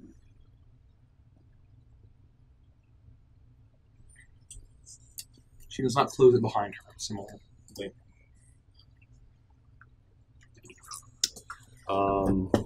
When I think that another minute has passed and I think that she's maybe made her way, I'll I'll slow my breathing a little bit, and I'm going to try another pistachio test onto the surface of this now glowing containment.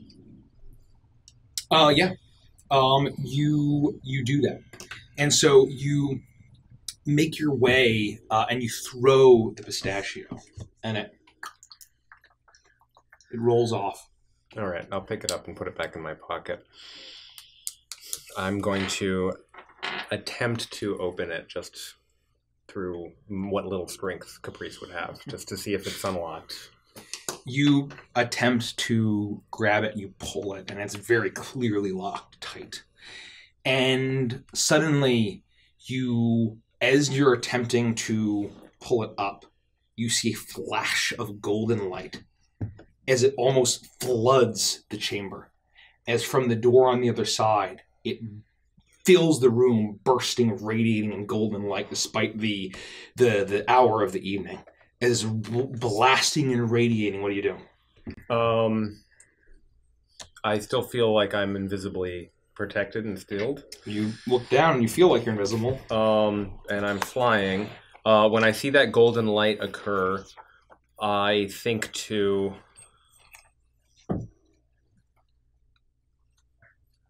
Very quickly, I'm going to pull out my viol, which I've had with me, and try to strike the same note as the bells that I was hearing earlier in the antechamber where we were just then. I'm going to try to mimic that as I cast Major Image. And with Major Image, I'm going to replace the image of the containment with an open and empty chest, as if the glaive has already been taken. Clever. Interesting play. Bold move, Cotton. Dun, dun, dun. Let's see if it's interesting. Nope, it's not. So you do that, and you hear the loud sounds of, and you see the golden light floods the room, and suddenly dies back down on the other side of this chamber. But you're looking at it. You manage to very stealthily strike a chord. And you manage to create a major illusion, and it looks open. And then you hear a gust of wind as golden blossoms blast into the room. And you hear as it gets quieter and quieter and quieter, as there's no golden light, there's nothing, there's no sound. And quiet returns. Your major image holds. Fuck. My sentiments exactly. I have no way of getting into this chest.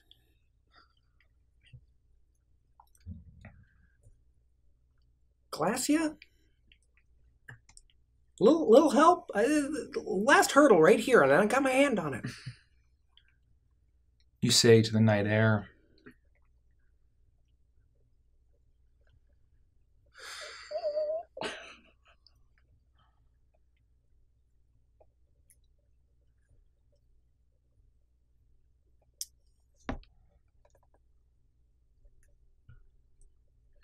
So she locked it with a key, right? Yep. And she cast some burned, sort of spell. That's burned. That's burned. Only you knew knock. It's a great spell. In very few It's super narrow. That's why Felix never took it. But in those It's circumstances, flavorful. it is so good. It's very narrow. Oh man, how am I gonna get in here? Fuck. Thank you for your patience, party. No, it's all good. I'm enjoying the ride. I'm gonna start to. Glad you, not me. Right. In desperation, I'm gonna start to see if there's some sort of a key in the room, looking under rugs, and just spinning my wheels, thinking about how I might solve this problem. Quiet and still returns to this room. Breeze settles out. You see the golden blossoms from the glade just past the door settle onto the carpet. And you tear the place up. To any observer, there would be pillows flying, drawers opening. You're searching for anything. The only key that was in this room was on the person of Golden Lotus.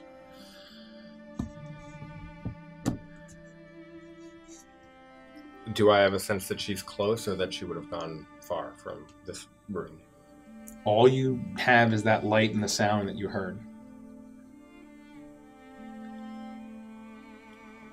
You know, just on the other side is where you had originally went to Limbo from Izaki, the trees with the golden blossoms and the lake with the view up to the peaks of mountains further north.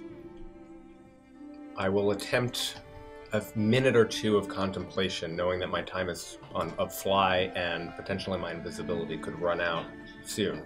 And before I take a drastic measure, I'm going to walk into that room and see if I can look into the pool or into the portal or see what I can see. You step in, you pull the curtain back, and you step into that glade, and once again it's bathed in that shimmering moonlight. And you look around, and Golden Lotus is nowhere to be seen. Make a perception check for me.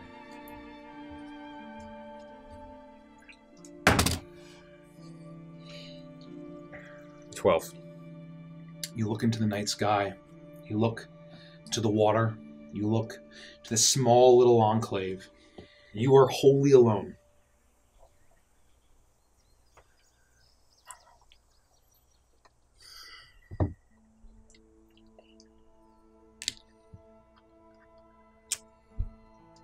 I will go back to the room with the containment, the chest, and I'm going to try to break into this thing. Okay. Assuming that it's magical and that it won't work, but being that I'm out of options, I feel I will pull out my viol and holding it in more of a battle-like position, standing directly in front of it. What is behind it? Is there like a window and a cliff, or are we in a so you're in like a small chamber in like this small dwelling, right? It's like a circular room. Made of what? And it's just like a wall that's made of like of stone and wood. Thank goodness. Do I think that I could blow the chest through the wall with something like a thunder wave, as loud as that might be? You know that there was some sort of magical sheen that went over it. Yeah. You have no idea what protective charms were placed on it by Golden Lotus. I know that the spell is cast. I can't counterspell it.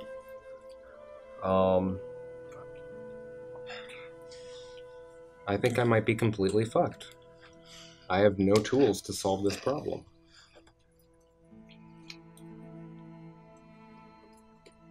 You don't have to spell magic? Yeah, I didn't want to be the pigeon. I was going to ask you if you had thieves' tools. Once a day. I've already used it. Thieves' tools. I do not have thieves' tools. I thought you did. I would have guessed you did. No, I'm not. I mean, I'm open to suggestions, y'all, at this point. I have a suggestion that has nothing to do with this. I suggest that you and Hershey name your first child Pistachio de Sesto. That's brilliant. That's actually rolls off the tongue. That really It does. rolls. Pistachio de Sesto. Yeah. It's somewhere in the back of my head. I'm sure that Caprice hears that. So without metagaming it, I don't hate the thunder wave option. No, I don't like it either. But you can only dispel magic once a day? Yeah, it's part of my your bow? My bow. Okay. Otherwise, I've got fucking unlimited first level spell slots right now. Right. No worries. I believe in you. I have a second level spell shot. No, that's way too loud. And I've tried physically opening this. Yeah. No, it's very much a protective magical barrier on this thing. And she had looked around very protectively as if she felt uneasy. All I need to do is get my hands on the glaive, is what Glacia said. She seemed to... Yeah. How big is the keyhole opening? It's small, like a keyhole. Like a, If I were to polymorph myself into an insect of some kind, talk do you about think that thinking outside the box, my friend. Holy shit! I think you could certainly try. Well, you're out of options here, Derek. I like it. I'm trying. I love where your fucking head's at, brother. I'm not feeling very like a noble insect right now. I'm gonna turn into an earworm and just slink. and disgustingly make my way up into, if I can, the keyhole, and see if the magical barrier prevents me from getting farther in than a key might stop me.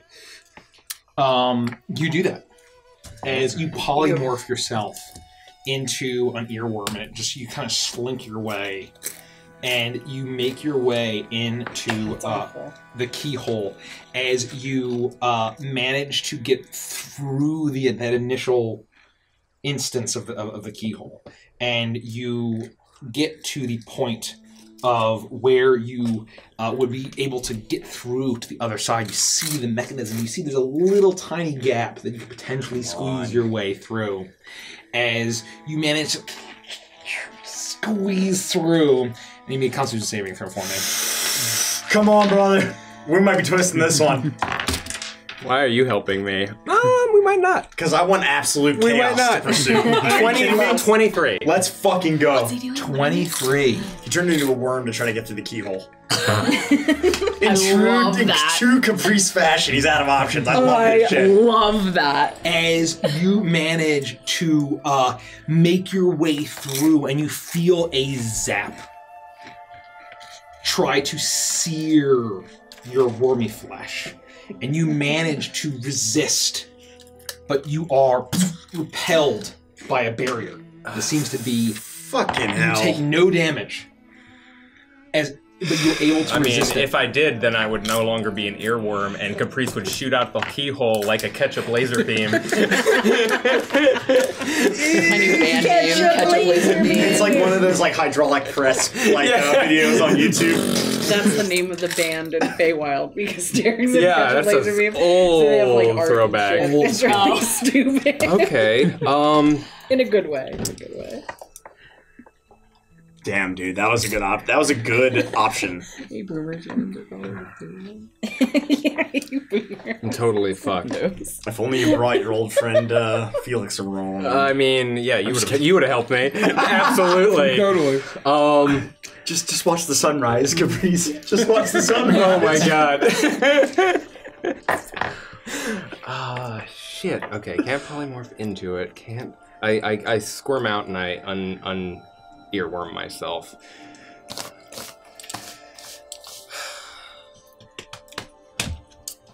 I've got to find Golden Lotus. I will leave and I will see if there's an additional bedroom chamber or where she may have been. I can't imagine that it would be far. You look around, you see her bed. It's right next to the chest that she put it in. And she is nowhere to be seen. Why isn't she blessing this stuff? Where is she? You step out into the glade once again. You look around. Just the breeze through the willow, sending golden blossoms onto the water.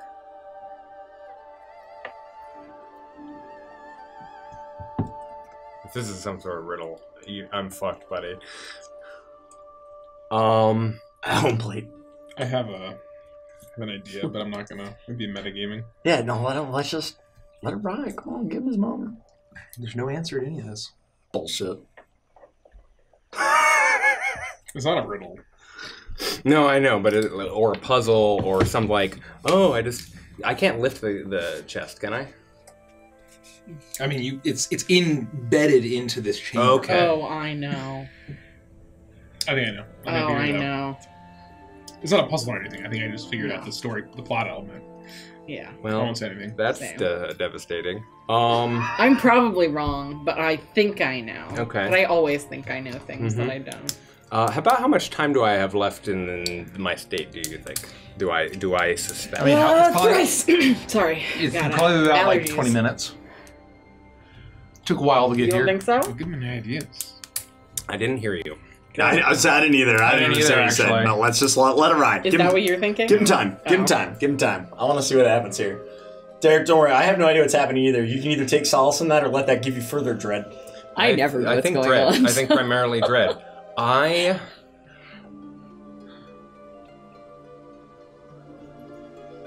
am going to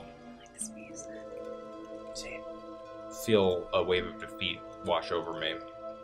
And look You feel that? down at the chest Yeah. I need to roll. I'm thinking I just made an agreement and I can't hold up my side of the bargain. That's very exciting. Oh, hey, Swim Bananas. Thank you, Swim Bananas, for the raid. Welcome on in, Raiders. Welcome. Welcome, Raiders. Thank you. Something. I think we have.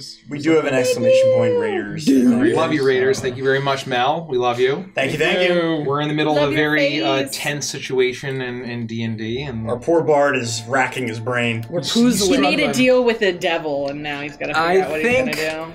Of Herja and my feelings for her as I get a beer in my heart. And I think of my family. I think of all the souls that I would have seen curling around the fingers of Glacia. I think of my father back in Galtica and all the friends and wonderful places that I know there. And I feel it all slipping away. In this moment, I will pull out of my pocket where it always is, my lucky tuning fork that my father gave me.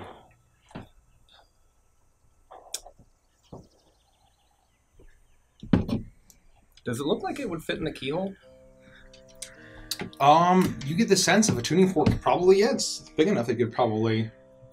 Oh, geez, theory. I'm going to push it in and try and jiggle the lock. Yeah, you do. You can bump it, you can rake. It's my special jiggle bump. I'm not feeling particularly enthusiastic about it, but I am flailing.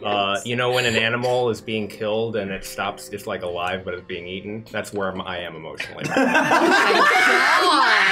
Roll an Arcana check at disadvantage. I'm being digested and I'm okay with it. Who's fucking dark? An Arcana check? Yep. 5. Okay. Yikes. Yikes. It's gonna be a big oof from me. You take your tuning fork and you very carefully place it in.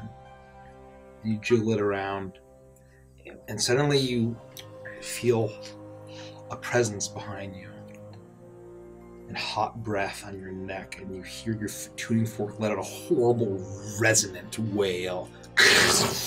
And suddenly you hear a loud shattering noise. It sounds like the worst, like awful down-tuned note of your light, and suddenly any of the golden glow around this chest shatters in your face. And your tuning fork breaks. Oh, oof. Shatters. And then you hear... And you feel one more hot breath on the back of your neck. It is done.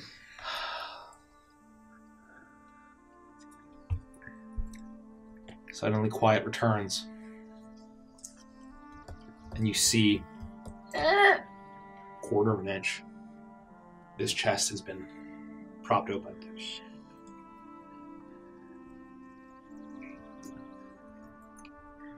Hold, Bard. Don't make a sound. If you say a word, you'll be forsaken. I'll pick up the glaive. You pick up the glaive and you make a Constitution saving throw. At double disadvantage. Quadruple disadvantage. You get a natural one. You die. 20. Points of damage. 20. Yeah. Yep, you're dead. You grab it, and you feel the worst searing pain of your entire life as you grab the hilt of this blade, and it attempts to blast in this golden light, but it's swallowed up by your hands, and your hands ignite into this hellish fire. And the feeling that you feel is every bit of good and hopefulness that you had attempted to live your life by is swallowed by the devilish, fiendish hate of your patron, Glacia, as you feel like you're swallowing all of the attempted defenses of this weapon. And suddenly the silver blade of this thing sheens. as shing, and you hear very faintly, almost sounds like the hoot of an owl, as it resonates through your mind, and you feel any soul that you would have had being sucked into this weapon. Oh, shit. And you're holding it very briefly, and you're not sure what's happened to you.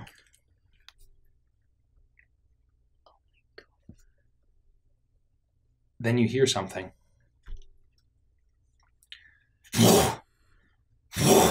Wind gusts through. The blast through the chamber. It blows through, and suddenly you see a flash of gold as you were almost blinded. Mm-hmm.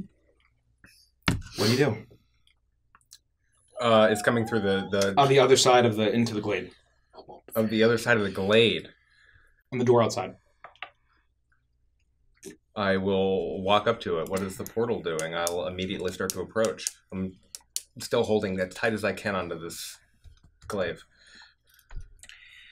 You grip it tightly, and the doorway as you approach gleams in golden light, and it starts to shrink down, and you just see a loose silhouette. And you need to make a wisdom saving throw disadvantage, please.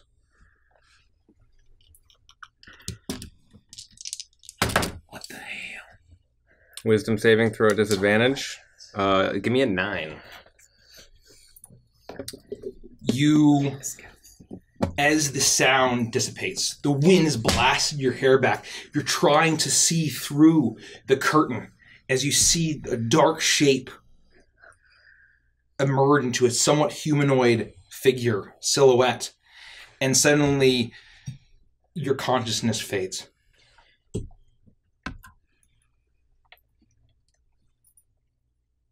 You wake up. You enjoy the benefits of the long rest. All of you do. As Iris and Lufty, you wake up and you see Caprice sleeping soundly beside you. Caprice, you awake. There's no glaive in your hand, but you feel like some of you is missing or gone. I reach and see if my fork is in my pocket. It's not. I'm gonna prepare my spells. Oh, I should do that. You all awake. Thanks. Oh shit! I didn't long rest. You awake. And your lucky tuning fork has been shattered. It's gone at the very least. You feel like there's something. Part of you is missing, but did you ever have it at all? That's the interesting question. You're not really sure. The missing tuning fork confirms to me that what happened last night in my dream was real. It was very real. And so how you ended up, you were blinded by golden light, you passed out and ended up cozy in your fucking blanket fort. Or pillow fort, which depending on which side of the... blanket fort. Which, I mean, it depends on... I mean, we used everything in that room. Everything. It was an everything fort. What do you do? Oh. You awake. Oh, okay. Doom. Doom. Doom. Shit. Doom. Doom. Doom. What is that? Doom. I'm gonna keep doing this. Doom. Do you hear that, Felix? Yeah, I'm trying to drink my tea. Damn it. This feels very familiar. Somebody get the door! And it continues. Today's the day. Get up, everyone! And I'll go out to the common room. What? I'm gonna follow you out and then try to refresh my tea in the common area. Sort of uncharacteristically, I'm up with everyone. I'm not late to being up. You're very surprised to see Caprice join you for an early morning tea, coffee. snacks, and actually the spread that you've received this morning from... You've had a steward for yourself here as revered guests of the Golden Lotus, and there is a spread that's far more bountiful than normal. And Caprice, make a perception check for me.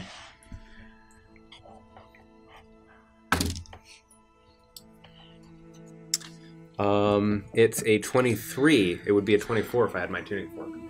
Oh. You Yikes. pat down and you're looking for your tuning fork. Like, where did I put it? And you reach and you find something that's in the pocket of your jacket. It's not where you normally kept your tuning fork, but it feels different. When you pull it out, it's a scale.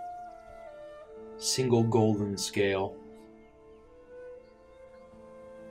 And it seems to have the exact same properties as your tuning fork. What the fuck? Like a scale that I would use to measure coin weights on either side? No, like a scale from some sort of reptilian creature. Oh, not a measuring scale, but a Scales. reptilian So, scale. what kind of seal is it? A harbor seal. Oh, okay. Not an elephant seal No, scale. elephant seals are not. Dugong. I love dugong. I love dugong. Oh, they're so cute. Oh, it kills me. You can't say dugongs in my presence. I love them. I'll hastily put it back, You have a and reaction. so with that, then I will have a 24, I guess. Was that? Does it? Just same stats. Yeah. So I'm. But the sentimentality And of for your grandfather's tuning fork has been destroyed from your Okay. person forever. Okay. As a reminder for your family's decisions. I pray to all of the gods and none of them, to myself perhaps, that I did right by the souls of my family, and to see if I can find a path out of this for myself and Herja. You sit for a moment and pray and quiet as Iris and Lufty leave. And no one answers. I'll find myself some coffee and join the rest of the gang. You do that. We should try to find where this seal is as quickly as possible, in case they don't wait until darkness. Well, to it attack. doesn't sound like they're waiting. That's They what I make you mean. quite ragged. They're very close, and I don't like the idea of waiting until nighttime, just waiting for them to attack. I think we just try to find the war chief. If anybody has the intel, I'm sure that he does, or he can point us in the right direction. Do you think he will? I don't see why not. They know that we're supposed to be here. They keep talking about some grand purpose. And he knows that we know about the seal. We can spin it with some sort of fate baloney if you want. Well, let's see what he says. It's better than nothing. Are we all ready? Anything we need to do? I think I'm good. Mr. Freewing. Volley's nowhere to be seen. Where's Mr. Freewing? Last I saw him, we were playing our game last night, and Wolfie said he fell asleep on the board, which maybe you want to enlighten the gang. Oh, yeah. So, Mr. Freewing has a growth, has 2 growths now. In the general chin area. In the genital chin area, yes. General. Oh, yes, that's what I said. General. General. This is my extremely good German accent that threw you off. I just want to make sure we're all saying general. Yeah. Genital. That's what I said. Genital. General. I mean, 75% of all sexually active adults have it. It's not. It's not nothing to be ashamed about. Anyone who worships the eternal blossom turns into catfish. That's great. I think that's... I mean, at least we're seeing a trend. People who believe this faith, they undergo changes. I don't think that's unheard of. It's sort of like, with my people, we use these tattoos to tell our stories and sort of praise our ancestors. Is it that different? And as you take a moment to look at Toa's tattoos, they have a faint glow to them. And you recall that the faith that he has in his spirits empowered his body beyond what had been done in the physical. That they had created additional tattoos that had glowed with more fervor than before. And additional, you look at yourself, small representations of yourself in small artistic form, achieving the great feats that you've done on Toa's body. Is it all that different, you wonder? I suppose you're making a good point, and maybe we're being a little hasty. This is what I was trying to tell Lofty last night, is that I don't necessarily think that these individuals' behaviors being completely altered is good, but I think that maybe right now, if the Eternal Blossom is going to help us defeat Baphomet, that's the first thing that we have to do. I don't necessarily... Maybe the Eternal Blossom isn't doing something malicious. I don't necessarily agree with the methods of making these individuals no longer people that we recognize. But for now, it's the only ally that we have in defeating what we know needs to be defeated. We can take each thing one step at a time. We don't have to deal with everything at once. I think you're right. But my point is that just because Freewing and Herja are going down a path doesn't mean that it's necessarily bad. That's what I'm trying to say. I understand. I think it is, but I don't know. I mean, it seems like both of them went to the infirmary, and now they had this thrust upon them. We don't know that either of them chose what they are going towards. That's a fair point. And I don't know much more to comment on it. Right, Felix? I shouldn't necessarily comment on it if I don't have the knowledge of... It's like something you would say. It's fine, Toa. It's fine. Is everyone ready? Are we all ready? Caprice, are you okay? Are we ready to go? Are we ready for We have to move on here. There's no point in discussing this any further. Please, Lofty, just let Toa. Caprice looks visibly shook. Hey, are you all right? Caprice, did you not have a good time in the fort last night? I had a great time in the fort. Did the foot rub that you gave me make things weird? No, I'm very dexterous. I was happy to do it. Are you hungover? I know now that you're Little. very dexterous. No, I feel all right.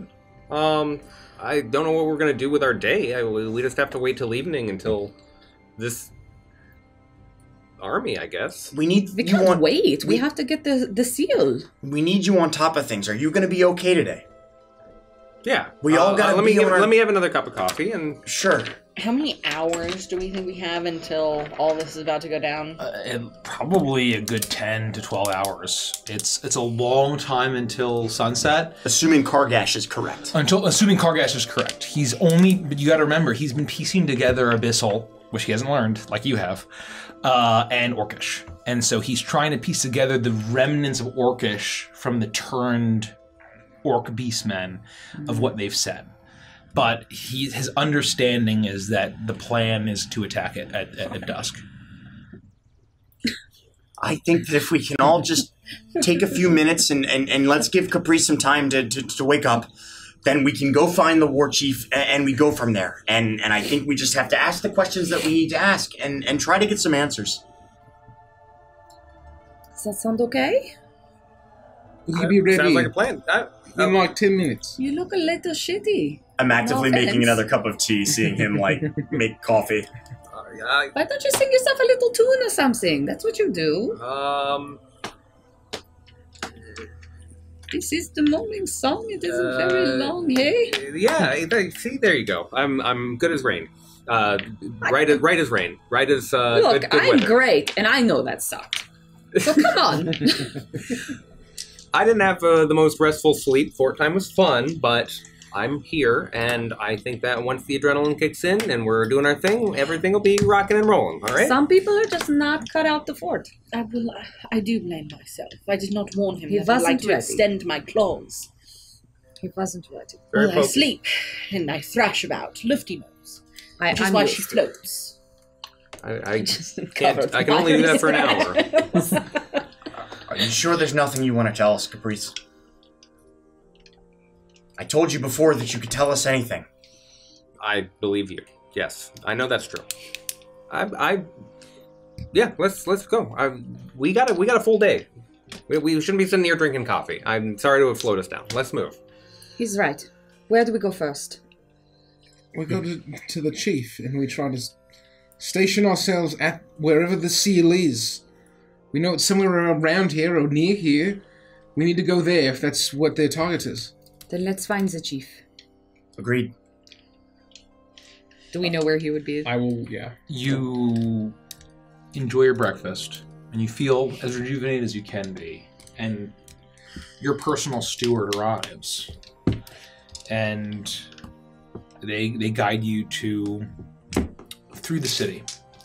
And you hear the dum, dum, dum, dum, dum. And you make your way out from around your tranquil quarters. And you see out ahead, you're used to seeing at the horizon, but it's far closer. Just outside the wall, you see from horizon to horizon is an undulating mass of black-furred minotaurs, goat men, beast men, turned orcs, demons. And you see flicks of large masses moving. And you hope, you pray to any god that you worship. You pray to the Raven Queen. You pray to your spirits. You pray to Anubis. You pray to La Pouard. Caprice, you pray to anyone who will listen. That they are just hill giants that have been given the gift. You worry that's not the case. They growl in the distance. As you make your way through the city, and you see that the regiments, battalions of troops marching, fully armored. You see the hundreds of tigers and yetis, the beastmasters that control them, now a little bit more trepidatious about the hold they have over these creatures after last night. As they make their way to the walls of the city, the first line of defense. But not the first line. The first line was the early defenses into Gran, not the second line. The second line was the wall to the Inner Kingdom. And now they've smashed through that. This is the walls of the city. Hundreds, thousands of refugees are sheltering in this city. Displaced, lucky survivors of whatever horrible devastation the Horn Legion has unleashed and the beast plague that has allowed it. Yet still you see refugees that may have lost everything, just like Kargash. And as you pass them, they seem at peace. They seem content, comfortable with what's happening. They seem certain of their future. Because whether or not they survive, it's all on the plan. Caprice, you instinctively reach in your coat pocket. You feel it again. Pull it out. Make sure no one's watching. You feel like you need to keep it safe. Secret. And you do. And now that hers is not with you, despite this being your new family, you still feel alone. You are alone.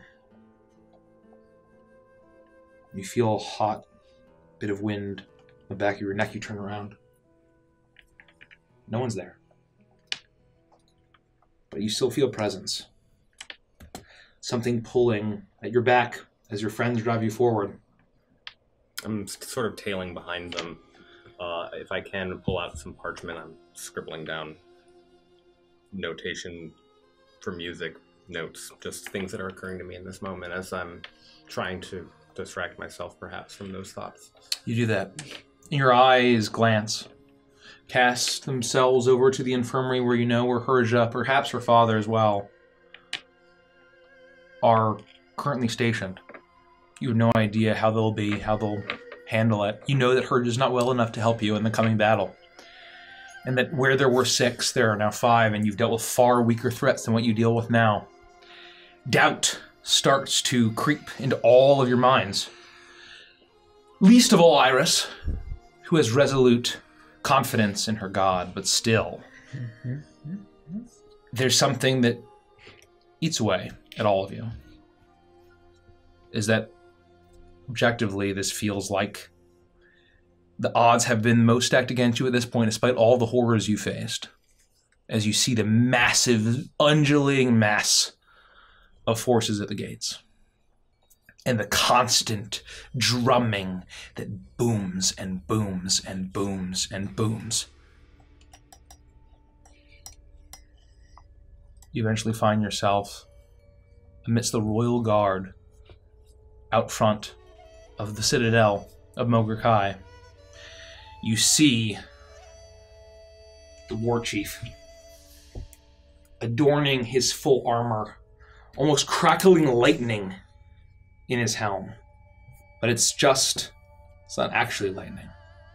Just the energy of this orc that has lived far longer than any mortal should. Energy that you all wish you could have at an age like that. As he stands there, inspiring legions that all look to him. And beside him, you see Golden Lotus holding the glaive that you had gripped so tightly, Caprice. She watches all of you approach. The 5 of you don't notice that her eyes aren't on you. They're in your direction, but they're on Caprice. A look of understanding. A look of acceptance. A look of pity. It's the kind of look that you've never would expect anyone to give. Despite all that you've been through. Despite all that you've done. And it makes you feel sadness. You almost want to weep in the beauty of it all. You almost want to break down in that moment. As despite the understanding that these feline eyes, or are they really, look at you. The understanding of everything you've been through. Yet still acceptance into the beautiful golden light of the eternal blossom. You arrive. You hear the booming voice of War Chief Shengoro Frostfang.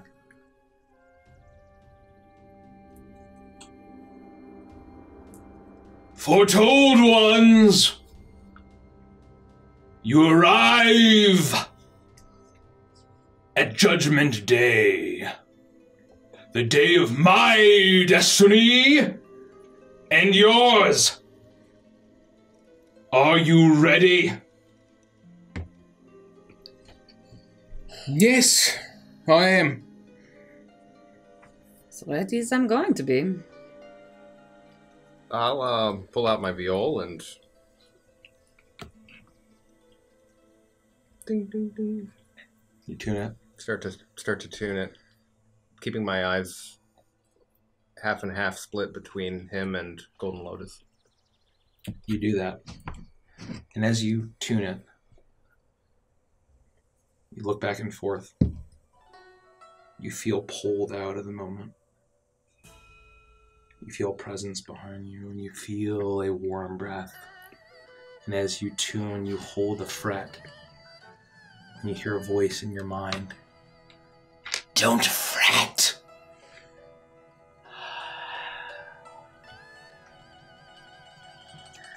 And you're drawn back to reality. I will do my very best to maintain my composure as if nothing has happened. Make a performance check. That's where he was a Viking. 18. You do that. No one notices. You're too focused. But Golden Lotus keeps her eyes on you as the War Chief looks at all of you. And you see Felix especially. Something that you hadn't expected to see. You walked into a land of a people that yours had brutally slaughtered for decades, generations. And despite being a human of Korvakia, the war chief of this nation that your people have been at war, that you've heard every single worst propaganda story against, the savagery of the Orcish hordes, the savage foreign goddess that they worship, not of Striga. And you see someone who respects you, sees you as a potential savior of his people, and gives you the level of respect that Toa gave him, that no one else gave him. But he returns Toa's respect to you and everyone else. As Golden Lotus turns, her eyes lingering on you for a bit, Caprice, and then turning to War Chief Frostfang. And she kneels and extends the glaive of the 7 laws out to him. He looks down at it. And all of you, his royal guard, and all the soldiers that observe. And he says,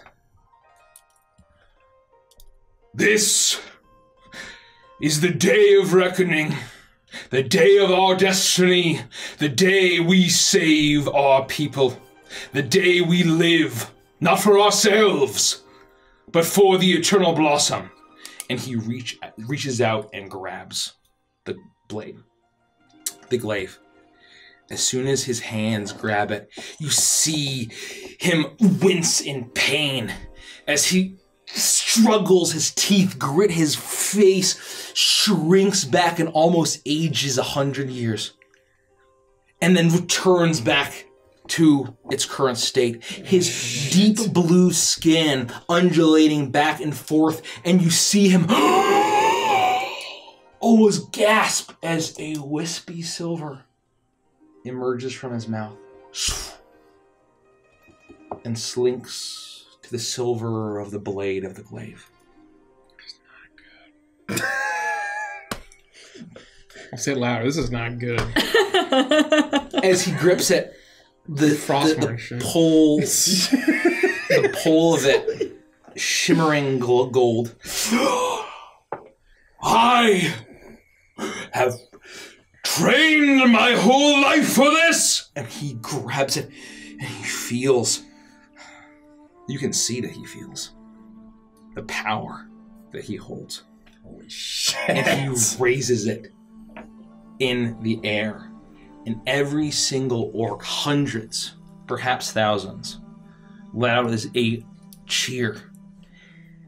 A booming, boisterous cheer that drowns out the war drums of the beastmen at the gates.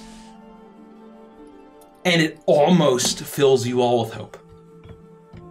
It almost fills you with the sense that there's a chance. But you hear a laughter in the back of your mind, Caprice, about the futility of all of it, and you feel nothing but hopelessness. You feel nothing at all, in fact. You feel nothing but disdain. You look around, you see the war chief, he's a fool. You see the orcs, they're pathetic fodder to the aims of the 9 hells, of what you've given yourself to, of what you finally embraced. You look to Lufty, to Felix, to Iris, to Toa. And in that moment, you wish you didn't feel this. You try to push it back, but for whatever reason, you feel like your thoughts are not your own. You cannot control it. You wish you could, but you can't. You would throw every single one of them into the fire to save yourself and Persia from what's to come. I can't wait to protect Caprice on the battlefield. Start getting dark, folks. But the rest of you, you see the look of Shangoro Frostfang. You see his face, and he may be old. He may be ancient by Orcish standards. And you've seen a 60-plus-year-old human male go out to the battlefield and defeat the incarnation of an archdevil in Virgil Zern. And now you finally realize why this clan, the Dancing Blade, was able to stand up against Zern and Korvakia for decades. Because of the spirit of the power that they've gotten. And the booming cheers, the confidence, the certainty that they've received from the Golden Lotus. From the Eternal Blossom. Gives them a level of certainty that you wish you could have in anything that you do. I'm gonna, after surveying all of this and taking it in, I'm gonna take my hat off and look to Toa and say, I know you'd never guess it, but I've seen days like this more than I'd like to admit, and these days of war are all just kind of the same. You don't really ever get used to them. Well, we've killed a big, fiendish bull guy before. This isn't going to be that different, right? Well, it only won't be different if we don't come back. And we're one down, so hopefully our chieftain here can fill the gaps. Orcs! Friends! Allies! All those that would resist the Horn King and the death on his coattails, join me in raging against the night, raging against the death, raging against the infinite abyss. We've given ourselves to tranquility, to peace, to harmony. Let us show this savage beast what civilization brings. And his voice almost drops. But as it does, it filled with so much power.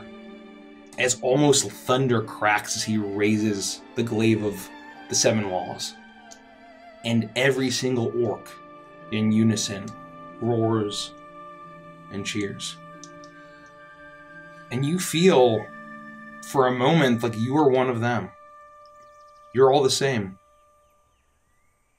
You're no different than the hawks that desperately tried to escape that throne room, the tigers that fled through and got cut down, the yeti that got beheaded. In this moment, orc, human, tiefling, tabaxi, genasi, Goliath, you're mortals fighting for survival against the forces of the abyss and the devastation and entropy that a lord of beasts would attempt to bring upon the world of the living. The drums sound, but they're not the savage, taut, humanoid-skinned, savage, vile drums of the beastmen of the Horn Legion. They are the regimented, resounding drums of Mogurkai, of the Dancing Blade. And immediately, the legions of orcs, tendrils or otherwise, snap to attention and begin to mobilize as if they're dancing themselves. And they march to the walls as the sun begins to shrink. Smaller and smaller, and then larger and larger as it gets closer to the horizon. And sits a large, glowing, fiery disc. You know that the battle's coming. Is there anything else you'd like to do before it comes? How long do we have? It is twilight. And you know from if Kargesh is right and wasn't in the madness of Baphomet that they will be attacking soon. But as long as you probably need, Nikki, because I would gladly grant you that, because I'm fast-forwarding quite a bit. Well, no, I wanted to cast something, but it has a duration of 8 hours, so I don't want to cast it. You would have plenty. It will last as long as you need if you cast it now. I'm going to look at my friends, and I am going to channel the power of Anubis within me and shine with a golden radiance, and I'm going to cast Aid at a 5th level. Oh, hot damn. On Toa, Felix, and Lufty. I don't even know what that means. You have 20 temporary hit points. Oh, hot damn. Or, not temporary hit points. Your maximum HP is raised by 20 for 8 hours. What do you say? Yeah. What do you say? Lord of the sands and the setting sun, watch over my friends this night. Lead us forth in death and in life. Anubis be praised. You hear a gong as it resonates. You've been hearing the resonant sound of chimes of music in your head. But this is familiar. This is not strange. This is... You feel a presence behind you. Everyone except for Caprice. Yes. Caprice, you still feel a And presence. me. Oh, I don't feel a presence, sorry. You do. You feel a presence. That hot breath on your neck. The breathing in your ear. You feel the heat as it gets stronger and stronger. But the rest of you, you feel warmth. But the warmth of hot sand. You felt your wounds being closed by this power numerous times. You feel the certainty, the judgment, the justice of the Lord beneath the mountain. And you know in your heart that if you fall this day, that at the very least, you've given it your all.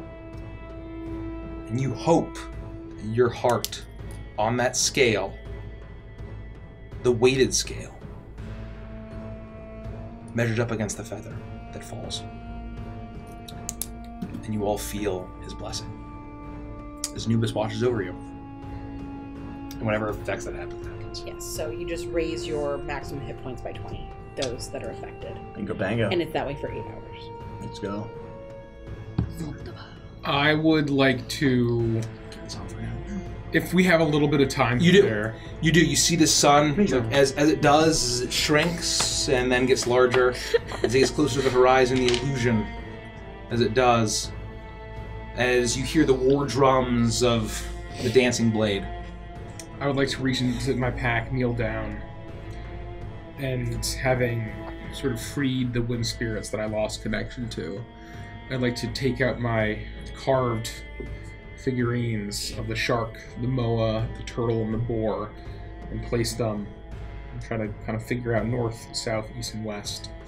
And I can feel the sun setting in the west, and I use that as my guide, and I'll kneel down, and I'll sort of pray to myself and say, I haven't felt your presence in a long time, but now that you're free, I hope you'll give me renewed strength. I feel doubt for the first time, and I need you to... Am I doing the right thing here? I believe that I've protected my home in the Makani Islands, but is me being here in this moment, in this place, is this the right thing? I just don't know. Am I supposed to fight? I want to help my friends. I want to help these people. I hope it's the right thing. And I would like to cast Augury.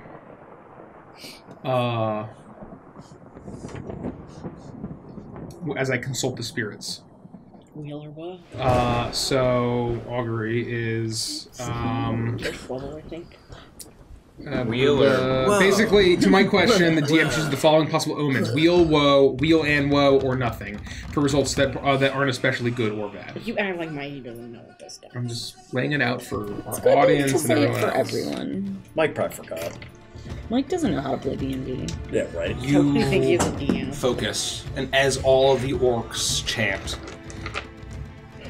losing their focus on all of you, you get down into your trance, and you think about the spirits you spent so long and risk your life and the life of all your friends to save.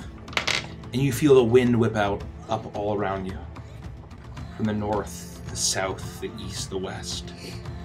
You feel the gaze of the moa, the boar, the turtle, and the shark, the spirits that look over your island, and the tattoos that you've earned.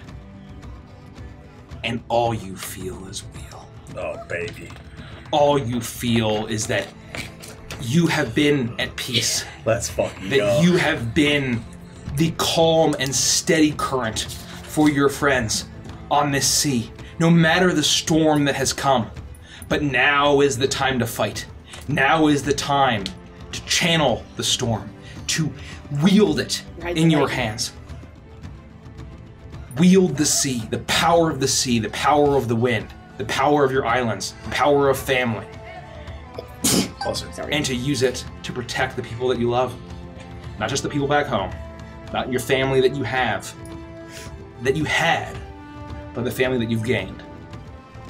And you feel the blessings of all 4 of the wind spirits. And your tattoos glow. And all of you see Toa's tails on his arms, his body. You see bits of yourself, and he is empowered by the wind spirits. I will put my figurines away and I'll rise. And I'll say, we're going to win today. I am where I'm supposed to be. And I will wait with my friends. All right, I like your confidence. Attaboy. We're gonna do this, Felix. Okay. All right, I feel good. Thank you. I don't know what you did there, but that was pretty impressive. And then the sun sinks behind the horizon. You see the flame. You see fire. But that's not the worst of it. As night falls, it's what you hear. And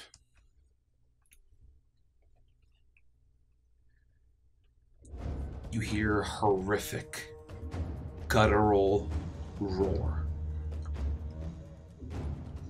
And you've heard the roar of a bull and every beast known to man and every other mortal race. And it sounds nothing like that. Caprice, you think back to the heist that took your cousin. What you sacrificed so much for, the page of that ancient tome that brought you on this path. That it would start with the roar of the bull. And that is what you hear. As the entire mountain resonates with the bestial, guttural roar of Baphomet. And suddenly thunder. But there's no lightning to accompany it. There are no storm clouds. Just hoofs. As the thundering of Minotaur, beast-plagued, and demons from every horrible reach of the abyss thunders towards the walls of Ramograkai as the war begins. The battle begins. You hear the sounding of war drums, orc versus minotaur, each trying to drown out the other, none ever winning, but ever pounding. And all of the orcs around you leaving you, rushing to the front line as you hear the clashing of blade on flesh and on blade.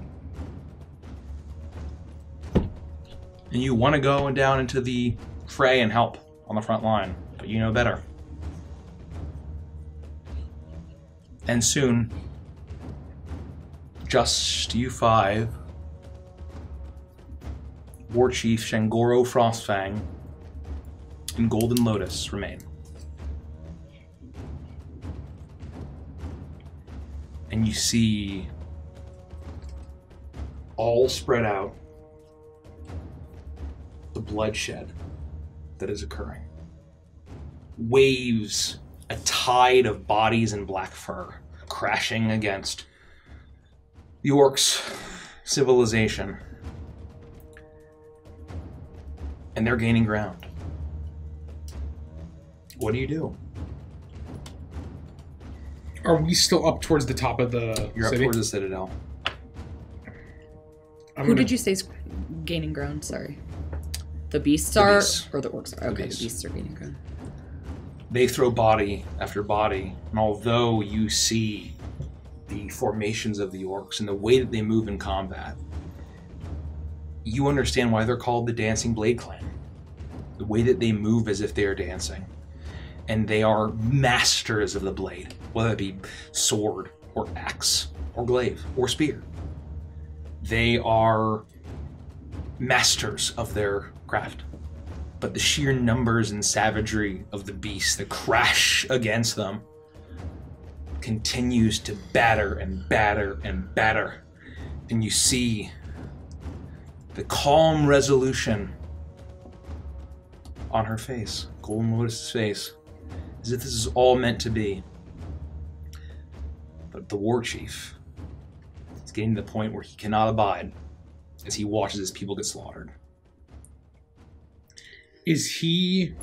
So are we in the throne room area? No, you are right outside of the citadel, looking down into the city. As it basically, there are tiers of elevation, right? Right. And you're looking down at the various levels, and then the citadel is the highest point, where there's a number of bridges, and you have the confidence, right? You were promised by the Beast Lord, Hartek, I believe was his name, as the Yetis and the tigers and everything else, and the nature of the narrow passages would make it basically impenetrable. But as you watch the battle unfold, you're not so sure. I'm looking out not just for the war chief. I'm doing a quick glance to see if I see Rivali anywhere. You look around. I want to make a roll for it. You do not see Rivali at all. Well, guys, the plan is we stay and protect the protection thing, right? I don't want to use the word. You know what I mean, right? Yes, this is where we're supposed to be. Right here. Well, not right here. We need to... Chief, we need to know where to go. Hi. And you see there's something that washes over War Chief Frostfang's face. And he looks at Golden Lotus. And he looks at the glaive in his hand, surging with power. And he says, I know what you told me to do. And I have trusted you every step of the way. But I cannot watch my people get slaughtered and not be with them. The 5 of you, you are the vanguards. Stay with Golden Lotus. Guard the seal. Watch in her pool. I must fight. And he immediately turns his back to all of you and thunders away and leaps into the sky. And you see that despite his advanced age, he has the energy and strength of dozens of orcs, of young orcs, as he leaps forward and disappears into the city as he rushes forward. And you see Golden Lotus, just 6 of you now. There's not Herja, just the 5 of you and Golden Lotus, as she looks at all of you, but her eyes linger on Caprice. Shall we observe the battle from my seeing pools? Is it all right that he just ran off? I mean, I don't know if you heard what Kargash was saying last night, but... Sure. There is no reason to be alarmed. He has a wild spirit. That is why I found him many decades ago. Today is a day I've foreseen for a very long time. I will let him have this for himself and his people. It was an order from the war chief. We should go to the pool. Right away. How far are the pools from the seal? We don't want to wander too far. Not far. Merely a 10-minute run. That's a little too far for my taste. I don't care for that. I'd want to be at the seal. He's not told you where the seal is, has he? No, we didn't really get the chance to ask him. You'll be close enough. Well, he did say to go and watch from her scrying pool, so... He knows we're the vanguard. We're the ones protecting. Yes. That's why we're here and not fighting. And that was the order he gave, so... I don't usually follow orders. I know. I do. Please lead the way. I know.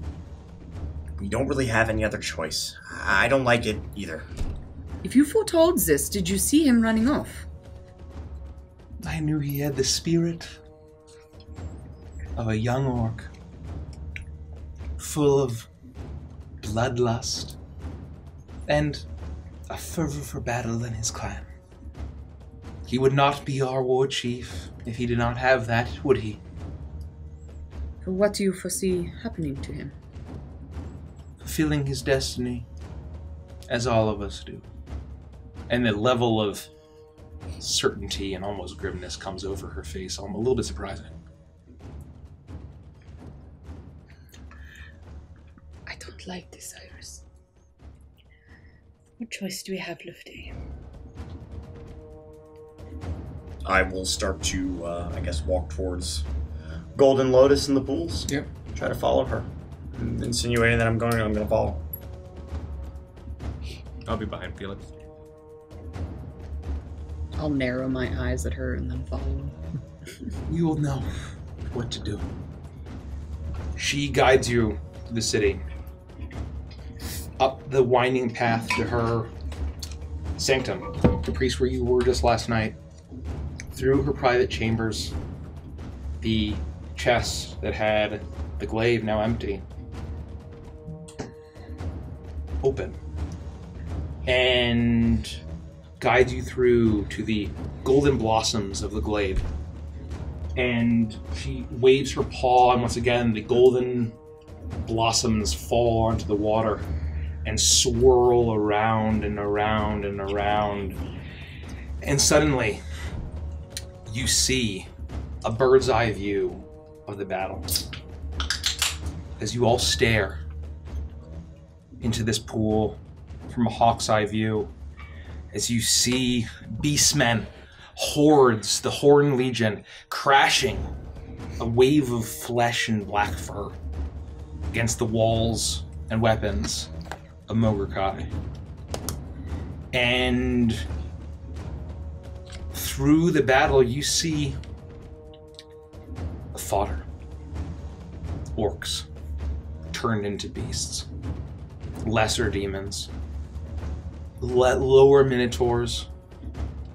But you scan further and further as if a hawk is flying over this army. You see a massive shape. Twice as big as the largest of any of the beasts in this army. You've seen it before, but only through the trees. And it seems far larger as you hear war drums banging out. As you see a minotaur that's the size of a fortress raise up, let out a bestial roar from a razor-sharp teeth mouth as it raises a massive arm in the air, a glaive. Not dissimilar from the one that War Chief Frostfang has. Far larger, jagged, black. And you hear the banging of the drums. And through this pool, you hear it. And you're not sure if it's through the pool and the hawks, or if it's from the din of the battle itself. That familiar chant. Baphomet, Baphomet, Baphomet, Baphomet. As hundreds, thousands of bestial voices rise as one, banging war drums. As you hear a brutal bull-like voice roar. And you see wheeled out creatures chained. Horrific, horned, red-skinned abominations. Devils, perhaps. Perhaps that once served Moloch himself, kept his prisoners this entire time. And you see this massive black-furred minotaur take its brutal glaive and cut down each one after the other. And you hear it shriek in agony as each one surges his glaive with power. Oh, what the hell? That's probably not good. And once again, the din continues. The drums get louder and louder. Baphomet, Baphomet, Baphomet. And once again, you hear the horrible roar of the bull as you see from the hawk's eye's view as this creature spins around this massive glaive and slams it into the ground. And suddenly, the earth starts to rumble as you all start to lose your footing. And suddenly you hear crashing, a thundering rumbling as if an earthquake, but far worse, is affecting the city. And you hear the screams of panic as suddenly,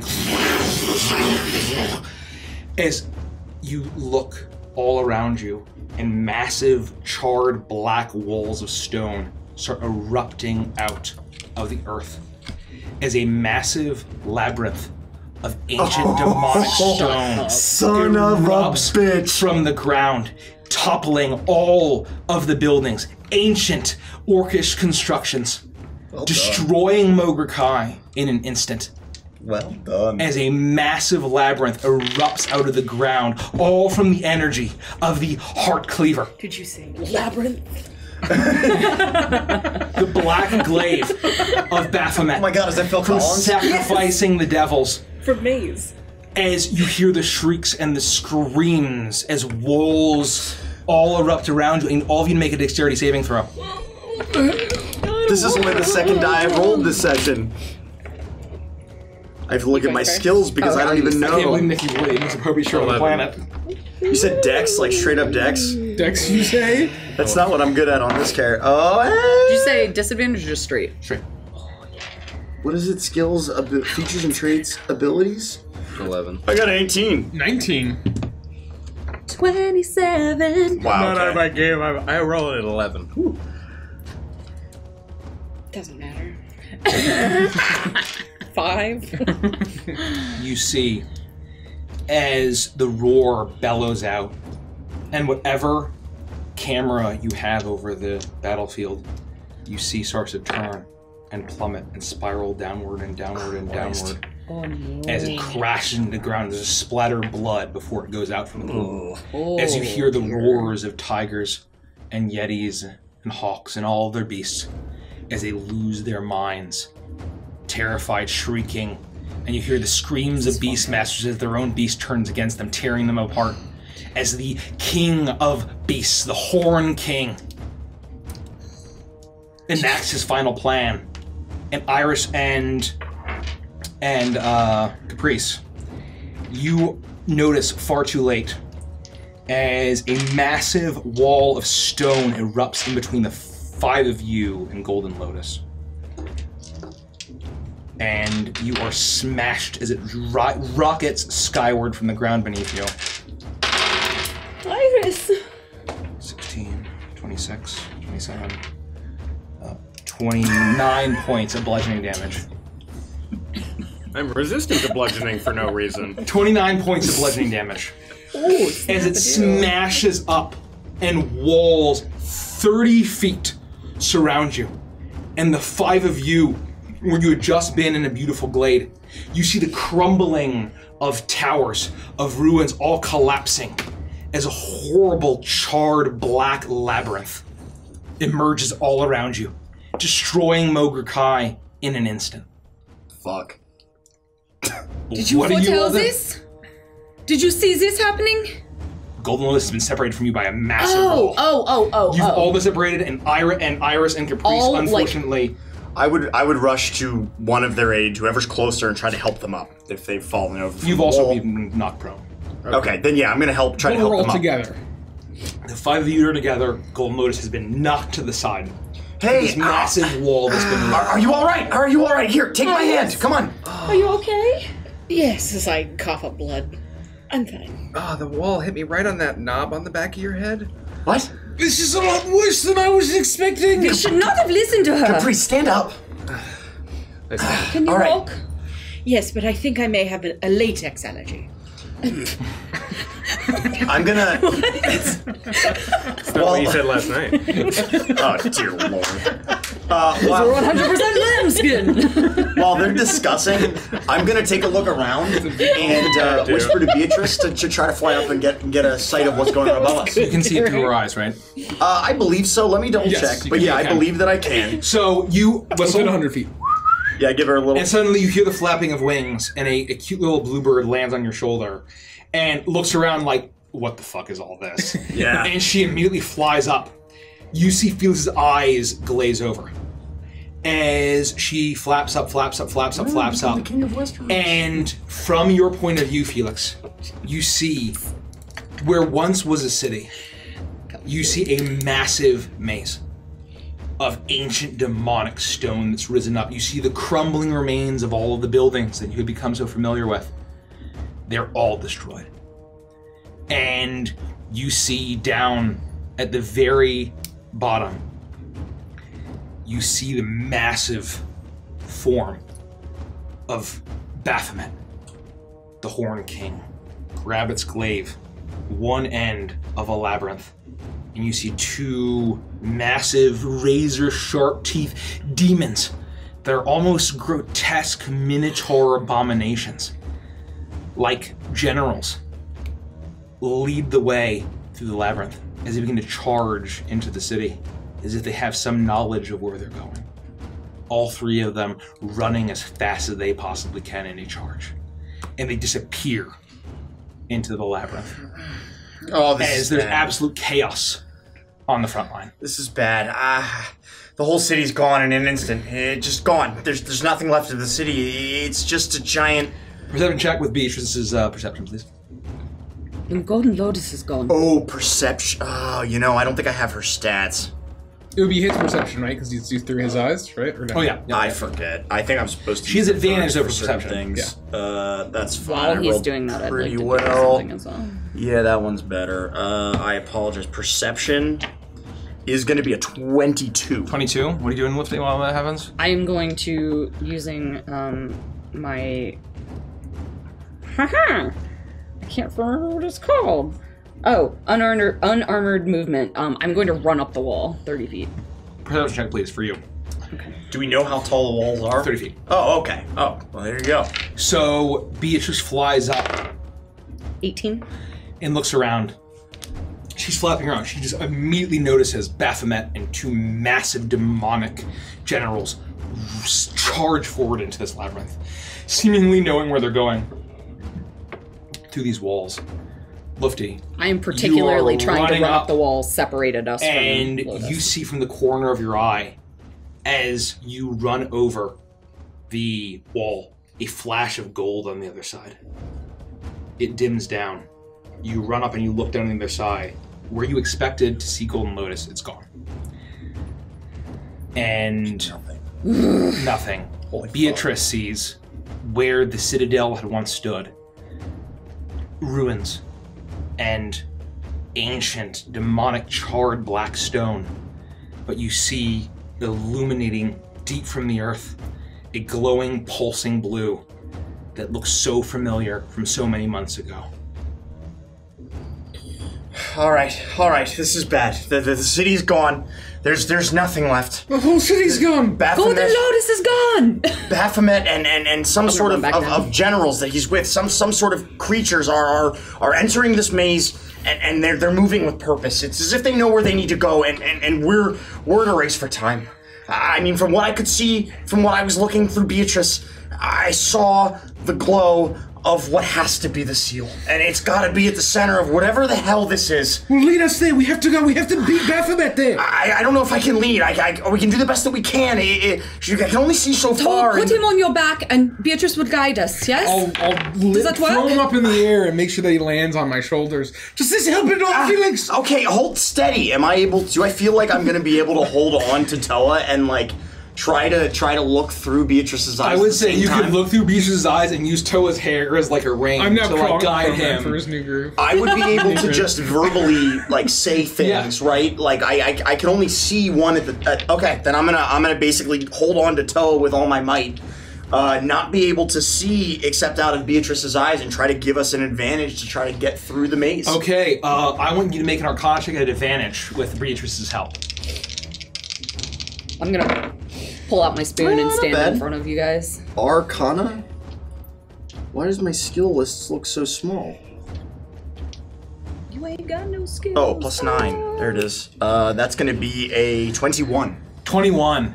So with Lufty running along the top of the labyrinth, calling down, with Felix helping guide from Beatrice flying overhead, Toa is able to guide the group. You make your way through the winding maze, taking every single turn. You hear the roar of the bulls off to one side. You manage to divert your attention. You run into no conflict. And eventually you find yourself at a point of the maze with the help of Lufty running along the side and Beatrice flying above, where you see the ruins of the Citadel. This is and Freak the Mighty vibes. Massive hole deep into the earth with a glowing blue vibe. You all arrive and you look down and you see a massive chamber, and it looks like the architecture of Mogr Kai, but you see that same familiar seal, a horrible spiral with 3 massive chains all across it, conduits, glowing, pulsing, with power that is absolutely primeval, that is beyond your comprehension, and you know this is where Baphomet is heading. What do? So we can see the seal. You can see it all right down below you as you all arrive there. Oh boy, this is it. We got to get down there. Are we gonna defend it here? Are we gonna? Should we get closer to the seal? How big is this thing? I mean, this is like a massive. It's a massive like temple beneath the earth. Like, where you see this massive steel below you. How many entrances does it look like? There are no entrances beyond this hole. It's like a hole in the No, I guess what I'm saying is, like, we came out of the maze, right, and found it. Are there other parts of the maze that look like they pour into this area? So you see that there's multiple entrances. There's a massive hole that's opened up, and you see there's multiple entrances on this chamber beneath you. Kind of assumed there would be more than one entrance. Just wanted to I think we need to go right on the seal and fight there, just like we did back at the lodge. Is there anything we can do to slow them down? I'm not sure. Destroy the walls? I don't know what good slowing them down's going to do. I don't know, just... They're going to get here regardless. We need to kill them. Touching the walls, would I be able to determine just by like looking at them if I feel like these are some sort of magic stone, or if it is just stone? Arcana check at advantage, please. 18 plus 9 is 27. This is stone. You're not. You know this was summoned by Baphomet. Yeah. You know from all of your research, these minotaurs, these demons that serve Baphomet have a labyrinthian knowledge of where they can navigate any labyrinth or maze, and they can get to where they need to go. It doesn't seem to be natural stone. It could be natural stone, depending on what you're trying to do. It has been risen, and... Let me just check my spell book here for Lord. 1 second. I think I didn't take that spell today. I didn't expect to be in a maze today. So I took Fireball 8,000 so much. It's the worst part of preparing spells. I got rid of Move Earth and Transmute Materials. I had to take off my bunny I didn't slippers, prepare so- Solve Maze. Yeah, I thought for sure I wouldn't need it. Damn it. Yeah, okay, you got me, Mike. You beat me on this one, pal. I don't know why you didn't take maze. I didn't take. I unprepared Fabricate and I unprepared Transmute Rock. Oh, there's some good ones. You know what? Keep your mouth shut. Really good spells, Felix. All right, I got nothing here. Got nothing. What do you do then? You're Well, standing above this massive chamber. that was my whole plan. The seal pulsing. You hear the thundering of hooves as it gets closer and closer. Do you think I could, if I made an illusion, like there was no hole whatsoever, do you think they'd continue on, or do they know it's right here? It'll probably slow them down, but they know where they're going. I don't think that they need to see it to understand where they need to go. I mean, they made this with this in mind as the end point. They know where they're headed, even if they don't know what they're looking for. Shit. We might be able to slow them down, but I think other than that, we just have to prepare ourselves to fight. Could we somehow, like, set some kind of trap? Like, maybe like, put, like, a really big rope across one of the like, all the entrances to the labyrinth, and they won't see it and they'll trip right into the hole. I can put down some of these pistachios. That's not a terrible, well... I mean, the hooves on pistachios, you know, they'll it's like, have you ever seen that movie Home Alone? Unbelievable. I literally cannot believe I unprepared Transmute Rock. I'm so mad at myself right now. If you want to take it. No. I made a conscious decision that I wasn't going to be in a maze today. I've got my deck of illusions. Maybe I can slow. I mean, I know we're slowing him down, but like maybe the tide turns in the battle and we get backup, or if the chief is successful in his ability to take down Baphomet, then they'll disperse, right? The disbursement. Again, if you think you can spare the spell slots, then you might be able to shatter some of the stone with some sort of thunderous activity or shatter or something. This is a deck of illusion. I can unlock as many of these as I want to. I could just Gambit style 5 in a row, and there could be an insanity pandemonium here.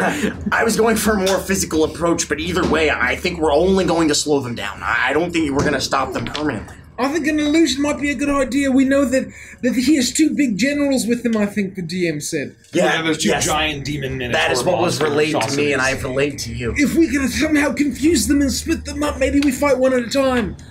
Or at least... It's worth a try. I'm gonna go get Fucky, and I'm gonna start running into the maze.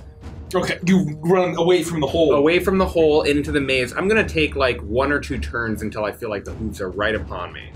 Okay. And then I'm going to lay down... I'm going to shuffle this because I don't want a predetermined outcome. I have no idea what these orders were, but random chance is fun. Well, no, you've also ripped up the ones you used, right? Yeah. Okay. I just... For the audience to know that this is scrambled. I'll put down 1 at a corner, and then I'll put down another at a corner, and I'll put down another at a corner, and I'll put down another at a corner. We'll give you 4. Okay. Yep.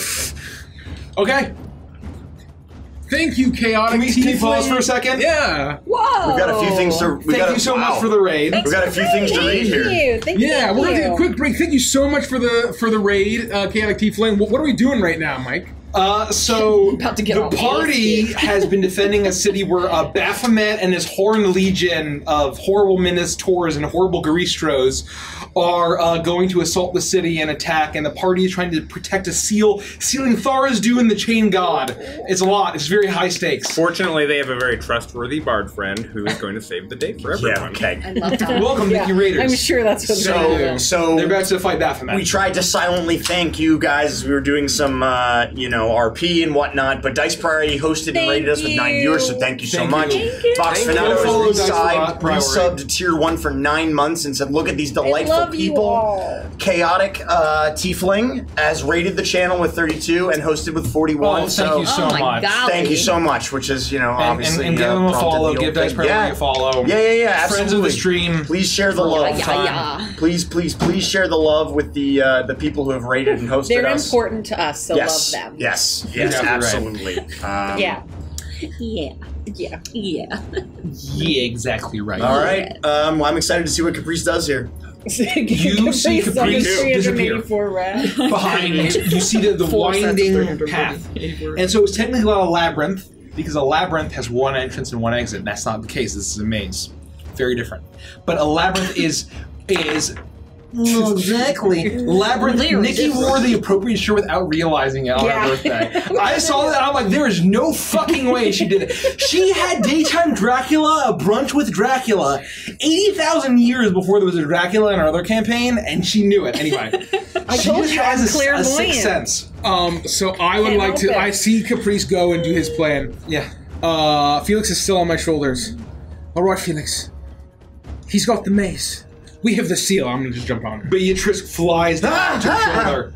It's like down there, right? It's right down there. I'm holding onto your head. Yeah. As you As you leap down, uncover the map, please. How big is this opening? You're about to find out. Very large. Oh. Battle map. Yeah, no, that's fine. Here you go. Map. Oh my god, where's our minis? Oh yeah, we need minis. We haven't had miniatures in so long. I forgot how to play this game. Thank you, Rich, for all of the assistance. This is beautiful. Dun, dun, dun, dun, dun, Remember when I had just a penis drawings on a dry erase mat? And now with Richie at my disposal, look at this, look at what we've done. I do what I can. But where's the penis? Look, okay, I taped the pieces together. It's a lot harder to play Spot the Penis when Mike doesn't draw it. That's true. I'm sure we can find a penis. That game. You know what? Mike, I have a question. Yes. How many orcs are at the tip of the dick? There are a lot of orcs at this dick. I mean, if there's a giant fucking cock in this city, there's like literally Mature stream. 500 orcs. At Okay, this so big head. Caprice is he's in fuck clown. He's I'll be last to arrive. He went AWOL. We jumped in. I would say you're there with Felix right behind you. Yep. So we're like somewhere over here. Yes. Okay. Do you care where? I would say right about there, and I would say the whole opening is about like 40 by 40. And then Lufty and Iris are still above. They're staring down into the chamber. I'm gonna tell her. Can So the opening's somewhere over here. Beatrice lands down at your shoulder, and kind of like nuzzles you, knowing this is all we got. Like we gotta fight. Let me down. Can I get down, please? Yes. Thank you. How wide is the opening into this cavern? 40 by 40. You 40 actually have by a 40, button you to say. tell her, right? What? Do you have If it needs to be a little smaller or Jimmy bigger tap for a Felix as dramatic you lift effect, him up. I'm fine with that. Oh no. Ow! My follicles. Okay.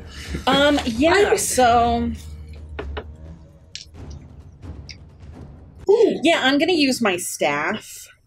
I want to slam it down into the ground, standing at the edge of this opening, and I want to summon an insect cloud. It's a 30-foot radius from me to obscure the opening to this thing.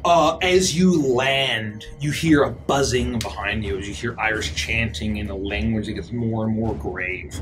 As suddenly she opens her mouth and if you've seen The Mummy starring Brendan Fraser. Locusts. Only 97 times. Locusts emerge from her mouth, and a massive cloud of flesh-eating locust monstrosities swarm around this to obscure it from any labyrinthian sensing minotaur beasts rocketing towards this It place. makes it the area heavily obscured for 10 minutes, and they stay there. So Ooh. once they're there, I'm going to jump in with everybody else. You do that, and so you jump in, and you hear... Oh, never mind. The swarm moves with me, remaining centered on me. I'm going to stand right where I'm at. So you're just staying right there. Yeah, but I can see through them, so it's fine. So you hear a large buzzing above you. Lufty, what are you doing? Lufty, what are you doing? Lufty smash. Lofty smash! Big spoon! Big spoon! Cookie crisp!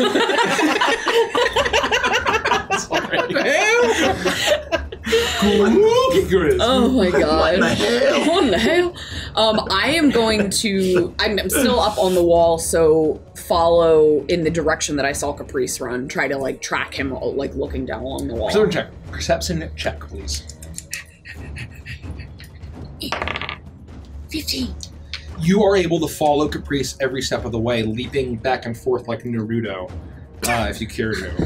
I do care to. No, yeah, she's just arms behind the back. And so, Lufty, you channel, and there's a swarm of insects around you. You wait Oh, yeah, for the so beast to arrive. you were also heavily obscured while in my insect plague. But she's above. She's 30 feet up. Then you're fine.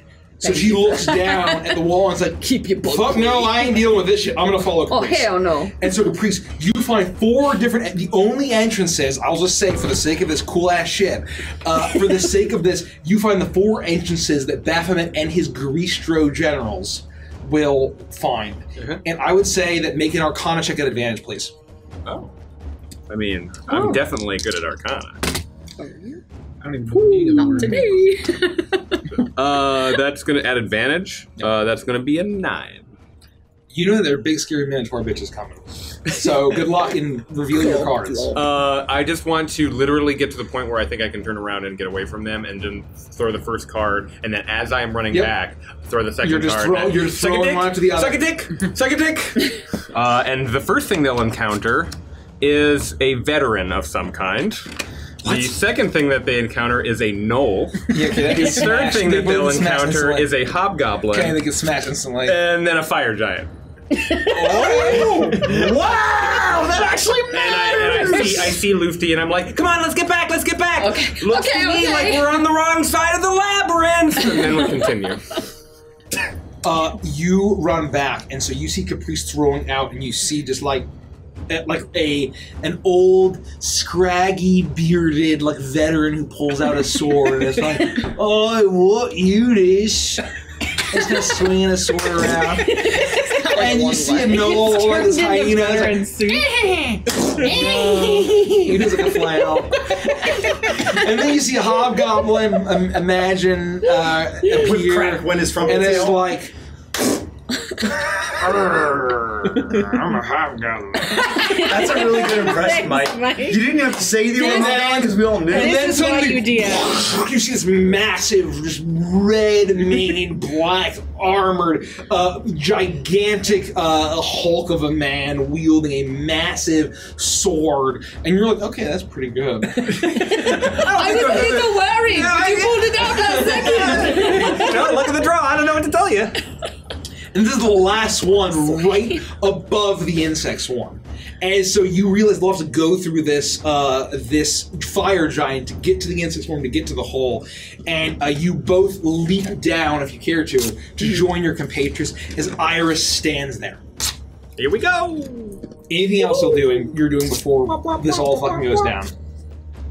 I have nothing but anything I can do instantly. I have no delayed anything. The second I see any beast creature begin to jump in, I would like to get down on my battle trance and prepare. So I to think ready that a battle trance. is just awesome. fine. Once I'd these probably two are battle back, Ready Illusion. Regular I would no, like regular to- no. I would like You're an to, incest once they're back, I would like to position myself to cast Peek and a Poke on everybody. So basically, let's have Lufty and Caprice be on the other side of that conduit. Lufty and Caprice. And Iris is right above you, looking down. Yeah, looking down, so she's able to cast it on all of Basically, you. yeah, like right before So we're combat, down in the I hole. want to Yes. do it. Okay. Knowing that it only lasts a minute. I want to do it at the very last second. I'm preparing. If we're all going to prepare something, I'm going to prepare Mirror Image. You do that. As you all I hear, don't like the drums of war.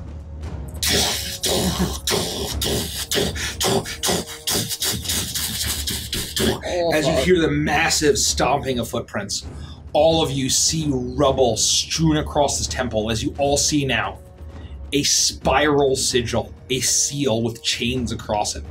The sigil of the chain god, Tharizdun. And it's been months since you've dealt with this threat, but it's far more defended than the last time you've dealt with this. But it feels far more fragile at this point. As Iris, you were the last line of defense. As you hear the massive hoofprints of these Garistro generals, massive demons that are second to only the Balors, or basically Balrogs, and are horrible generals of Baphomet himself, as you hear it get louder and louder and louder. And Iris, you feel fear. You are immortal. I am As you see this, as you feel and hear this massive beast thundering towards you, you want nothing more than to run, to turn, to flee. But you are holding a cloud of biting insects that will help Caprice's illusion to help turn the tide. And you are going to stand firm. And you hear it's louder and louder and louder and louder. And suddenly you see two massive beasts emerge. Razor sharp teeth, wide soulless eyes, deformed horns. They look like minotaurs, but far larger and far more deformed. As they thunder forwards. No weapons, just massive clawed fists and hooves and horns, just sheer agents of destruction. As they stumble forward, make a deception check at advantage, Caprice, with your fucking fire giant. I will accept one 31. A 31? Yeah. Okay! What the fuck? Plus 14. That's pretty amazing. I wish I had plus 14. So, Iris, you hear louder and louder and louder, thundering all around you. And you hear off in the distance, Baphomet, Baphomet, Baphomet, Baphomet, as it gets louder and louder and louder, as it echoes through the labyrinth and the maze. And you see two massive beasts thunder forward as the fire giant that is not actually there is the last line of defense before your insect swarm. And they are taken aback as they... The natural one. Stumble forward, so shocked by the random giant Slavic accented red-maned fire giant that is swinging its sword at them, not hurting them, but they stumble forward, losing their ground, falling into an insect swarm, devoured, and land hard onto the ground right before the four of you. Yeah. Oh. As they stumble forward, Iris, they rush past you, and you feel the need to jump out of the way. Okay. But you hold strong in your god, and you feel like you could get flattened at any moment. And the massive stomping hooves just barely miss you as they are engulfed in stinging, biting insects of locusts from the mummy starring Brendan Fraser. And Billy Zane. What the fuck? As they start to run forward, unable to see, as they disappear through the giant, disappear into the cloud of insects, and suddenly ground gives way. The four of you look up, and you see two massive demons fall, slamming down hard, prone, devoured by fucking insects. I need everyone to fucking roll for initiative. Hey! We're starting combat. Let's go. An illusory fire giant looks down into the hole and is like, "You think this bad labyrinth?" And don't forget, you all officially have that puts thing on his that I Adidas. did. Hell yeah. Beacon of Hope. Oh wait. Well, yes, you have that, but Beacon of Hope, you for the next minute. Ha. You have advantage on wisdom saving throws and death saving throws, and you regain maximum hit points from any healing. Shit, so okay. make sure that you use your potions. We get the max healing amount. Yes. I need to. And So you don't have to roll for it. I'm gonna Yes. forget all this Wisdom shit. saving throws and death saving throws. Death saving, that's the important one. Wisdom probably will come up, maybe. Plus death. Okay. I do not have 2021. Saving throws. Damn it. Max. 21. Boo. Wow. Okay. 15 to 20? 19. Yeah. So what did you say? 15 to 20. Oh, I got 17. Iris. Iris! Iris! 10 to 15? 15. Wow. Caprice is having a bad day. I'm rolling okay. I'm not having a Caprice. good day though. I'm too focused on making the fire What do you giant do get? the Claw thing. I got a 7. Wow. Holy fuck, He's you're bad. Fortnite. Holy fuck, you're bad. I rolled a natural 1 on initiative. I don't know Take what me to your Xbox to play Fortnite today. All right, so You can take me to Misty Meyer, but not Loot Lake. Chug jug with I you. really want to chug jug with you. We can be pro Fortnite gamers. Pro Fortnite gamers. Oh, God. So I'm gonna I relay hope that Bede's in song now. chat. He also likes to wipe tomato town. That is You know what I mean? unironically an absolute fucking banger. Bangerang. Well, it's based on a really good song. I don't know Toa. if you know that. Toa. You hear the thundering of Oh. This is you get around. So the thundering of hooves as push, push, 2 massive demonic creatures that look like minotaurs, but not even bulls. They just look like horrible, bloated abominations. These are truly demons. They fall flat on their face, devoured in insects, fallen prone with the fucking advantage because of all this bullshit that you guys have done, and I'll allow it. Prone's not good for wizards. And it has affected their HP.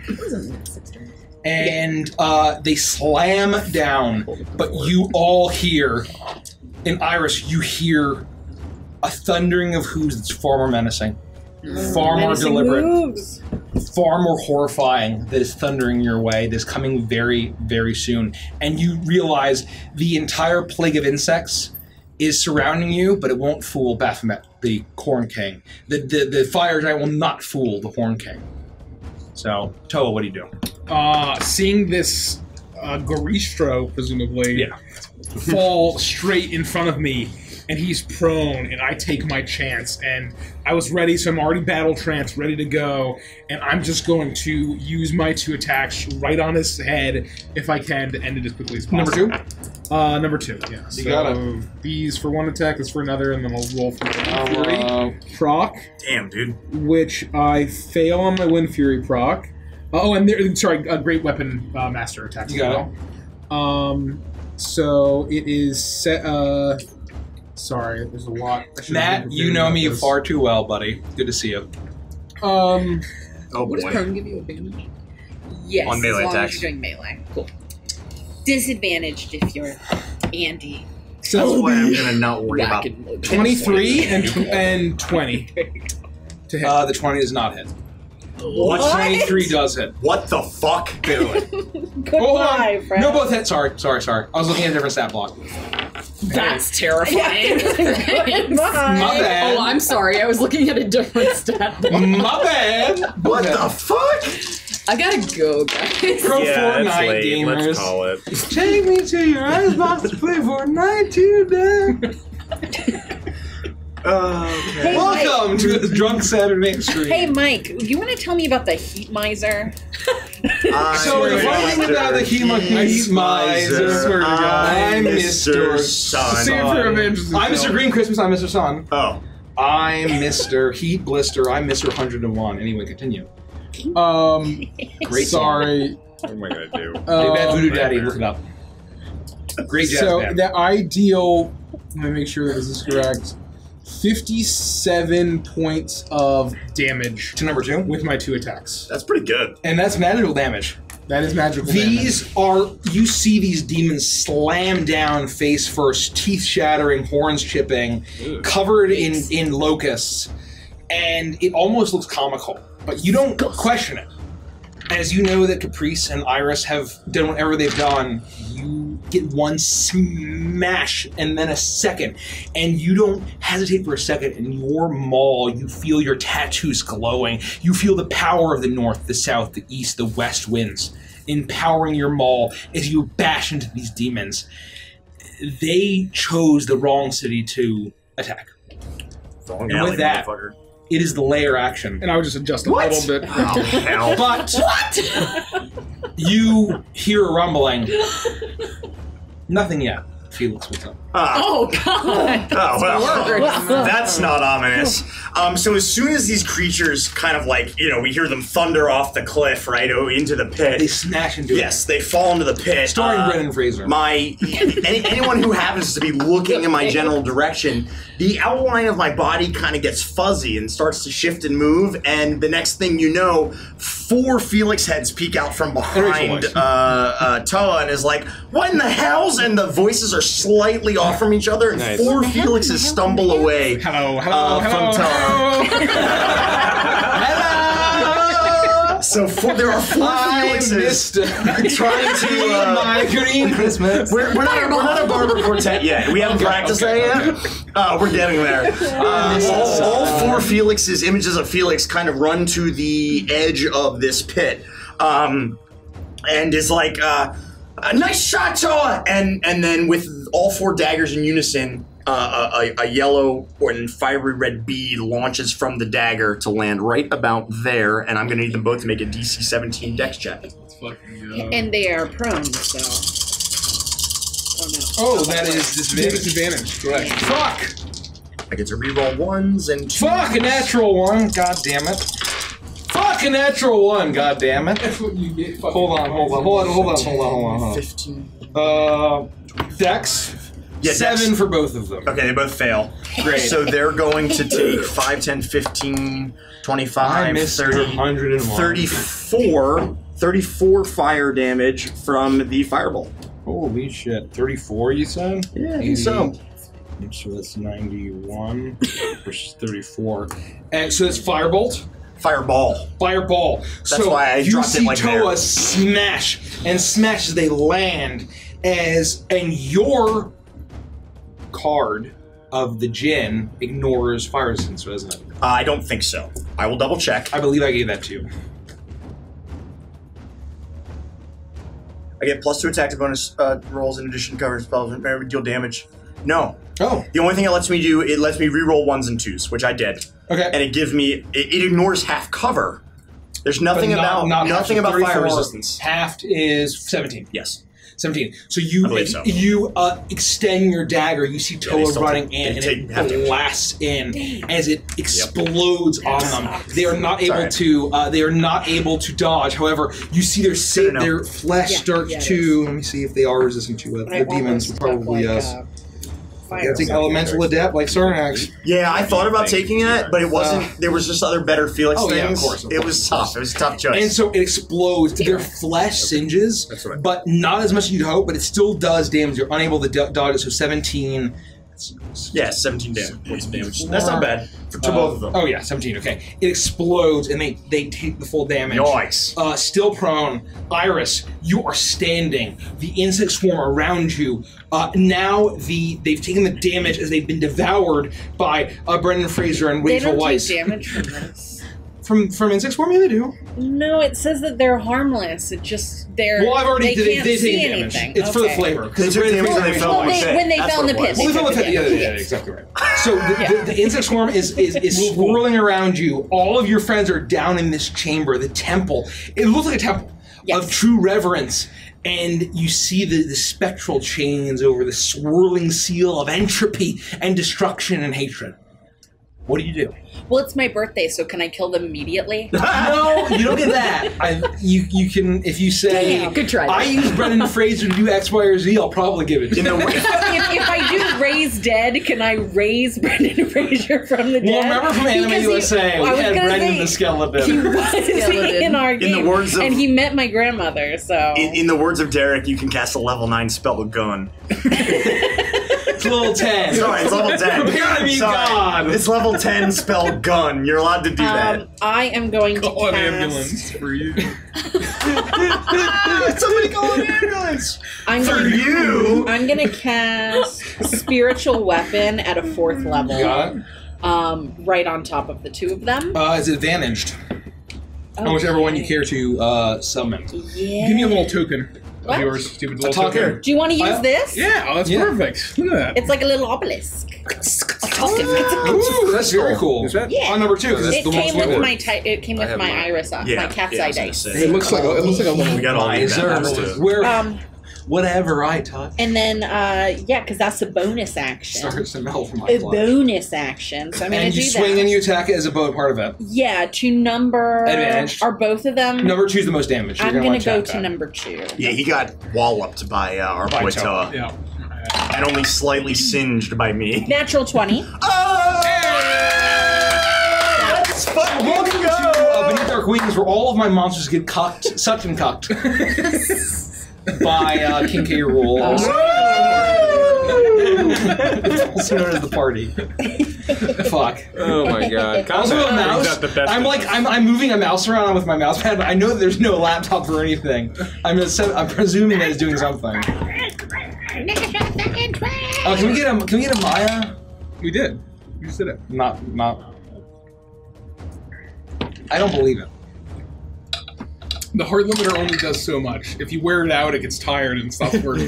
Heart limiter 26 points of Force damage, correct? Yeah. Oh my god. 26 points of 26? force damage. Yes. Yes. And yes. so you channel down, and as the insect swarm swirls around you, and you hear, are you gonna move? No. You hear a horrible, brutal, stomping hoof attack moving towards you. Yeah, I know. And then for my action, As you channel and you hear a gong, and you see the what is it called? The Power Rangers. Hoof.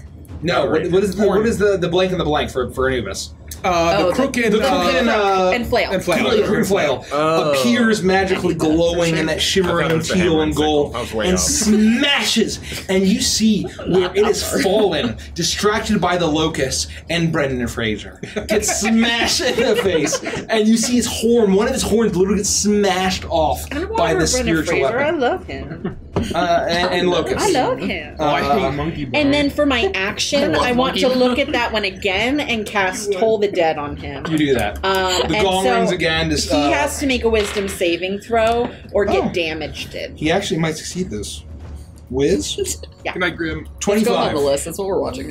Yeah, so nothing happens. You hear a gong, but he managed to close his bull-like demonic ears. And then I want to climb down though. You use your feline grace, and you scale down, and you join. And I next basically want to Toa. be where I'm at. Yeah. These chains are in the air above us now. If we're down on the ground. Yeah, they're about at waist height or These chest are like height. pillars, Yes, right? these are conduits. And you remember the conduits from the Luckfeather Lodge. Okay. Where this avian demon destroyed them while I was wasted out of my goddamn mind. Oh wow. Don't worry, no one remembers. I don't, certainly. And Just don't watch episode. yeah, really don't watch episode 4. And most of them got destroyed, and these are very similar, but they seem to be resonating with far more energy. As if Are they? How avian are they on a scale of avian to avian? these are all bullion. Oh. What? Not avian. What's a similar Bovine. Bovine. Is the I'm sorry, everyone, for giving him the correct term. Fucking hate you. They're beef. Don't Matt, no, Matt, stop it. I was like, Matt, Bullion is like, I was like, that's a beef. no, like Matt's rewatching. I'm like, I hope he doesn't call me out in episode 4. And literally the first fucking thing he said when he's watching it, he was like, Mikey is full on wasted. And I'm like, you son of a bitch! I love you, buddy. was. You ain't very wrong. obvious. You ain't wrong. Oh, but I love you, buddy. Most of us have been. We've all had a Jamie few. had to get neutral morbid. It's all good. We've all been there. It was a learning experience. It was. Well, anyway, you gotta cheers. play a drunk bugbear. You really get into character. That's right. Anyway, with that, it's Luffy's turn. Yes, yes, it is. Can't even do this. Okay, so I'm gonna be spinning my spoon over my head and and I'm gonna jump and go thunder. And I'm gonna whack both They're of them. all at advantage because they're still prone. Derek. Okay. So I'm gonna go bam, bam, like that, and that'll be my first 2 hits. Okay, so hold on. that'll hit 19 plus 9. He's gonna go get the And 17 flamethrower. plus 9. What's he getting? Oh, God. Flamethrower. Oh. I don't know. That's what Derek said. I hope he doesn't have a flamethrower. It's the level 11 spell. Yikes. Oh no. I thought we'd put away the. No, Mike. No. What the fuck is this? It's his thunder drum. Oh, it's beautiful! Thunder. Thunder. That might hurt people's ears. Sorry. I have a drum for a sea shanty band. Ask about it in chat. Okay. Find out about it in our Discord about our sea shanty band. So, number 2 is going to take. What is that? 18, I was kind of hoping it was a flamethrower. Number 2 is going to take 22 damage. What do you actually do? 22 damage. 22 points of damage. She's to number 2. She's spooning them. I am spooning them. Wait, how do you even hit them? Huh? Because she's at advantage because they're prone, and she got a natural 17 and a natural 19. Welcome. Plus 9. Oh, fine. Okay, fine. Yeah, So I it was hit 17 them. damage? Yes, but I don't know if that deals with them. I'm going to make it thunder damage on both of the first hits to them. Oh, thunder. Oh, that's you might why be resistant the to that. song- I Oh, you're see. not. No, they're not resistant to that. That's fine. Yes. Okay. God, It'll just they're be the resistant to all, flavor. everything. No, except they're that not means it resistant hits- to it. That's it not hits- good. Oh, Yes, Full it's damage. No, so if you had chosen lightning damage, they would have been resistant, but you But decided would they thunder have damage. gained all of that back as health? Thunder. No. Let me go get my guitar and amp, and I'll play the intro to Thunder. I'm gonna drive home real quick and get my Scowls piano. and Shepherd. The Frankenstein runs at you. I would like to make that lightning damage. That's going to be 934 points of lightning damage. So do you need to know separate damage or no? Overheals. Yes, I do. Okay, so it's 14 regular 14. To number whom? No, it's all the same. It's all the same. Oh, it is all the Yeah. same. Okay, yeah. So then it was 20. What did I say? 22. So 22 to 2. Oh, I already rolled that. 22 to And 2. 19 to number 1. Okay. And then I'm just gonna step on number 2's face because I don't like him. You got to pay good money for that. Someone link the clip. No, stop it. I'm gonna find the clip. Stop it. No, stop it. The clip of what? Woo! I'm gonna find the You have to stop talking and stepping on And that'll be people. another 10 damage to Oh. number 2. Oh. Number 2. Of foot damage. That was from that episode, Kels, wasn't you gotta stop. This isn't directed by Quentin Tarantino. Horny group intensifies. This isn't just directed. This isn't Uno Fortu at 314. At 14 damage. I fucking hate everyone. So much for a serious campaign. Yeah, no, it's not serious at all. Okay, you leap down, following Caprice and Iris, and you smash, and you literally you see these Garishos falling on the ground, and you just take your foot, and you don't have a heel, but you imagine that it would probably be better if you did, and you smash on it? It would probably be better if you did.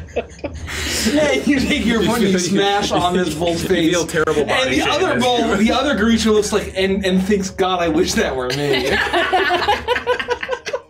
Okay, I'm done, I promise. With that, it's their turn, finally! And they get to spend half their movement standing They up. have to spend half their movements and standing up as each of them turn, and you see these glowing conduits, and they lower their heads. You see their horns, one of them smashed off, but it doesn't matter. They have their purpose as they smash forward as they charge, and they're gonna make attacks on the conduits and not you.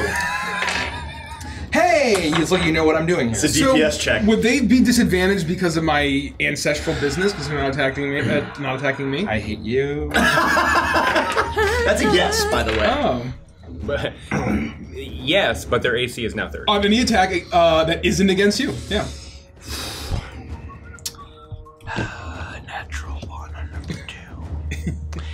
Number 2 flies over to the wall. Bring him forward. He smashes against the wall, dealing damage to himself. As he smashes into it, number 2, you see them lower their heads. They stand up and they charge forward. So number 2, not the opposite side of Felix, into the wall. Wait, oh, here? Oh, shit. No, he passes the conduit. This conduit? Yeah, because he's trying to attack the conduit, and then you see that they're swirling around him a moa, a shark, a turtle, a boar, and he gets distracted and he moves far to the left and he charges forward. So over here, slamming into the wall. So I'm okay. You're fine. Okay. Is he over there? Yes. And he slams into the wall, dealing some damage to himself. No. Do I? And Does you don't. Woofy? No. I'm assuming they have some sort of flyby. They have some sort of flyby because I feel like, as we all know from Misk of the Wolf Spider, that opportunity attacks are bullshit. So, I'm the DM. I decide what happens.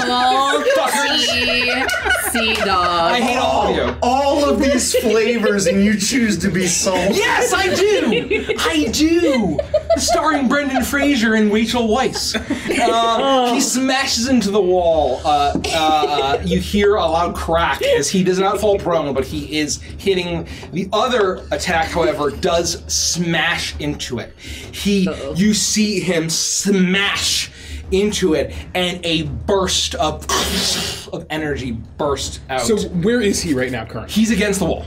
So he He's talking about He the hits other the guy. wall. He's talking about the other one. So number 1. Number 2 number two is the wall. there. Leave He's 2 there. here. He's Number there. 1. Number 1 is what he's smashes into the talking about conduit. right now. I see. So he's exactly right, Kels. He stops there, and with his full action, he smashes the conduit. It bursts out with silvery energy. Caprice, you hear a hoot. As it almost goes silent, and then sucks back in. And you need to make a Constitution saving throw Suck at me disadvantage. out. Indeed. Suck me right to hell. I will accept 117, please. That fails. Yeah. So, you take... Oh. Hold on. Oh, you are paralyzed until the end of your next turn. And you see one end of the conduits as it smashes, and Caprice, you are... As you hear the hoot of an owl, and you feel death itself almost sap your energy. What the fuck? As it paralyzes you, and one as the conduit shatters, and 1 out of the 6 pillars is destroyed. Should we put an X through that one? Sure. Just for funsies. Yeah. As long as you don't care about the map. Okay. The point is for you guys to fight on this. All right. Cool. Thanks, So what part of the order are we in? Caprice. Okay. Oh, you're paralyzed. What part of order? You try to move, and you feel the power of death itself. And you attempt to move, and suddenly... Can you cast spells? Can you cast certain spells while paralyzed? You can't do anything while I paralyzed. don't think so. Paralyzed is a completely bad one. Got it. What's wrong with you? It's your turn. In battle. Yeah, we're all waiting around for everyone to Caprice, do it's one your turn. thing. That's the end of the round. Which means Iris. Baphomet is here. Baphomet. Don't tell me what's happening, but that's exactly right. Shit. You hear... Well, maybe change the plan. And the entire labyrinth and maze around you rumbles. The entire earth, you feel as if you're going to lose your ground as the thundering of hooves. And you see a massive shape. The force, the illusion of the fire giants burst. You have a sense that your insect swarm, compared to the massive... It's gone. Yeah. You're right, it's gone. Yeah. So it's literally... Oh, you landed. You climbed down. Yeah, I climbed down. Oh, so all of you hear... This is Everything's outstanding, actually. Everything's avian. All you do is you hear horrible stomping. As you hear... And then you feel a looming presence at the opening above. The temple. The seal. And you see a shadow completely block out the moon as a massive creature looms into the center. You see a black furred minotaur larger than anything you've ever seen. Well, that's horrendous. Where would you like me to place At this? the very Mikey? center. Let me see it. Right on Show top it of to my the spiritual camera. weapon. Yep. Fabulous. That's Oh, that guy. that's a big. And you old hear the fella. thundering of drums and the voices still ringing out through the labyrinth. Can't share nipples into it. Baphomet, Baphomet, Baphomet. Yikes. Well, that's not good. Okay. And it lands. Oh, I guess my plan's gonna change a little. And you see this massive creature. And you've seen a glaive forged in ancient magics. But the weapon that it wields is far older. It wields a weapon that is of time immemorial. And it looks at all of you, this massive creature, and it almost lets out a guttural laugh. As it looks at all of you, and then it narrows its eyes on Toa. I can't save you, friend. And Just know I you love see, Yeah. you see it not even move. It takes this massive glaive, heart cleaver, spins it around. Oh, its you're eyes actually just bore into your soul, slams it down, and suddenly your consciousness leaves you. Toa disappears from all of you. No, no, I no. don't have the I intelligence can't for do this this spell. again. I can't do this again. As he casts Maze. Wait, it's a spell? Oh, it's the.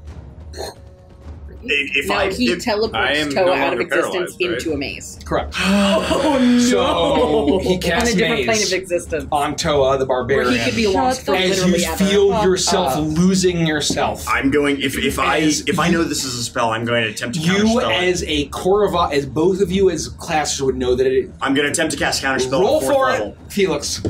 I don't know what I add to Fuck it. this up. I think forget- only one of us Plus can do 5. this, right? It's your This is just my straight int. in. Yep. Just my int. Not Okay. Daddy too.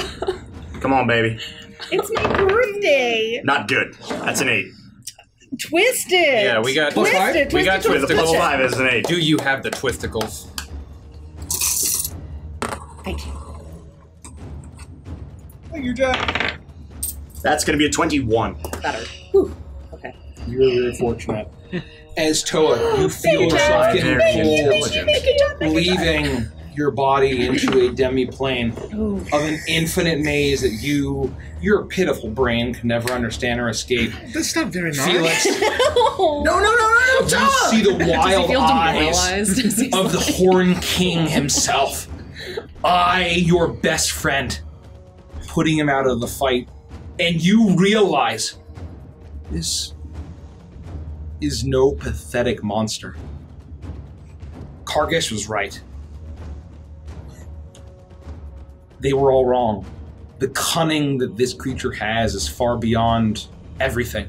The fact that they've gotten here this fast, and you managed to grab your dagger just in time and cast a spell, and the wildness of the eyes are dimmed instantly. And suddenly your soul is returned. This Maze's fucking counterspell is fine. Toa, are you alright? I'm fine. I'm still here. Toa's return. Seeing that these guys are wounded, but knowing that Baphomet's right in front of me, I immediately just run up and try to, as I can, just wail away. Wham him. And I will make 2 reckless attacks. Yep. On him. So these, and then I just need my Wind Fury proc That knows dice. us up. That knows us up. Sorry about that. I'll actually just do this twice.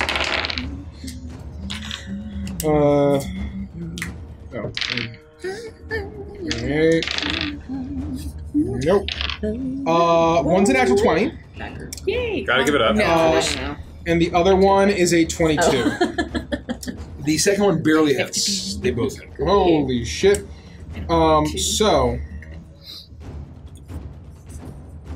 Here we go. Alright, So we have legendary actions. Sorry.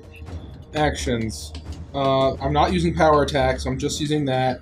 So, for my 1, 2, 3, 4, 5, 6 for the crit, and then I get an extra 1 for brutal, ruthless, critical, whatever barbarian bullshit.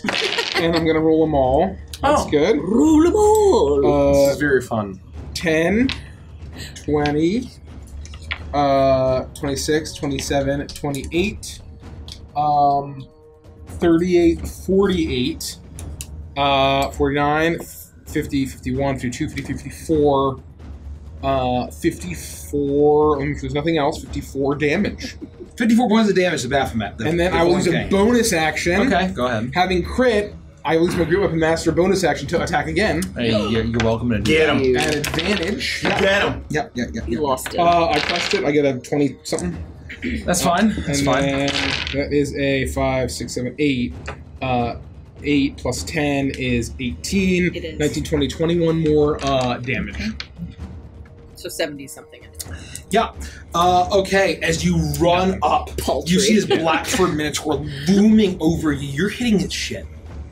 But your maul has been blessed by the wind spirits themselves. And you are smashing and cracking into it, and you strike true. And you are smashing and dealing damage to this aspect of the Horned King. Does he look bloodied? Not at all. I don't know. As The it capture looks- says he's about to go down.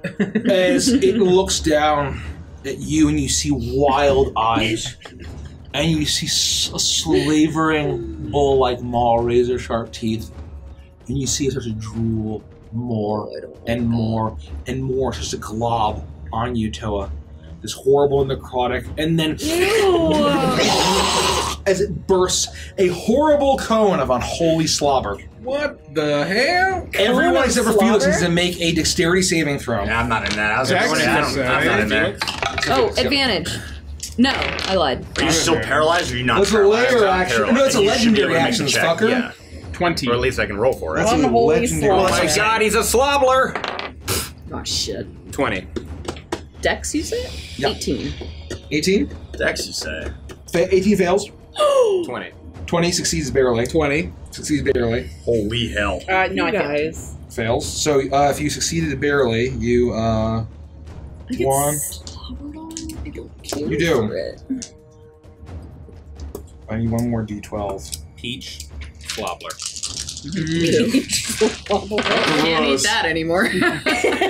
Delicious. Do you have any more gum? Yes. May I have? 9, What'll you give me for it? 23, My undying love and affection. 34. Oh wow. Spellcasting. 46. Ooh. Ooh. Mikey, just stop. 46 plus 4 is 48 points of necrotic damage if you fail. Oh, 46 necrotic, plus you say? 4. Wow, that is Is a lot of cool. fucking 50. damage. What's Holy half shit. of that? Half of which is halved if you succeeded. So 24. That's a legendary action. 46. Oh, never mind. I know. So, geez. So 50. What? Hold on. So, what if you failed? 20, 50? 48. 48. Fuck, my brain broke. Ow, fuck! Layer action. That my concentration's broken. I can't. Oh, hell. I can't possibly. No, that's like insane. Beacon of what you call it is dropped. It's the Beacon of Hope, Because yeah. it's Beacon of what? Hope. It's 10 or half of the damage? Yeah. Which is And like so 20 I'd something? have to get 24. I guess if I got a natural 20. Well, then you should definitely roll it if it's possible. I guess it's possible. But I mean, if it's see- mathematically impossible, don't worry Give about yourself it. a birthday blow. I'm advantage, but no, I didn't get Hey, it it. was a good try. You feel the So warm that is sand the advantage. disappear Huh? Yikes. That's as the you were advantage. left alone with the horn Or cat. that's the health. Okay. points. That's the As advantage. layer action So now that's fine. happens, And health points. as you see his glaive, That's the advantage on wisdom and the healing. Okay. So heart cleaver. Do we lose the maximum HP? No. Okay. That's Sorry, just Mike. for a solid You 8 see a hours. swirling of horrible plague around Heartcleaver, his glaive. At the center of several of you, Lufty, he lunges forward and stabs forth, slashes across you, Lufty, No. and bursts to Toa and to Caprice. He's going to make a glaive attack. This is very I bad. don't. No, it is, absolutely. So any glaive attack that's not against me is disadvantage. Okay, that's fine. Yeah. Suck it. So disadvantage is still 20... 30. No, Right? that misses. Target cleaver? Yep. Yeah. Okay. And that is... Who's making the attack? Baphomet? Baphomet. Bath mat. Bath mat. The old bath mat. I'm gonna go to Bed Bath & Beyond and get myself a Baphomet. I'm a bath mat. 10 They have those. They have the shower curtain. They have the Baphomet shower curtain. We should get that. Yeah, we could. You'd get scared. I would. 36 points of slashing damage on you, Lefty. Thanks. And you feel a burst as it hits You're you. resistant to it. I am? Yep. Of slashing damage? Yep. But Lufty, Because of my thing. Toa, and Caprice need to make So, Constitution that's saving throws 18. as it bursts out with corrupting energy. Constitution saving throw. And I will also use my reaction to lessen the damage she takes. Okay, sorry. you can go ahead and do that, Rich. It's fine. Did I take the same amount of damage she did? 16 plus 7 is 23. Okay, succeeds. You take 13 less damage, Kels. Con saving throw, you say? You take 13 less damage, so give yourself 13 health. Oh. Oh, I thought you were giving me more damage to take. 19. No. Well, unless you fail a Constitution saving throw. I rolled an 18 on my Constitution. Thanks, Total? Toa. You, Lufty, you resist it. But the heart cleaver slashes into you and bursts out. And dark corruption blasts out from you. You see Caprice and you see Toa as black fur starts to sprout from their arms as they've both been afflicted by beast plague. They have? Oh no! Oh gosh. And we'll see what happens. Felix, you're up. As you see your dear friends, Caprice and Toa, start to sprout black fur, you remember this from the very beginning of your journey. I begin to sweat profusely. I'm looking around and I see the number 2 beast over there who's slammed in the wall, and I see that Toa and the rest of the gang is kind of working on number 1 and Baphomet, and I'm gonna say, what size is number 2? Huge. They're both huge. Sorry. Yes, my wife likes poop jokes. So yes, what size is the number 2, Mike? Oh my god. So wait, no, I need number 2. I need to, It's a huge number 2. So between, is it medium, large, and then huge? It's medium, large, huge, gargantuan. Colossal. Medium, large, huge, and a gargantuan. And gargantuan doesn't exist in 5e, but I like to incorporate it for boss monsters. Baphomet is 100% gargantuan. And above gargantuan is colossal. Yes, so colossal doesn't exist in 5e. All right, so you know what? Fuck it. I'm gonna try it.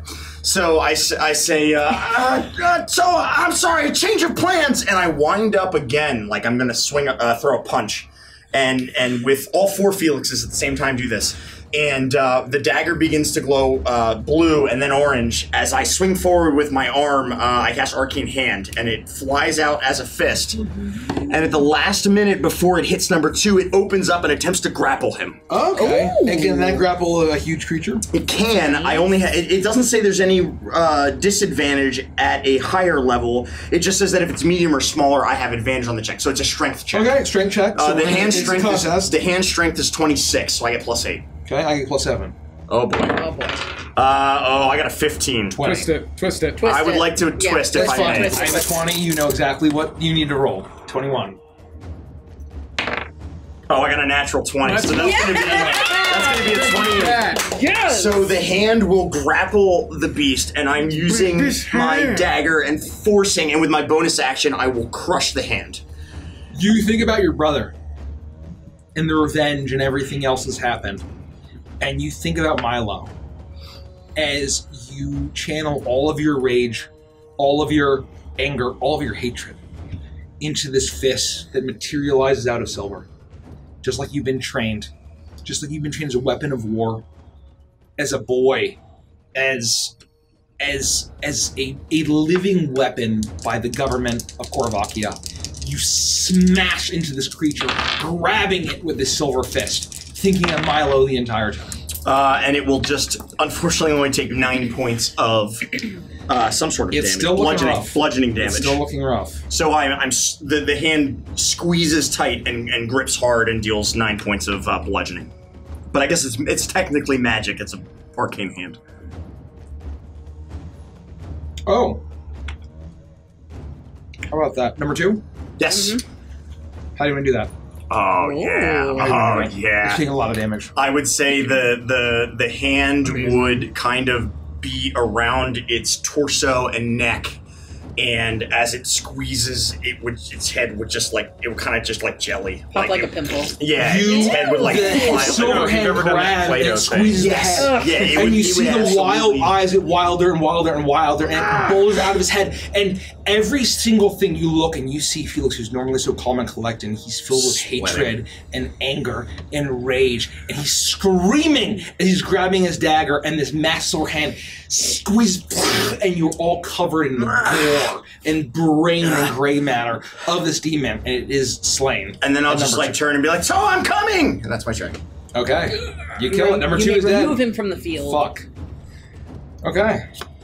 Iris. But legendary action. A bug. Did you just say bug? And just so you know, the hand has AC and can be hit and has hit points. Yep. You see Baphomet turn and look at the failure of its general and does not care. And it turns and takes Heart Cleaver and leaves it down on you, Toa. And advantage because of reckless. I wish I could help you the way you helped me. Natural 20. Oh boy. No, it's not. I'm going to use my reaction. Regular and make that a regular attack. As I throw pocket sand in his eyes. Pocket sand. Shisha! We haven't gotten there yet, by the way. Oh, yeah. I just thought that's me. That's way later. You know? Have you gotten to the WD-40 for the WD-40? Yes, that's actually very early the on. Funniest shit. Also, Rusty Shackleford is my new name. 10, Yes. 17. My name is Rusty Shackleford. 37 points of slashing damage. As it slashes against you. 34, you said? 34. What's half of that? 17? That crit would have murdered his ass. That would have been bad. With that is Iris' turn. I am going to move forward to Toa. Barely able to hold myself up as I drink my own, not my only health potion, but a health potion. And then I am going to raise my staff and slam it down into the ground as I touch Toa, and I'm going to cast Greater Restoration on him to try and cure him of Beast Plague. Oh, wow. Or would I know whether it's a curse or I guess... You know it's a disease. It's a disease. Well, let me see if... And curry it'll work. Cool. So I'm going to Greater Restoration. You feel the warmth of sand washing over you, and you feel the rage coming over you. You feel like you want to murder your best friends. No! You want to murder Felix. No! You feel like he's a little... That happened once before in the last labyrinth now! And Iris places her paw on your skin, and suddenly you feel at peace. And Iris, you cleanse Toa of his beast plague. But Caprice, you still feel the hatred of everyone else. You feel like Glazia has given you purpose. And you hate everyone. And with that, could you move Iris behind Toa? Oh. You went up here? Yeah, and he's going to attack Toa again with his, actually no, he has he's going to lean back. And as he looks all around, he is going to let out the roar of the bull. All of you need to make a Constitution saving throw. That's my worst as it roars out. Oh, it's pretty bad. Can I twist that? 4, 5. Of course. Yeah. Natural 20. What does that mean, though? Oh, God. Natural 20. I guess we don't know what it is. I'm probably going to fail. Both got it. Yeah. I fail. I'll fail. I've got been a on 22. fire this whole game. I got a 27. If I lose my concentration, though, I'm in deep shit. 20 is the DC. Oh, yeah, I'm not even close. Nope. I feel like I have a chance to pass, but I don't. It's fine. 12. I've used so many twists already. It doesn't matter. 18. 34. 34. Oh, that's a lot. 45. That's a lot of damage. I probably can't pass. 56 points of thunder damage. To everyone who failed? To everyone who failed. And 56, half if you succeeded. So hold on, 56. Oh, okay. So as this horrible bull monster roars and blasts So out. I should have advanced. Hold on. Wait. I am down. Features. Oh God, I'm also down. There we go. I thought I took Rich, resilience. can you knock me over? Yeah. Okay, so half of, what did you say, 56? Yeah. What is half of that, 32? 30. I physically cannot pass my concentration saving throw. Isn't it 28? Yeah, it's 28. It's 28. I physically cannot pass. Yeah. I get +7 to my constitution, so I can't even roll a natural 20. So minus 56. You just roar, though. This is bad. Yeah, fair enough. I like it when it's bad. I don't. I like it when it's easy. His legendary reactions are gone now. So you have that. Did he? That's a lot of damage. Have I gone since I protected the damage from Lufty? No. No. Yes. He used it here, right after you went, right? His legendary action.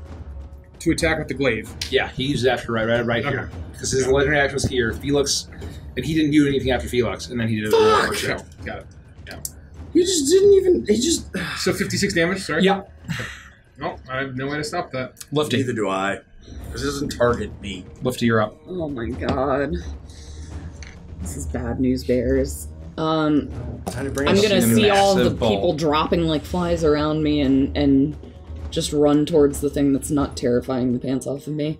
And I will do 3. You three do that. hits. Make attack, please. Let's see if you hit. Oh, that's not good. That one should hit. 19 plus 9. That is. Does an 18 hit? Nope. Okay, then only one will hit. You miss. You clang against its horns. One, you get square in the skull. So shitty. I forgot what my plus is. +5. Oh, I don't think I plussed my 5s last time. It's an 8. An 8. 8 damage to number 1. Hey! Yay! Here! I Humpty Dump over and bonk him. You bonk him, and he seems to have no interest in you as it turns. And it does a little bit of damage, but it ignores you. And it turns, it looks up at its horned master. And it sees its true purpose, and it turns to the other conduit. Lowers its head, horns out, and charges into the conduit. This music is so good. And it's going to get a natural 20. And it smashes Well, the it's conduit. been my turn, but I'm unconscious, so it doesn't matter. Do I get an Right? opportunity attack? No, he did it between No, Iris he's- and Lufty, right? Oh, shit. Well, What? No, that's correct. We're I good. thought Lufty. Yeah, it's Monsters 1. Oh, Look, okay. you just went, so it's Monsters 1. one's dead, another is smashed. Bursts out. No bit of damage to any of you. You know? And you see a burst of silver. Once again. Caprice, you So feel is this one rage destroyed? and hatred. I need you to roll D4, please. He's I don't out. feel any of those things. I'm dead. You are knocked Unconscious. out. You roll the saving throw, please. Yep. Natural 20. Oh, let's You're go. up with 1 health. No way. You fucking son of a Yes. bitch. Let's fucking go! You know what? You I son will of a say- bitch, I'm in. You still have beast plagues. Fuck you. Yeah. Oh And my so god. you come wouldn't expect anything to, less. and you feel rage and hatred. I need to roll a D4. Yeah. And then immediately die my from 1 pleasure. point of poison I damage. look It's a natural down and 20. see No, him it's 1. growling at my ankles. It's a 1. You feel nothing but anger and rage, and you need to hunt. Whatever that means to you is what it means to you. To hunt? To hunt, and Dang it. whether And it's your fun. friend, your former friends, the beasts around you, you need to hunt. And that's all that matters. And whatever that means to you is what it means. Will use half of my Legendary resistance, doesn't he? Yeah. movement to stand I got up. nothing I can do. This is so bad. Can you stand me up? That's it. And 1 hit point. I have 1 hit point, and I will look at Baphomet and look at Lufty and look at this creature and look at Toa, and I hate, and I feel the need to consume, to devour. I'll sing looking at them with this hate in my eyes. Oh no. Look at the tiefling, funny tiefling. Look at little red tiefling acting so fidgety. Look at the tiefling, funny tiefling. Look at the tiefling, cute as can be. Where is his mama, papa, sister, brother, cousin, rest of the family? Little red tiefling on his own. Some very lonesome tiefling is he. And I will turn into a T-Rex. What the hell? It's really bad because he doesn't have 1 hit point anymore. No. Oh dear. Here you go. This is our T-Rex. Yes. I think we're just dead. Holy fuck! Is that T-Rex the Beast Flag? Yes. I need to roll. Okay, you do that. And I would use my multi-attack to attack Baphomet and Lufty. I need you to make. You wouldn't have an action left though, right? You would. Oh no, I wouldn't. You're right. No, I would like you to roll a. No, I'm gonna do it. With the Beast Plague, you get an additional action search, and I'm going to need you to roll a d6. No, a d4. D4. Sorry, I'm sorry. It's a 3 if that's. No, it's got to be d4. It's got to be a It's d4. gotta be 4. Yep. 4. That's Lufty. Okay. You have to make a bite attack against Lufty. I will do that. TPK we weren't prepared for. I honestly don't know what the fuck we're gonna do. It's a 24 to hit. Does that hit? Yes. Okay. 1 would have been the Conduit. 2 would have been Toa. 3 would have been Baphomet, and 4 would have been Lufty. All right. Fuck. Or your 7, Spirit Guardians 11, I didn't have Spirit Guardians. I had a weapon, but that's gone now. Spiritual weapon, 17. sorry. Yeah. My fault. 26. But thank you for reminding me. Yeah, no worries. You take 33 points of piercing damage, and if Unconscious. and you're grappled, I guess automatically. Bites you. Yeah, maybe knows, but you know what? We're gonna make it difficult. You could break his concentration. I mean, I have to do either. You chomp into him as you see that this massive Tyrannosaurus Rex emerges, and you start to see black fur growing all over it, and horns start to emerge from this massive reptilian or dinosaur creature. Okay. And with that, It's the big bad's turn. Okay. It is, isn't it? Okay. How does that even make sense? And it sees. Okay. All right. This isn't unsalvageable. We haven't wiped Don't yet. worry, we have the bromance. They're still alive. It's not over yet. It's not over yet. I don't feel good about this. Okay. All right. One problem at a time. That's what we always say, right, Toa? One problem at a time. Felix. I don't like this. It's not good. No, we are. What? You can't die You by see- a fucking T-Rex. You see. It's unacceptable. Like the guy in the toilet. You see Baphomet lower his head, and he sees the T-Rex covering more and more with black fur as it charges forward into that conduit. Oh, he's also trying to destroy conduits? Oh, fuck. The northernmost one? Nope, he's going to the one right next to Toa and Lufty. And Felix. Oh, the one that was originally missed. Missed. And he is going to hit that right on. Yep. It is smashed. I need Toa. Lufty automatically fails. That's not Lufty, that's Iris. Iris. So Iris fails him automatically. He has advantage. Let's see if he hits it. Doesn't matter. He still hits it. And he smashes it. Felix and Toa. Iris automatically fails. And is paralyzed. I need I'm unconscious, so. Yeah, so Felix and Toa need to make a Constitution saving throw. 10. I would like to twist it. I kind of feel like we both We have to. are both going to twist it. Yes, We're please. both going to twist it. I'm going to use one more twist. Keep twisting until you get it, in my opinion. I got a 15, but like, what did he say? What it was? It's probably a 20. Probably a 20. I'd have to roll a 13 or better with one more twist. Do it. Well, yeah, Do it. I used Do to, it. you used to, and we'll see what happens. I think we need to land this. That's a 17. Yeah. Oh. Total. Yeah. I mean, I'm just rolling middle of the road here. How many do we have left? Just do it. Yeah, we've got some One more. change. Let me start counting. It's a shame that my mirror images do nothing against this. Yep. That's even worse. Oh, That's a pass or fail. Sorry. Alright. Okay. All right. Well, thank you, Chad. Yeah, we tried. We tried. What do you get? Lower than a 17. I got a 17 was my best. 26. You pass, Felix. You feel it burst. Hold on. I had a 17 and I re-rolled to something lower. Correct. So the DC was 18. Oh, then I failed. Okay. Just want to make sure. 18. Okay. It bursts out, and you feel the power of the seal. You hear the hoot of an owl in your head. And you suddenly are paralyzed as the conduit is destroyed by Baphomet.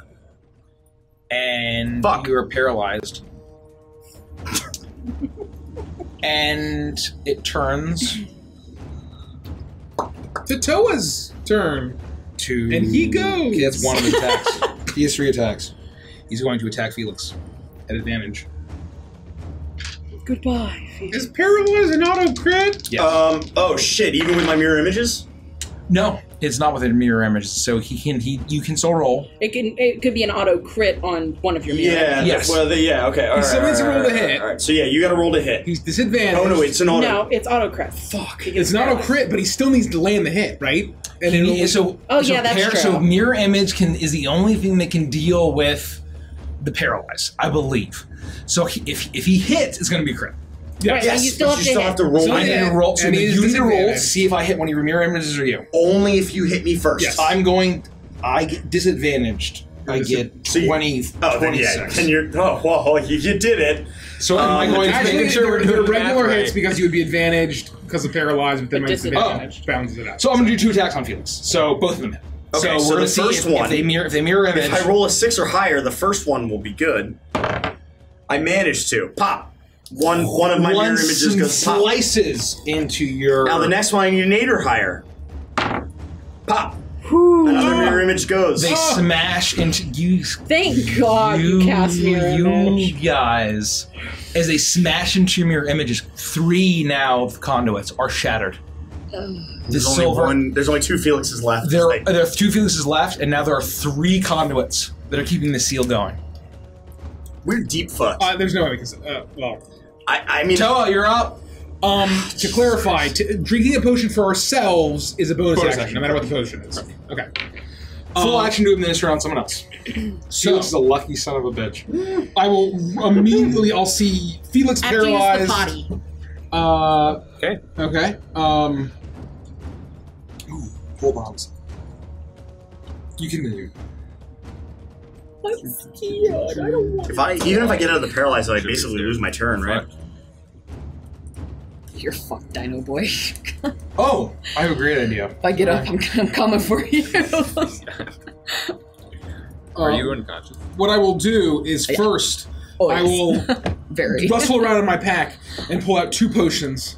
As a bonus action, I will uncork one and drink it, and will down the potion of speed that I had. I have now wasted for 10 rounds with no concentration involved. Okay. Then I will run up to Iris. Iris! And as an action, I will take a healing potion and say, Iris! Iris! And I will, you've never seen the bad Mega Man voice acting? No, it's fucking outstanding. I'm out of the loop. Every time, you said it, anyway, we'll watch it. And I will give her just the shittiest healing potion in someone link in the chat. Iris! Healing potions. It's just 2d4 plus 2? 4d4. For the baseline healing potion. Oh, healing potion is 2d4, yeah. Okay. I'm just gonna roll 2d4. And if not, it's fine. Whatever. Fuck it. It's a Mikey healing potion. So that's 7 points of healing to Iris. She's up. Okay. That's an action. And I believe I can use. I believe my haste action. Hold on. My haste action I think can be a use object. So I'm hoping my haste action could have been that.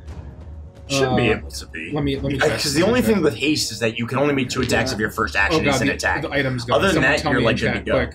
What do you mean? Haste. The haste spell? It only says the double attack if your first action is an attack. Otherwise, haste, you're good to go. All I could hear was Iris. So I'm assuming you did something to me. My hasted action will be use an object to use the potion on Iris. Fair enough. Okay. Then I will use the rest of my insane speed to try to get in front of Felix, who's now paralyzed. Felix, Felix! Or between, anyway. Yeah, your speed's doubled. And then I will use my full action to make a melee attack. Although I'm not sure disadvantage of him is even worthwhile, but I'm gonna fucking try. Oh, he's gone. And I'm gonna do it recklessly.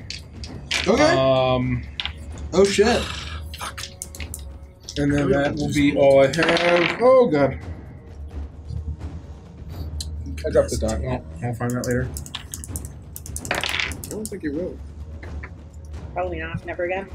Yeah, it's gone. It's a reaction. It's completely gone. 1, 2, 3. Oh wow. Woo. This is dire. I have a lovely bunch of coconuts. Dee-dee-dee.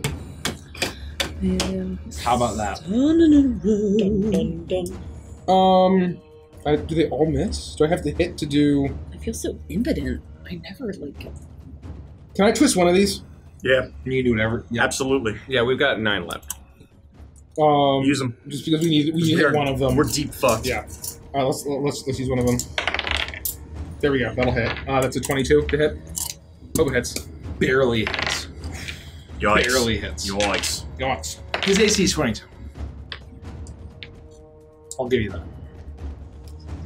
Damn, melee monster, that's savage. 19 points of bludgeoning damage.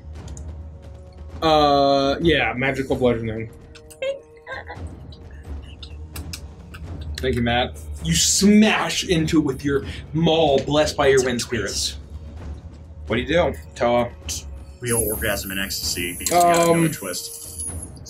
I'm done. That's it. And my turn ends. Going to use a legendary action. Thank you, Maddie. As he turns around and you see 6 health. Do you hear 7? 7. You see. Kel's got me. Got you, fam. You did a reckless attack, didn't you? I did do a reckless attack. And you see his bull-like face, black fur, wild eyes. Legendary action.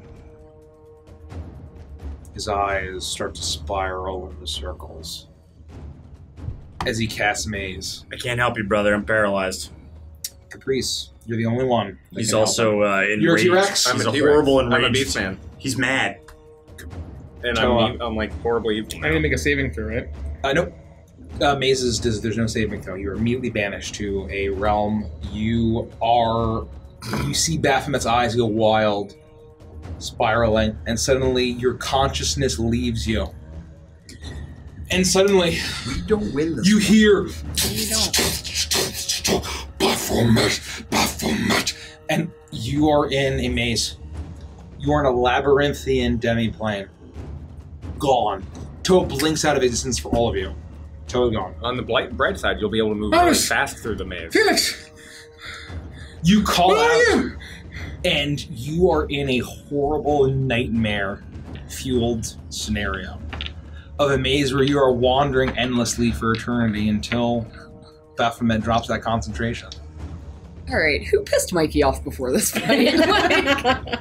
Everyone! What was that, Jeff? Everyone! Just whoever it was, no guilt, just apologize. I'm sorry, we don't. I'm never sorry.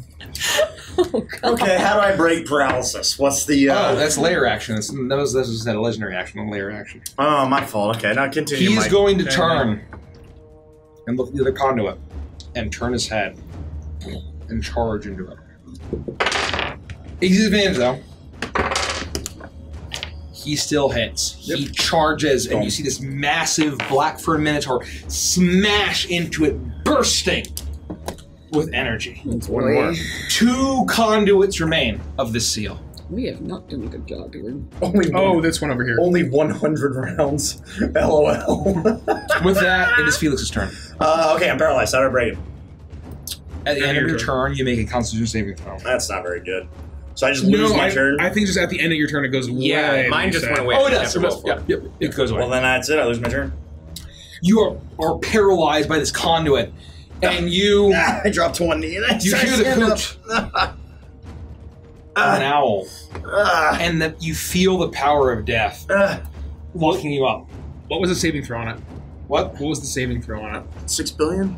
What stat? 22. Con. What was the stat? Con. Because Iris was in the range, and you said she automatically failed, but technically, con, wisdom, and int you can still make while you're unconscious, right? Technically. Oh, that's true. DC's well, this matters, right? Whether she's 20. paralyzed or not. 20 is the DC. So do you want to try to see if you were stunned, paralyzed? I mean, yeah, obviously. I believe. Chad, is that correct? Correct me if I'm wrong. Just roll it. We'll see what happens. That's my understanding. No.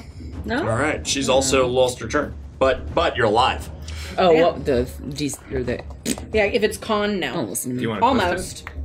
Should we twist it? Yeah, just one. Because this could make her break No. the fight. Oh, actually, that was kind of con. So. Oh, I got an idea. No. Okay. Okay. Lefty, or unless he wants to do some more bullshit. That he's out of actions. Lefty's unconscious.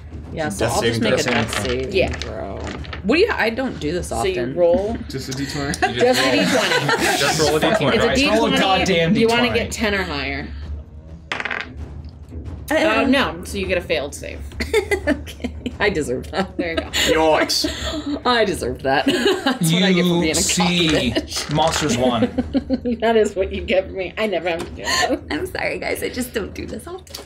You see Baphomet look at one's a T-Rex covered in black fur. You see 2 of your comrades down. Toa has been banished to a demiplane. Felix is just coming out of paralyze. And There's 2 pillars left. there's 2 pillars left. Baphomet looks at his one remaining Garistro general and lets out this horrible guttural chuckle.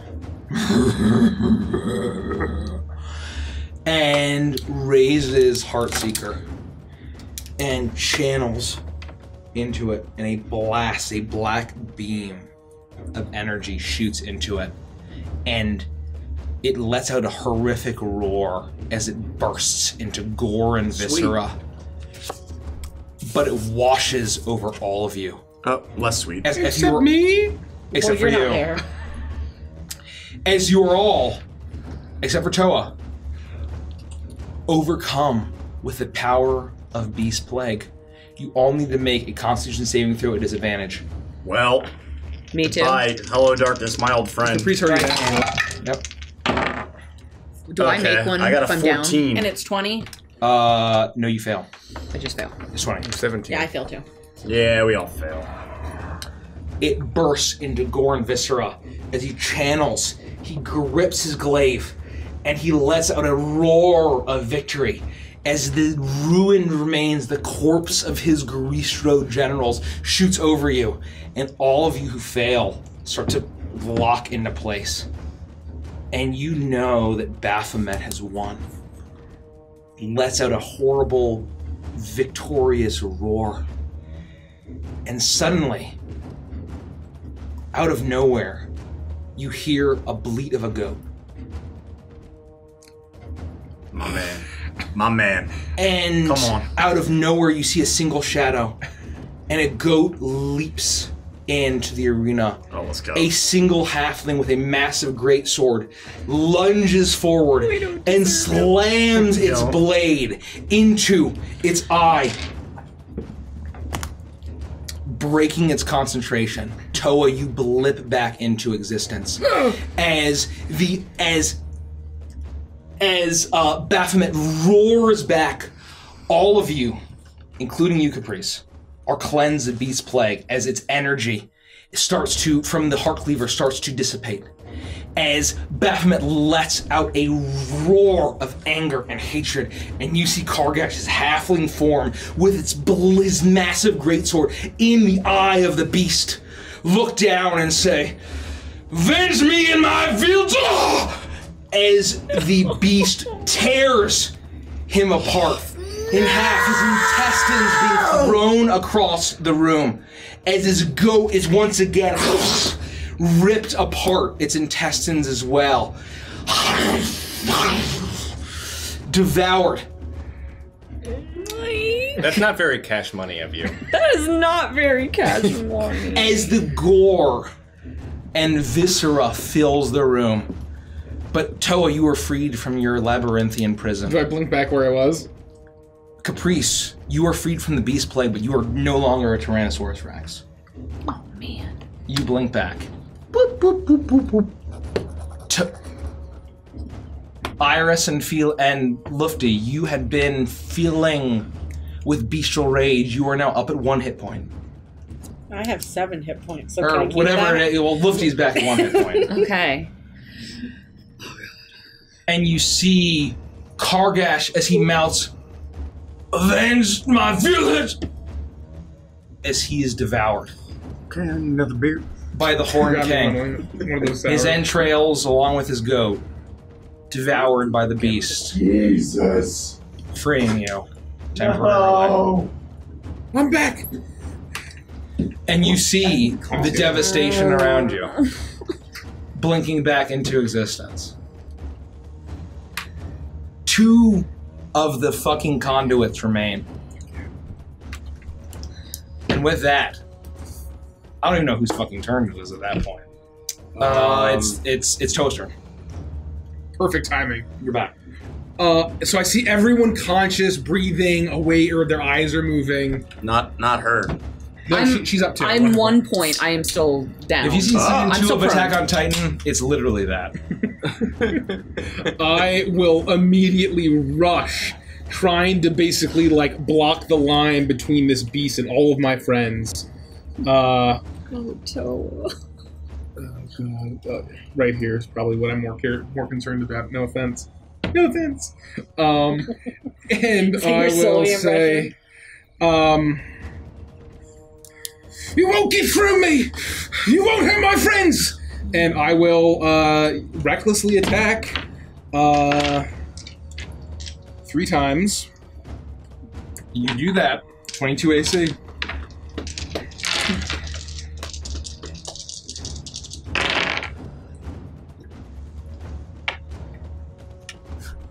One crit, 2 hits. Oh my gosh. And then let me check for my Wind Fury procs to see if I get one. Yep, get one. So that's a free attack there, which is also advantaged. Ways. That misses. And then my bonus action I will also use as an attack. Because I Tell me how much damage does total, please. Okay, that's presumably a hit. 20 whatever hits, right? Oh, yep. So that's 4 attacks. Yep. 1, 2, 3, 4 crit, brutal critical.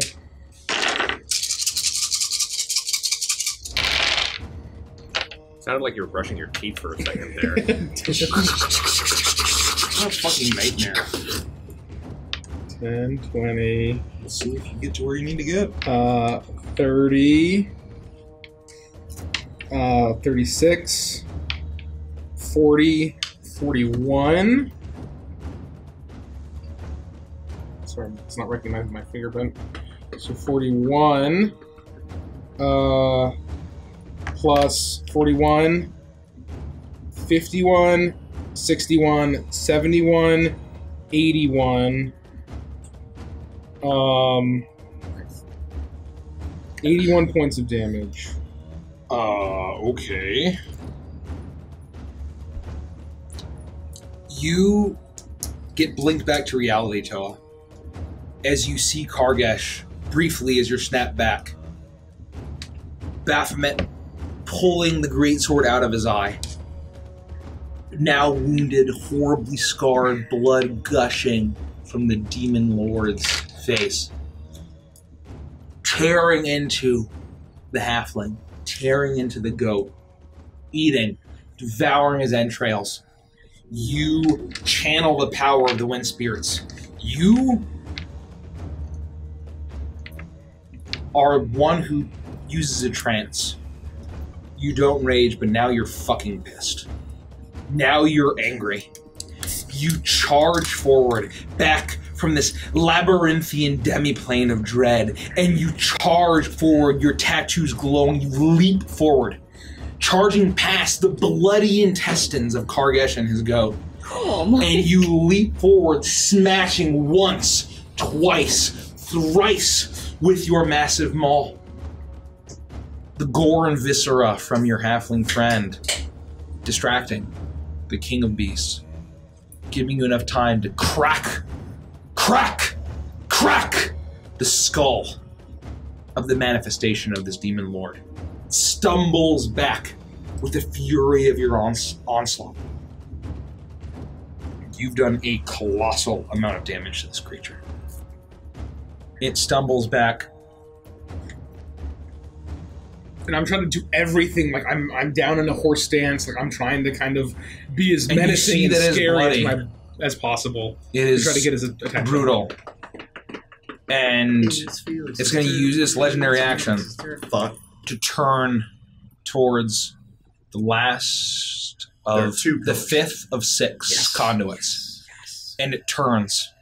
Which and one? It's going to ignore you. Its eye carved out by Kargesh.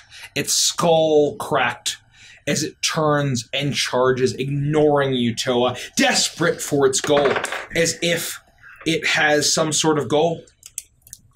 And it smashes into it and clashes. But it's done some sort of damage.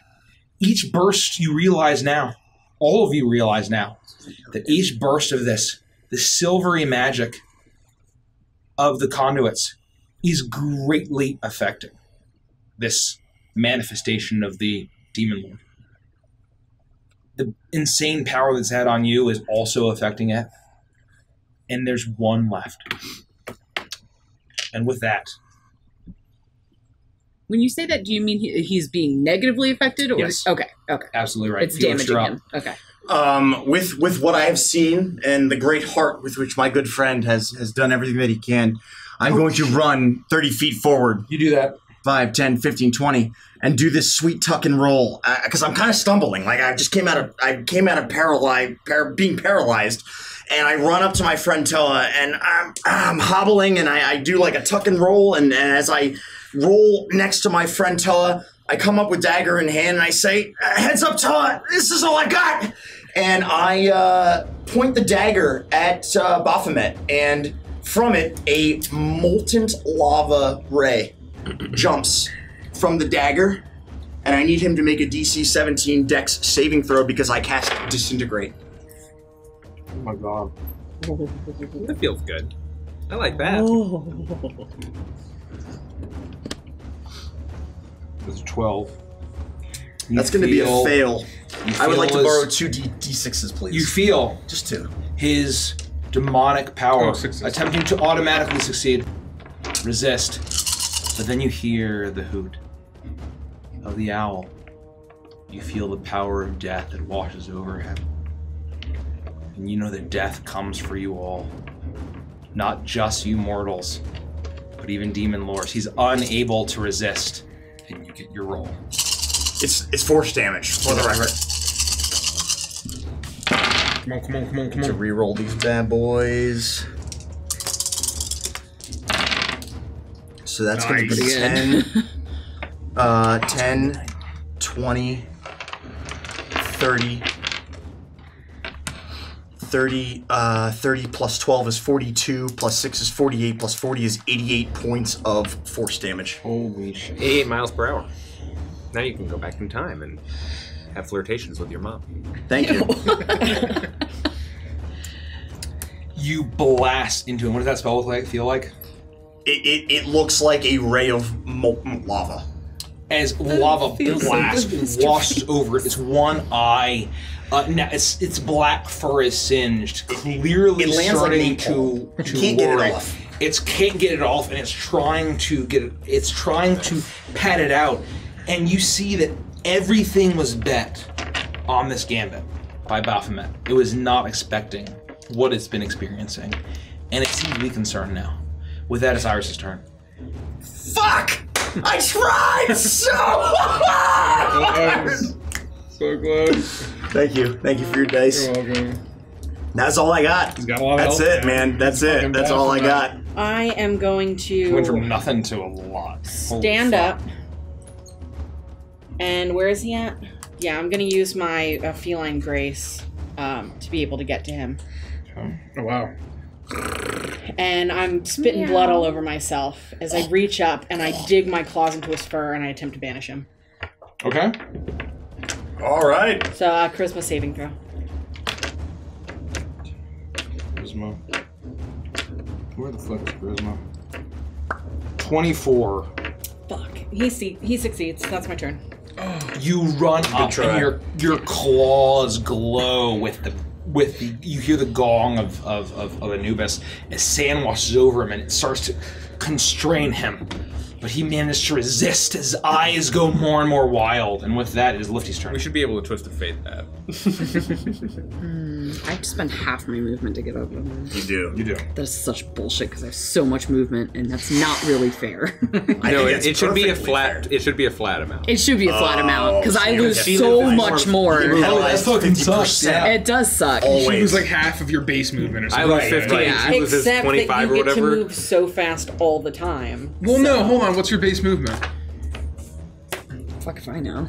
So you only use the half that you have when you get up. So if right now it's only 35 or 40 She has or whatever. 50. I have my speed is 50. Okay, well then, so now you've lost 25 feet. You can almost get. Then you can dash as a bonus point for a key point if you choose to, which would give you. I have 1 hit point. Yeah, we're all in. So get on in there, sport. Give him the old business. With the razzle dazzle. It's called. What's a key point?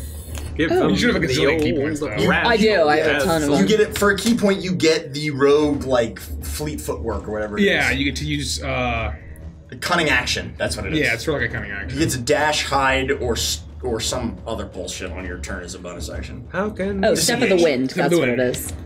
That's what I said. How can he see? Okay, so I will spend a key point to dash. I did too soon, man. Too soon. Alright. Too soon. So that's a bonus action. Okay. And then I will strike him twice with my spoon. Okay. I'll wind up and you do that? smack. Gosh. And this will be Fucking close. okay. This is my first attack on him, I think. Okay, I got a 16 plus 9 and a 17 plus 9. What's his? That both those hit. 25, 26. Got it. He's got like a 22 AC. 22 AC. Wait, you know what's gonna happen? Give him the old Scoop out his knees. peach That's disgusting. wobbler. That is disgusting. Enjoy a good cobbler. You get under the kneecap. Okay. It reminds me of that horrible foot fungus commercial way back in the day where the animated creatures walk up to a giant toe and open it like a fucking car. No. Stop! You're causing real life psychic damage. Stop! It's the worst It's commercial. 30 points of damage, 9 of which are thunder. Thunder! All of us the same, 30 points, so that it. Oh my god. You slam and slam. I'm sorry, 6. I was wrong. It's fine. I'm whatever. Okay. You smash and smash with your spoon, your fist. You think of your mother as your friends are bloodied and broken. All these conduits. You are trying to save the world. You just think of your mother, Alkira the Thunder Fury. And all you want to do is make her proud. Make her sacrifice worth it. And you smash, and Baphomet looks incredibly weak. As it's now without one eye, blood streaming down his face, one more conduit. It looks at you, Caprice. One conduit past you. It stamps its foot, ready to smash into it if you, depending on what you do. This is a DPS check right here. Oh, good. We're leaving it up to the bard. I used my crossbow for 1d4. I'm like almost gonna pass out. I'm on the verge of death. I've had way too many emotions today. I am hurting, and I am so pissed off at this creature. I hate what he's done to my friends and to me, and what he's trying to do to the world. I'll start to walk forward, just a few steps. You do 5 that? feet, and I'll sing. You bastard, you coward, you liar, you sod, you two-faced backstabbing, trash-sucking fraud. You can't compete with me, you're fucking screwed. You can call me Caprice. Now who the fuck are you? If I became a blacksmith, I'd be making a fucking fortune because of all these flaming hot bars I'm always forging. Just hearing my words will take you to another level. You know the one where it's hot and you can meet the devils? You feeling tired because it's dire? I spit hot fire and I got you haywired in my crossfire on a funeral pyre, so you should retire before you expire. Don't believe me? Just ask my friends. They're inspired. Now take some chicken, put some cheese on there, and some lettuce, and that's a wrap. And I'll cast Synaptic Static on him. He needs to make hat is off to you, my friend. He needs to make an intelligence saving throw. Well fucking played. Intelligence for the God, I love Derek as a bard. I love -2. That's a fucking wrap. And that's a 4. And that's a wrap. His brain explodes. His brain fucking explodes. I do 8d6 damage to him. Do I have to roll it, or is he fucking gone? Roll it. All right, 2, 4, 6, 8. Wow, it's Caprice. Wow. Kino. 5, 8. That's 10, a wrap. 21, 20. 26, 27 points of psychic damage. His gray matter leaks out every orifice in his head. And I want his horns, if he dies, to fucking just fall off of his face and for him to just like peel like a banana as he crushes down into the ground. You're never going to believe me. I don't. You step forward as you talk and rap, and you think about your friend. You think about Herja in her bed. You don't know if she's living or dead, with the maze, the labyrinth erupting around her bed, and you feel the presence behind you, the voice, breath against your neck, and you hear the voice, "Do it," and you do. And you hear a horrible roar as Baphomet, the manifestation of the Horn King, turns towards the final conduit. You see it snort and stomp its hoof. And so a trail of blood falls from the nostrils. Then the ear. And a bit of quiet returns. You hear a flash of energy. You see gold erupt above you as Baphomet stomps forward, looking at the conduit ahead of him. Iris, Lufty, Caprice in the way. It reaches out with Heartseeker, lowering its head, and above you, you see the flash. In an instant, you look up, and you see the golden scales of Hizaki, the Kirin. And on his back, you see 4 individuals grabbing onto reins. The white and black fur of Golden Lotus. Leaping off the back is Shengoro Frostfang, the blue-skinned orc with tendrils coming down with his glaive. And you see 2 more individuals on the back of this creature, 2 dwarves. You see Torvald and Herja Anvilhart gripping on for dear life. And you hear the booming voice of the war chief as he calls out, "Give me an opening! 1 strike is all I need!" He calls out to the 5 of you. Loosen the goddamn pickle jar for him. What do you do? Toa, what do you do? As far as like what actions do I have in combat, or what do you do to give War Chief Shengoro Frostfang an opening as he comes down with the glaive of the 7 laws? And I will allow you to be as creative as you fucking want. I would take my, hold on 1 second.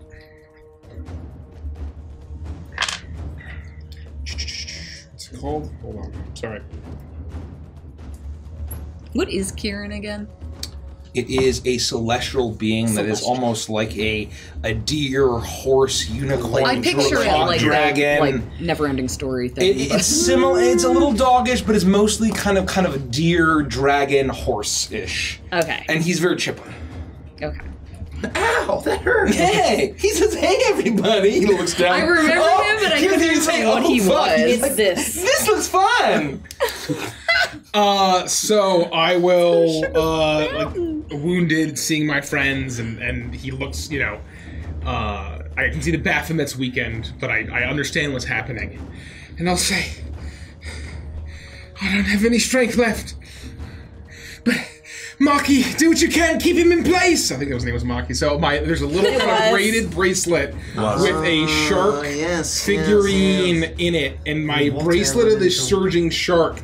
There will be, from that shark, that sort of blue carved shark medallion, water will start to materialize from my hands and turn into a large water shark, and he is going to swim and try to, like, sort of almost chomp and consume, like, his him hear and the hold him in place splash of what sounds like a wave crashing on the shore.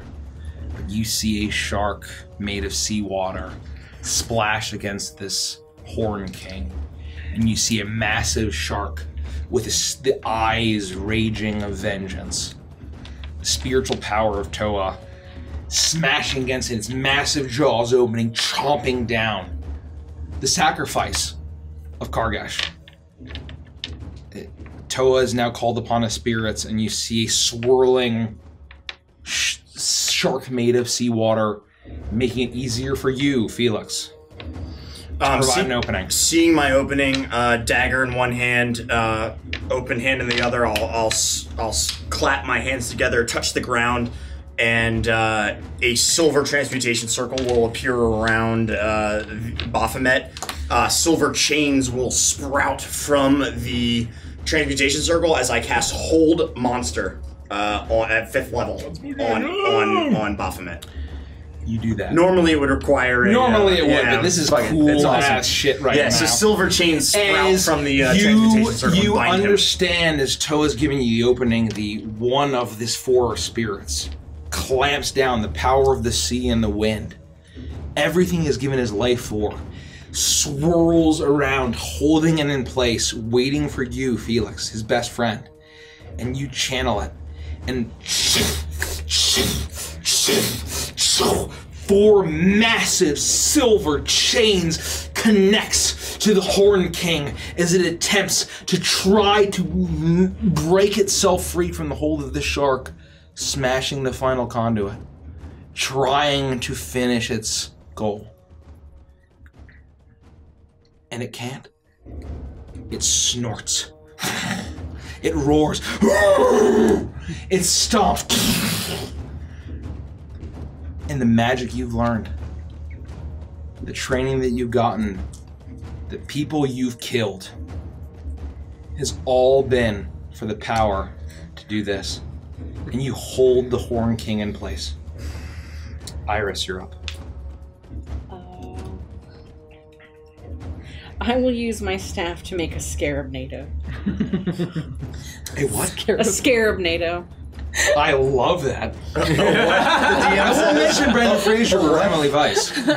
But you, Iris, and correct me if I'm wrong in this intention, but you take the staff that you've held this entire time. You've doubted the judgment of Virgil Zern, but you've never doubted the gift he bestowed upon you, his private collection that he saw fit to bestow upon you despite all of your differences. Numerous differences. And you take this staff, a green, chitined scarab at the head, and you, directly above you, you shove your staff up. It strikes its chest, and suddenly a swirling storm of insects. Right, let me get to that. horrific drone as he's swallowed by seawater, held in chains, and now engulfed in the drone of scarabs, devouring its flesh, eating its black fur as it attempts to break free, but continues to be imprisoned every single step of the way. Lufty.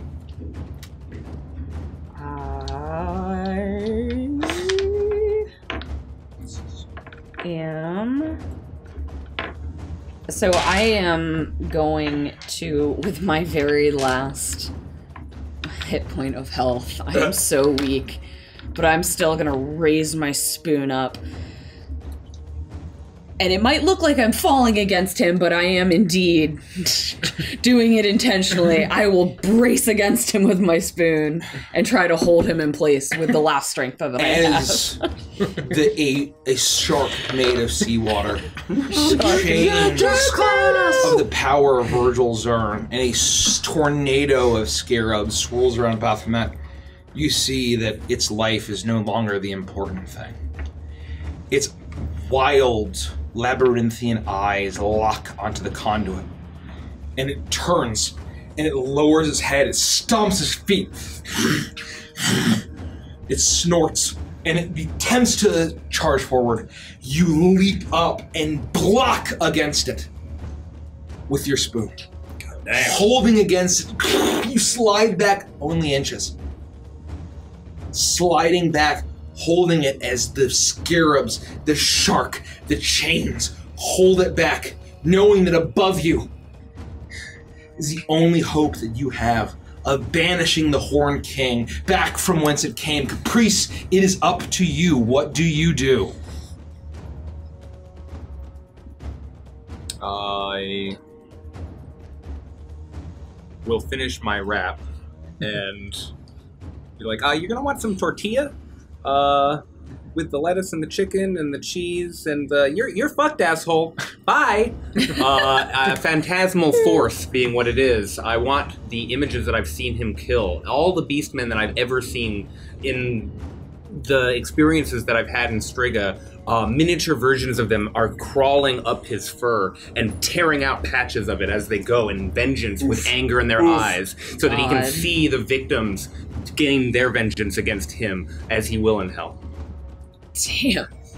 Lufty holds back the charging might of Baphomet, the Horned King, the leader of the Horned Legion, the force you've been waging war against for as long as you've been in Striga, as Toa's shark, Felix's chains, Iris's swarm of scarabs aids in preventing him from charging forward to smash the final conduit. And you feel a presence behind you. You look up. It's not them.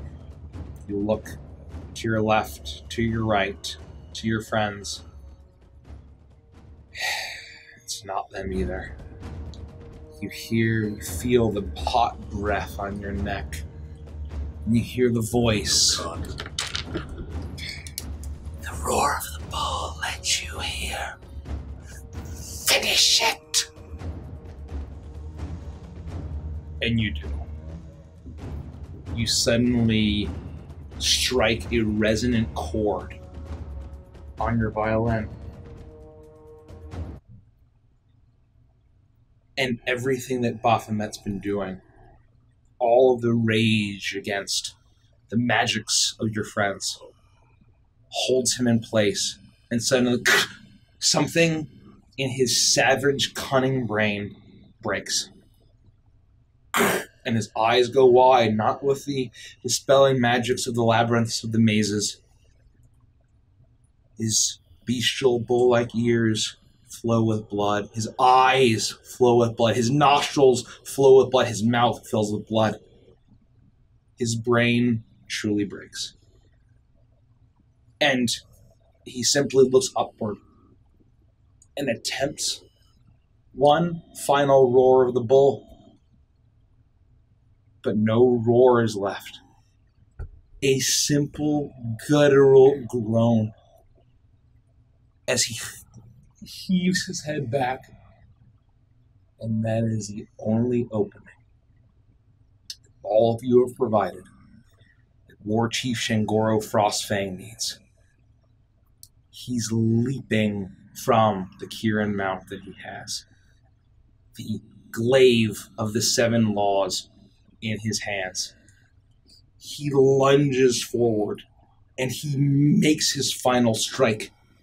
And as soon as this weapon, forged from law and good and death, strikes the neck of this beast, Baphomet lets out a pained, gurgling roar, and it is no longer powerful. It is weak. The hunter has become the hunted. The beast has become the prey, and it is a helpless fawn. As Shangoro Frostfang slides down, the glaive cleaving from the chin all the way from the throat to the chest, from the gut as entrails spill out, as its form struggles to hold shape.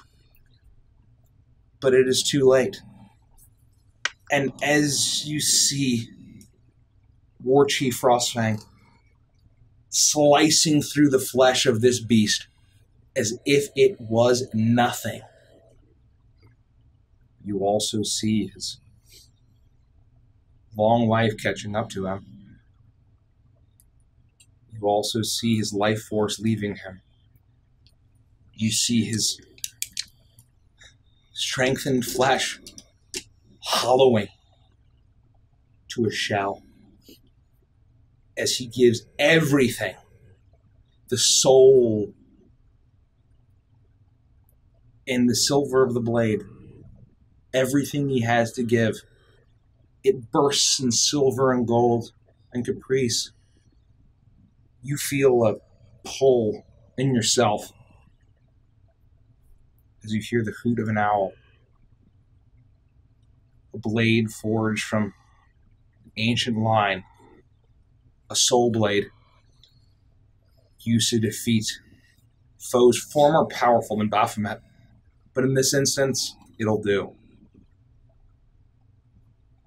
When War Chief Frostfang arrives at the bottom and lands at the ground, cleaving the entire Minotaur down the center, his glaive smashes into the ground. And he realizes too late.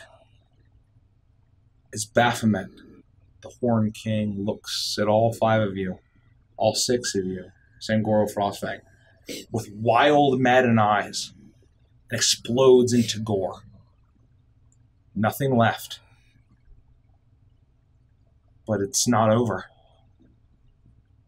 As you hear a horrific roar, as he sniffs, all of you, all 5 of you, I was promised. He has betrayed me. You bear his taint. I have been betrayed. And he explodes into gore. You're all bathed in viscera and blood as the beast is destroyed. But you see, as Shangoro Frostfang lands, his knees on the ground, his glaive coming to a rest in the seal. He cannot move. He is too weak. His long life catching up with him. And he realizes the power of this beast pulled into the silver blade. But not only that, as soon as he lands in the spiraled seal, the final conduit shatters. And the power within that final 7th seal breaks. And sucks into the blade. And bursts out. Every single one of you blasted by the power of death itself, the power of the land itself, the power of Striga herself. Just remove my last mirror image. I need all of you to make a charisma saving throw at disadvantage. No chance. Felix has the charisma of a rock. I'm gonna use my a key point for my lucky to remove the disadvantage. I failed. Oh, two key points. Excuse me. A disadvantage? Yeah. Oh, I got a natural 20 and then I got a 13. So good game. What did you say? Charisma? Fuck. 13. Oh, okay. I've got a 10. 13. 10? I got 13? a 13. 16. Excellent use of key points. 10? 3. Nice.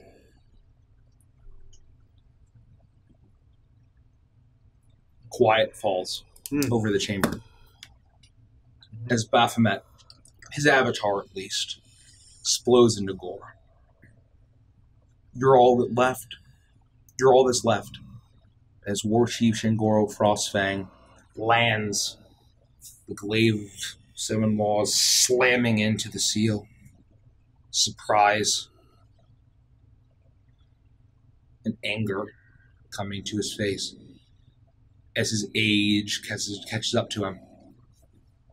You see the wrinkles and then the hollowing of his life force as it draws itself into the blade. And he looks up.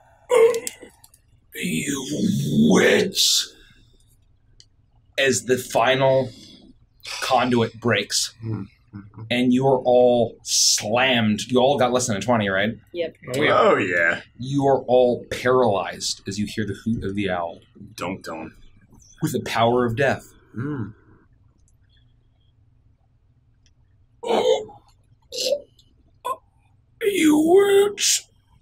And you see the orc, his long tendrils, shriveling,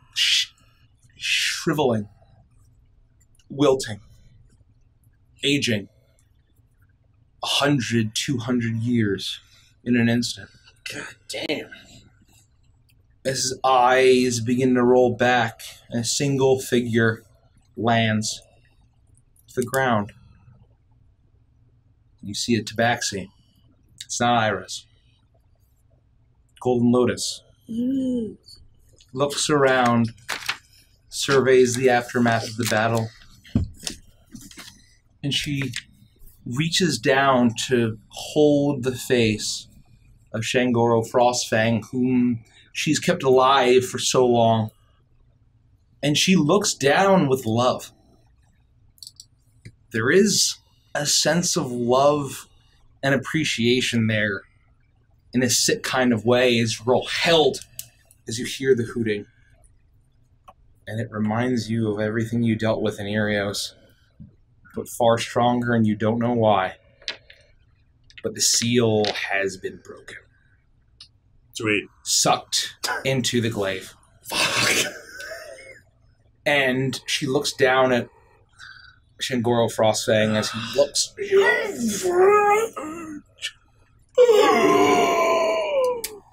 As he gives his last breath, and she holds his face, making his passing a little bit easier. As he perspires, his age finally catching up to him. And her voice rings out, "You have fulfilled your destiny, my war chief." He collapses to the ground, lifeless, just like Baphomet. She stands in the room, looking about you, all 5 of you. Capri, something pulling at your soul. You've given up something. You have no idea the extent. But you know you fucked up. Real bad. And the pull on your entire being in this weapon, the tabaxi now picks up, holding it.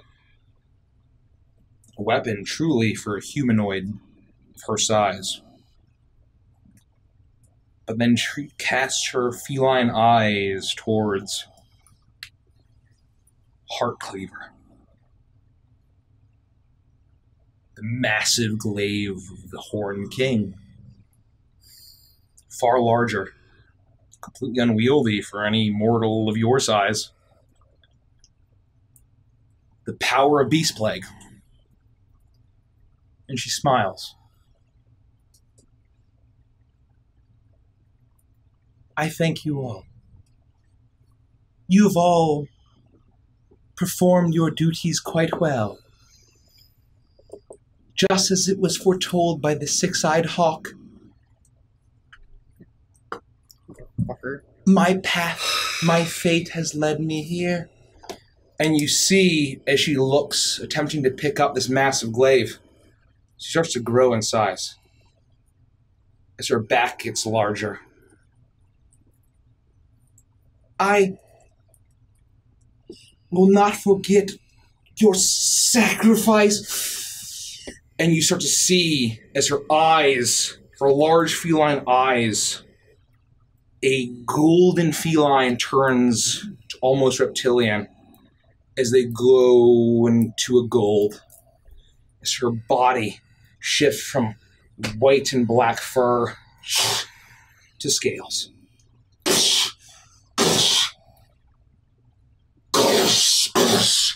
As suddenly her tabaxi form begins to shift and shape into a draconic shape.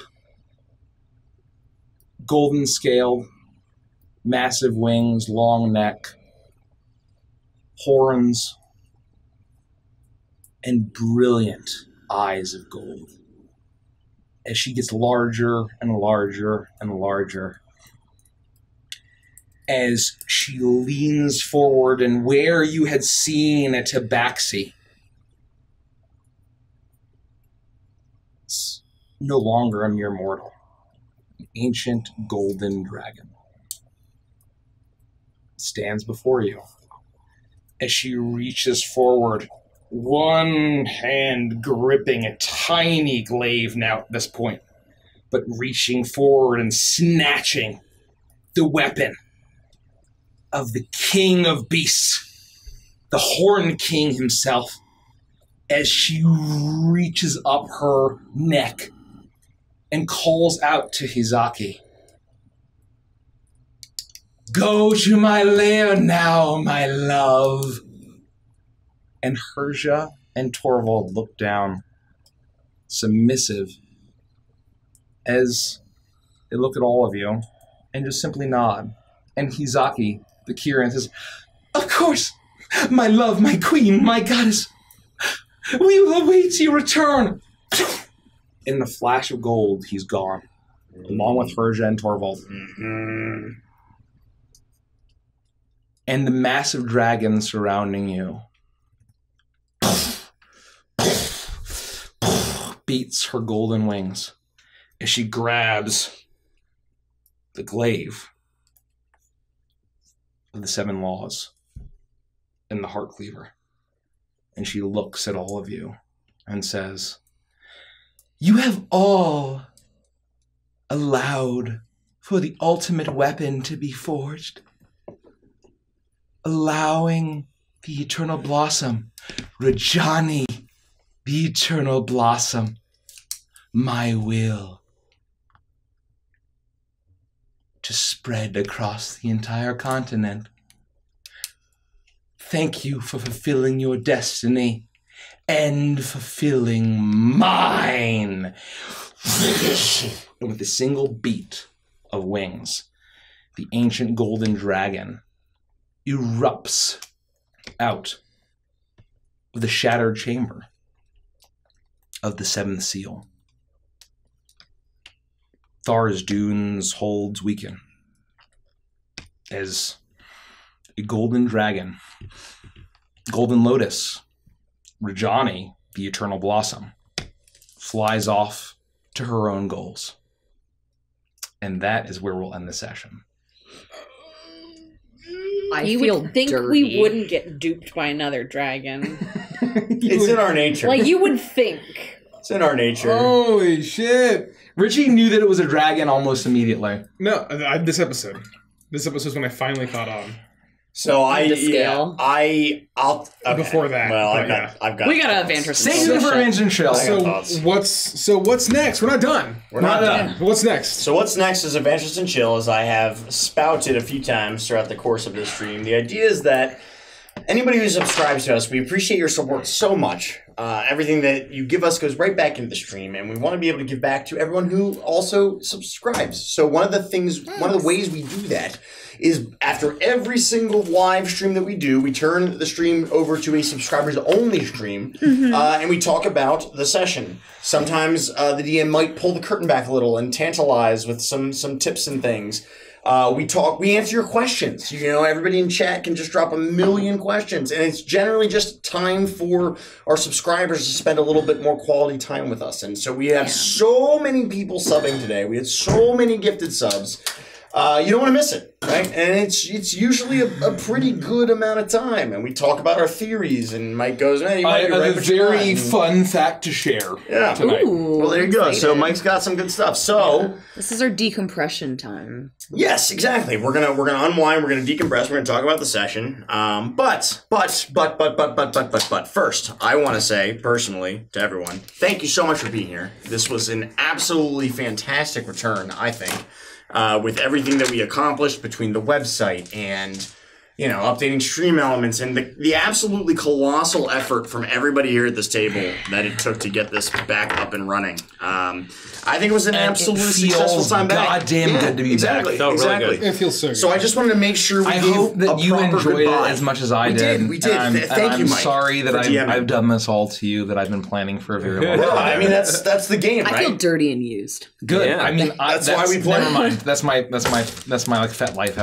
Okay. Oh, no. All right. So with I'm kidding. With that, we're gonna say goodbye and thank you. Wait. so much. Do they still do the 5-minute preview for non-subs? I don't know. No, I But think so. maybe. But who knows? Yeah, if you're not a sub, stick around. You might get a 5-minute preview. And if you're not, if you want to ask very you don't, nicely, I'm maybe sorry. someone will give you a sub, and maybe Yeah. that someone will be myself. So, So we'll be right back. Don't go anywhere. We will see you all very soon. And a big happy birthday to Nikki. A big happy birthday. The only other Love thing to you guys. mention is that the 27th of April, we are back with Prime. Yep. oh fuck. So if you want to see us live again, it's about 10 days from today, I think. It's a Tuesday, the 27th of April. That's exactly 10 days. Yeah, stay tuned. So until if you're not subbing, you're not hanging around for Adventure Chill, that's fine. We will see you Stick on around in the Tuesday the preview 27th. and let me know who you are, and I'll get you a sub for the month. Oh. That's a Thanks, promise. everybody. I'm going to Thank try you, to guys. end the stream with the stream deck. So, Yeah. we'll see you over in a second. There may be some awkward waving and hey.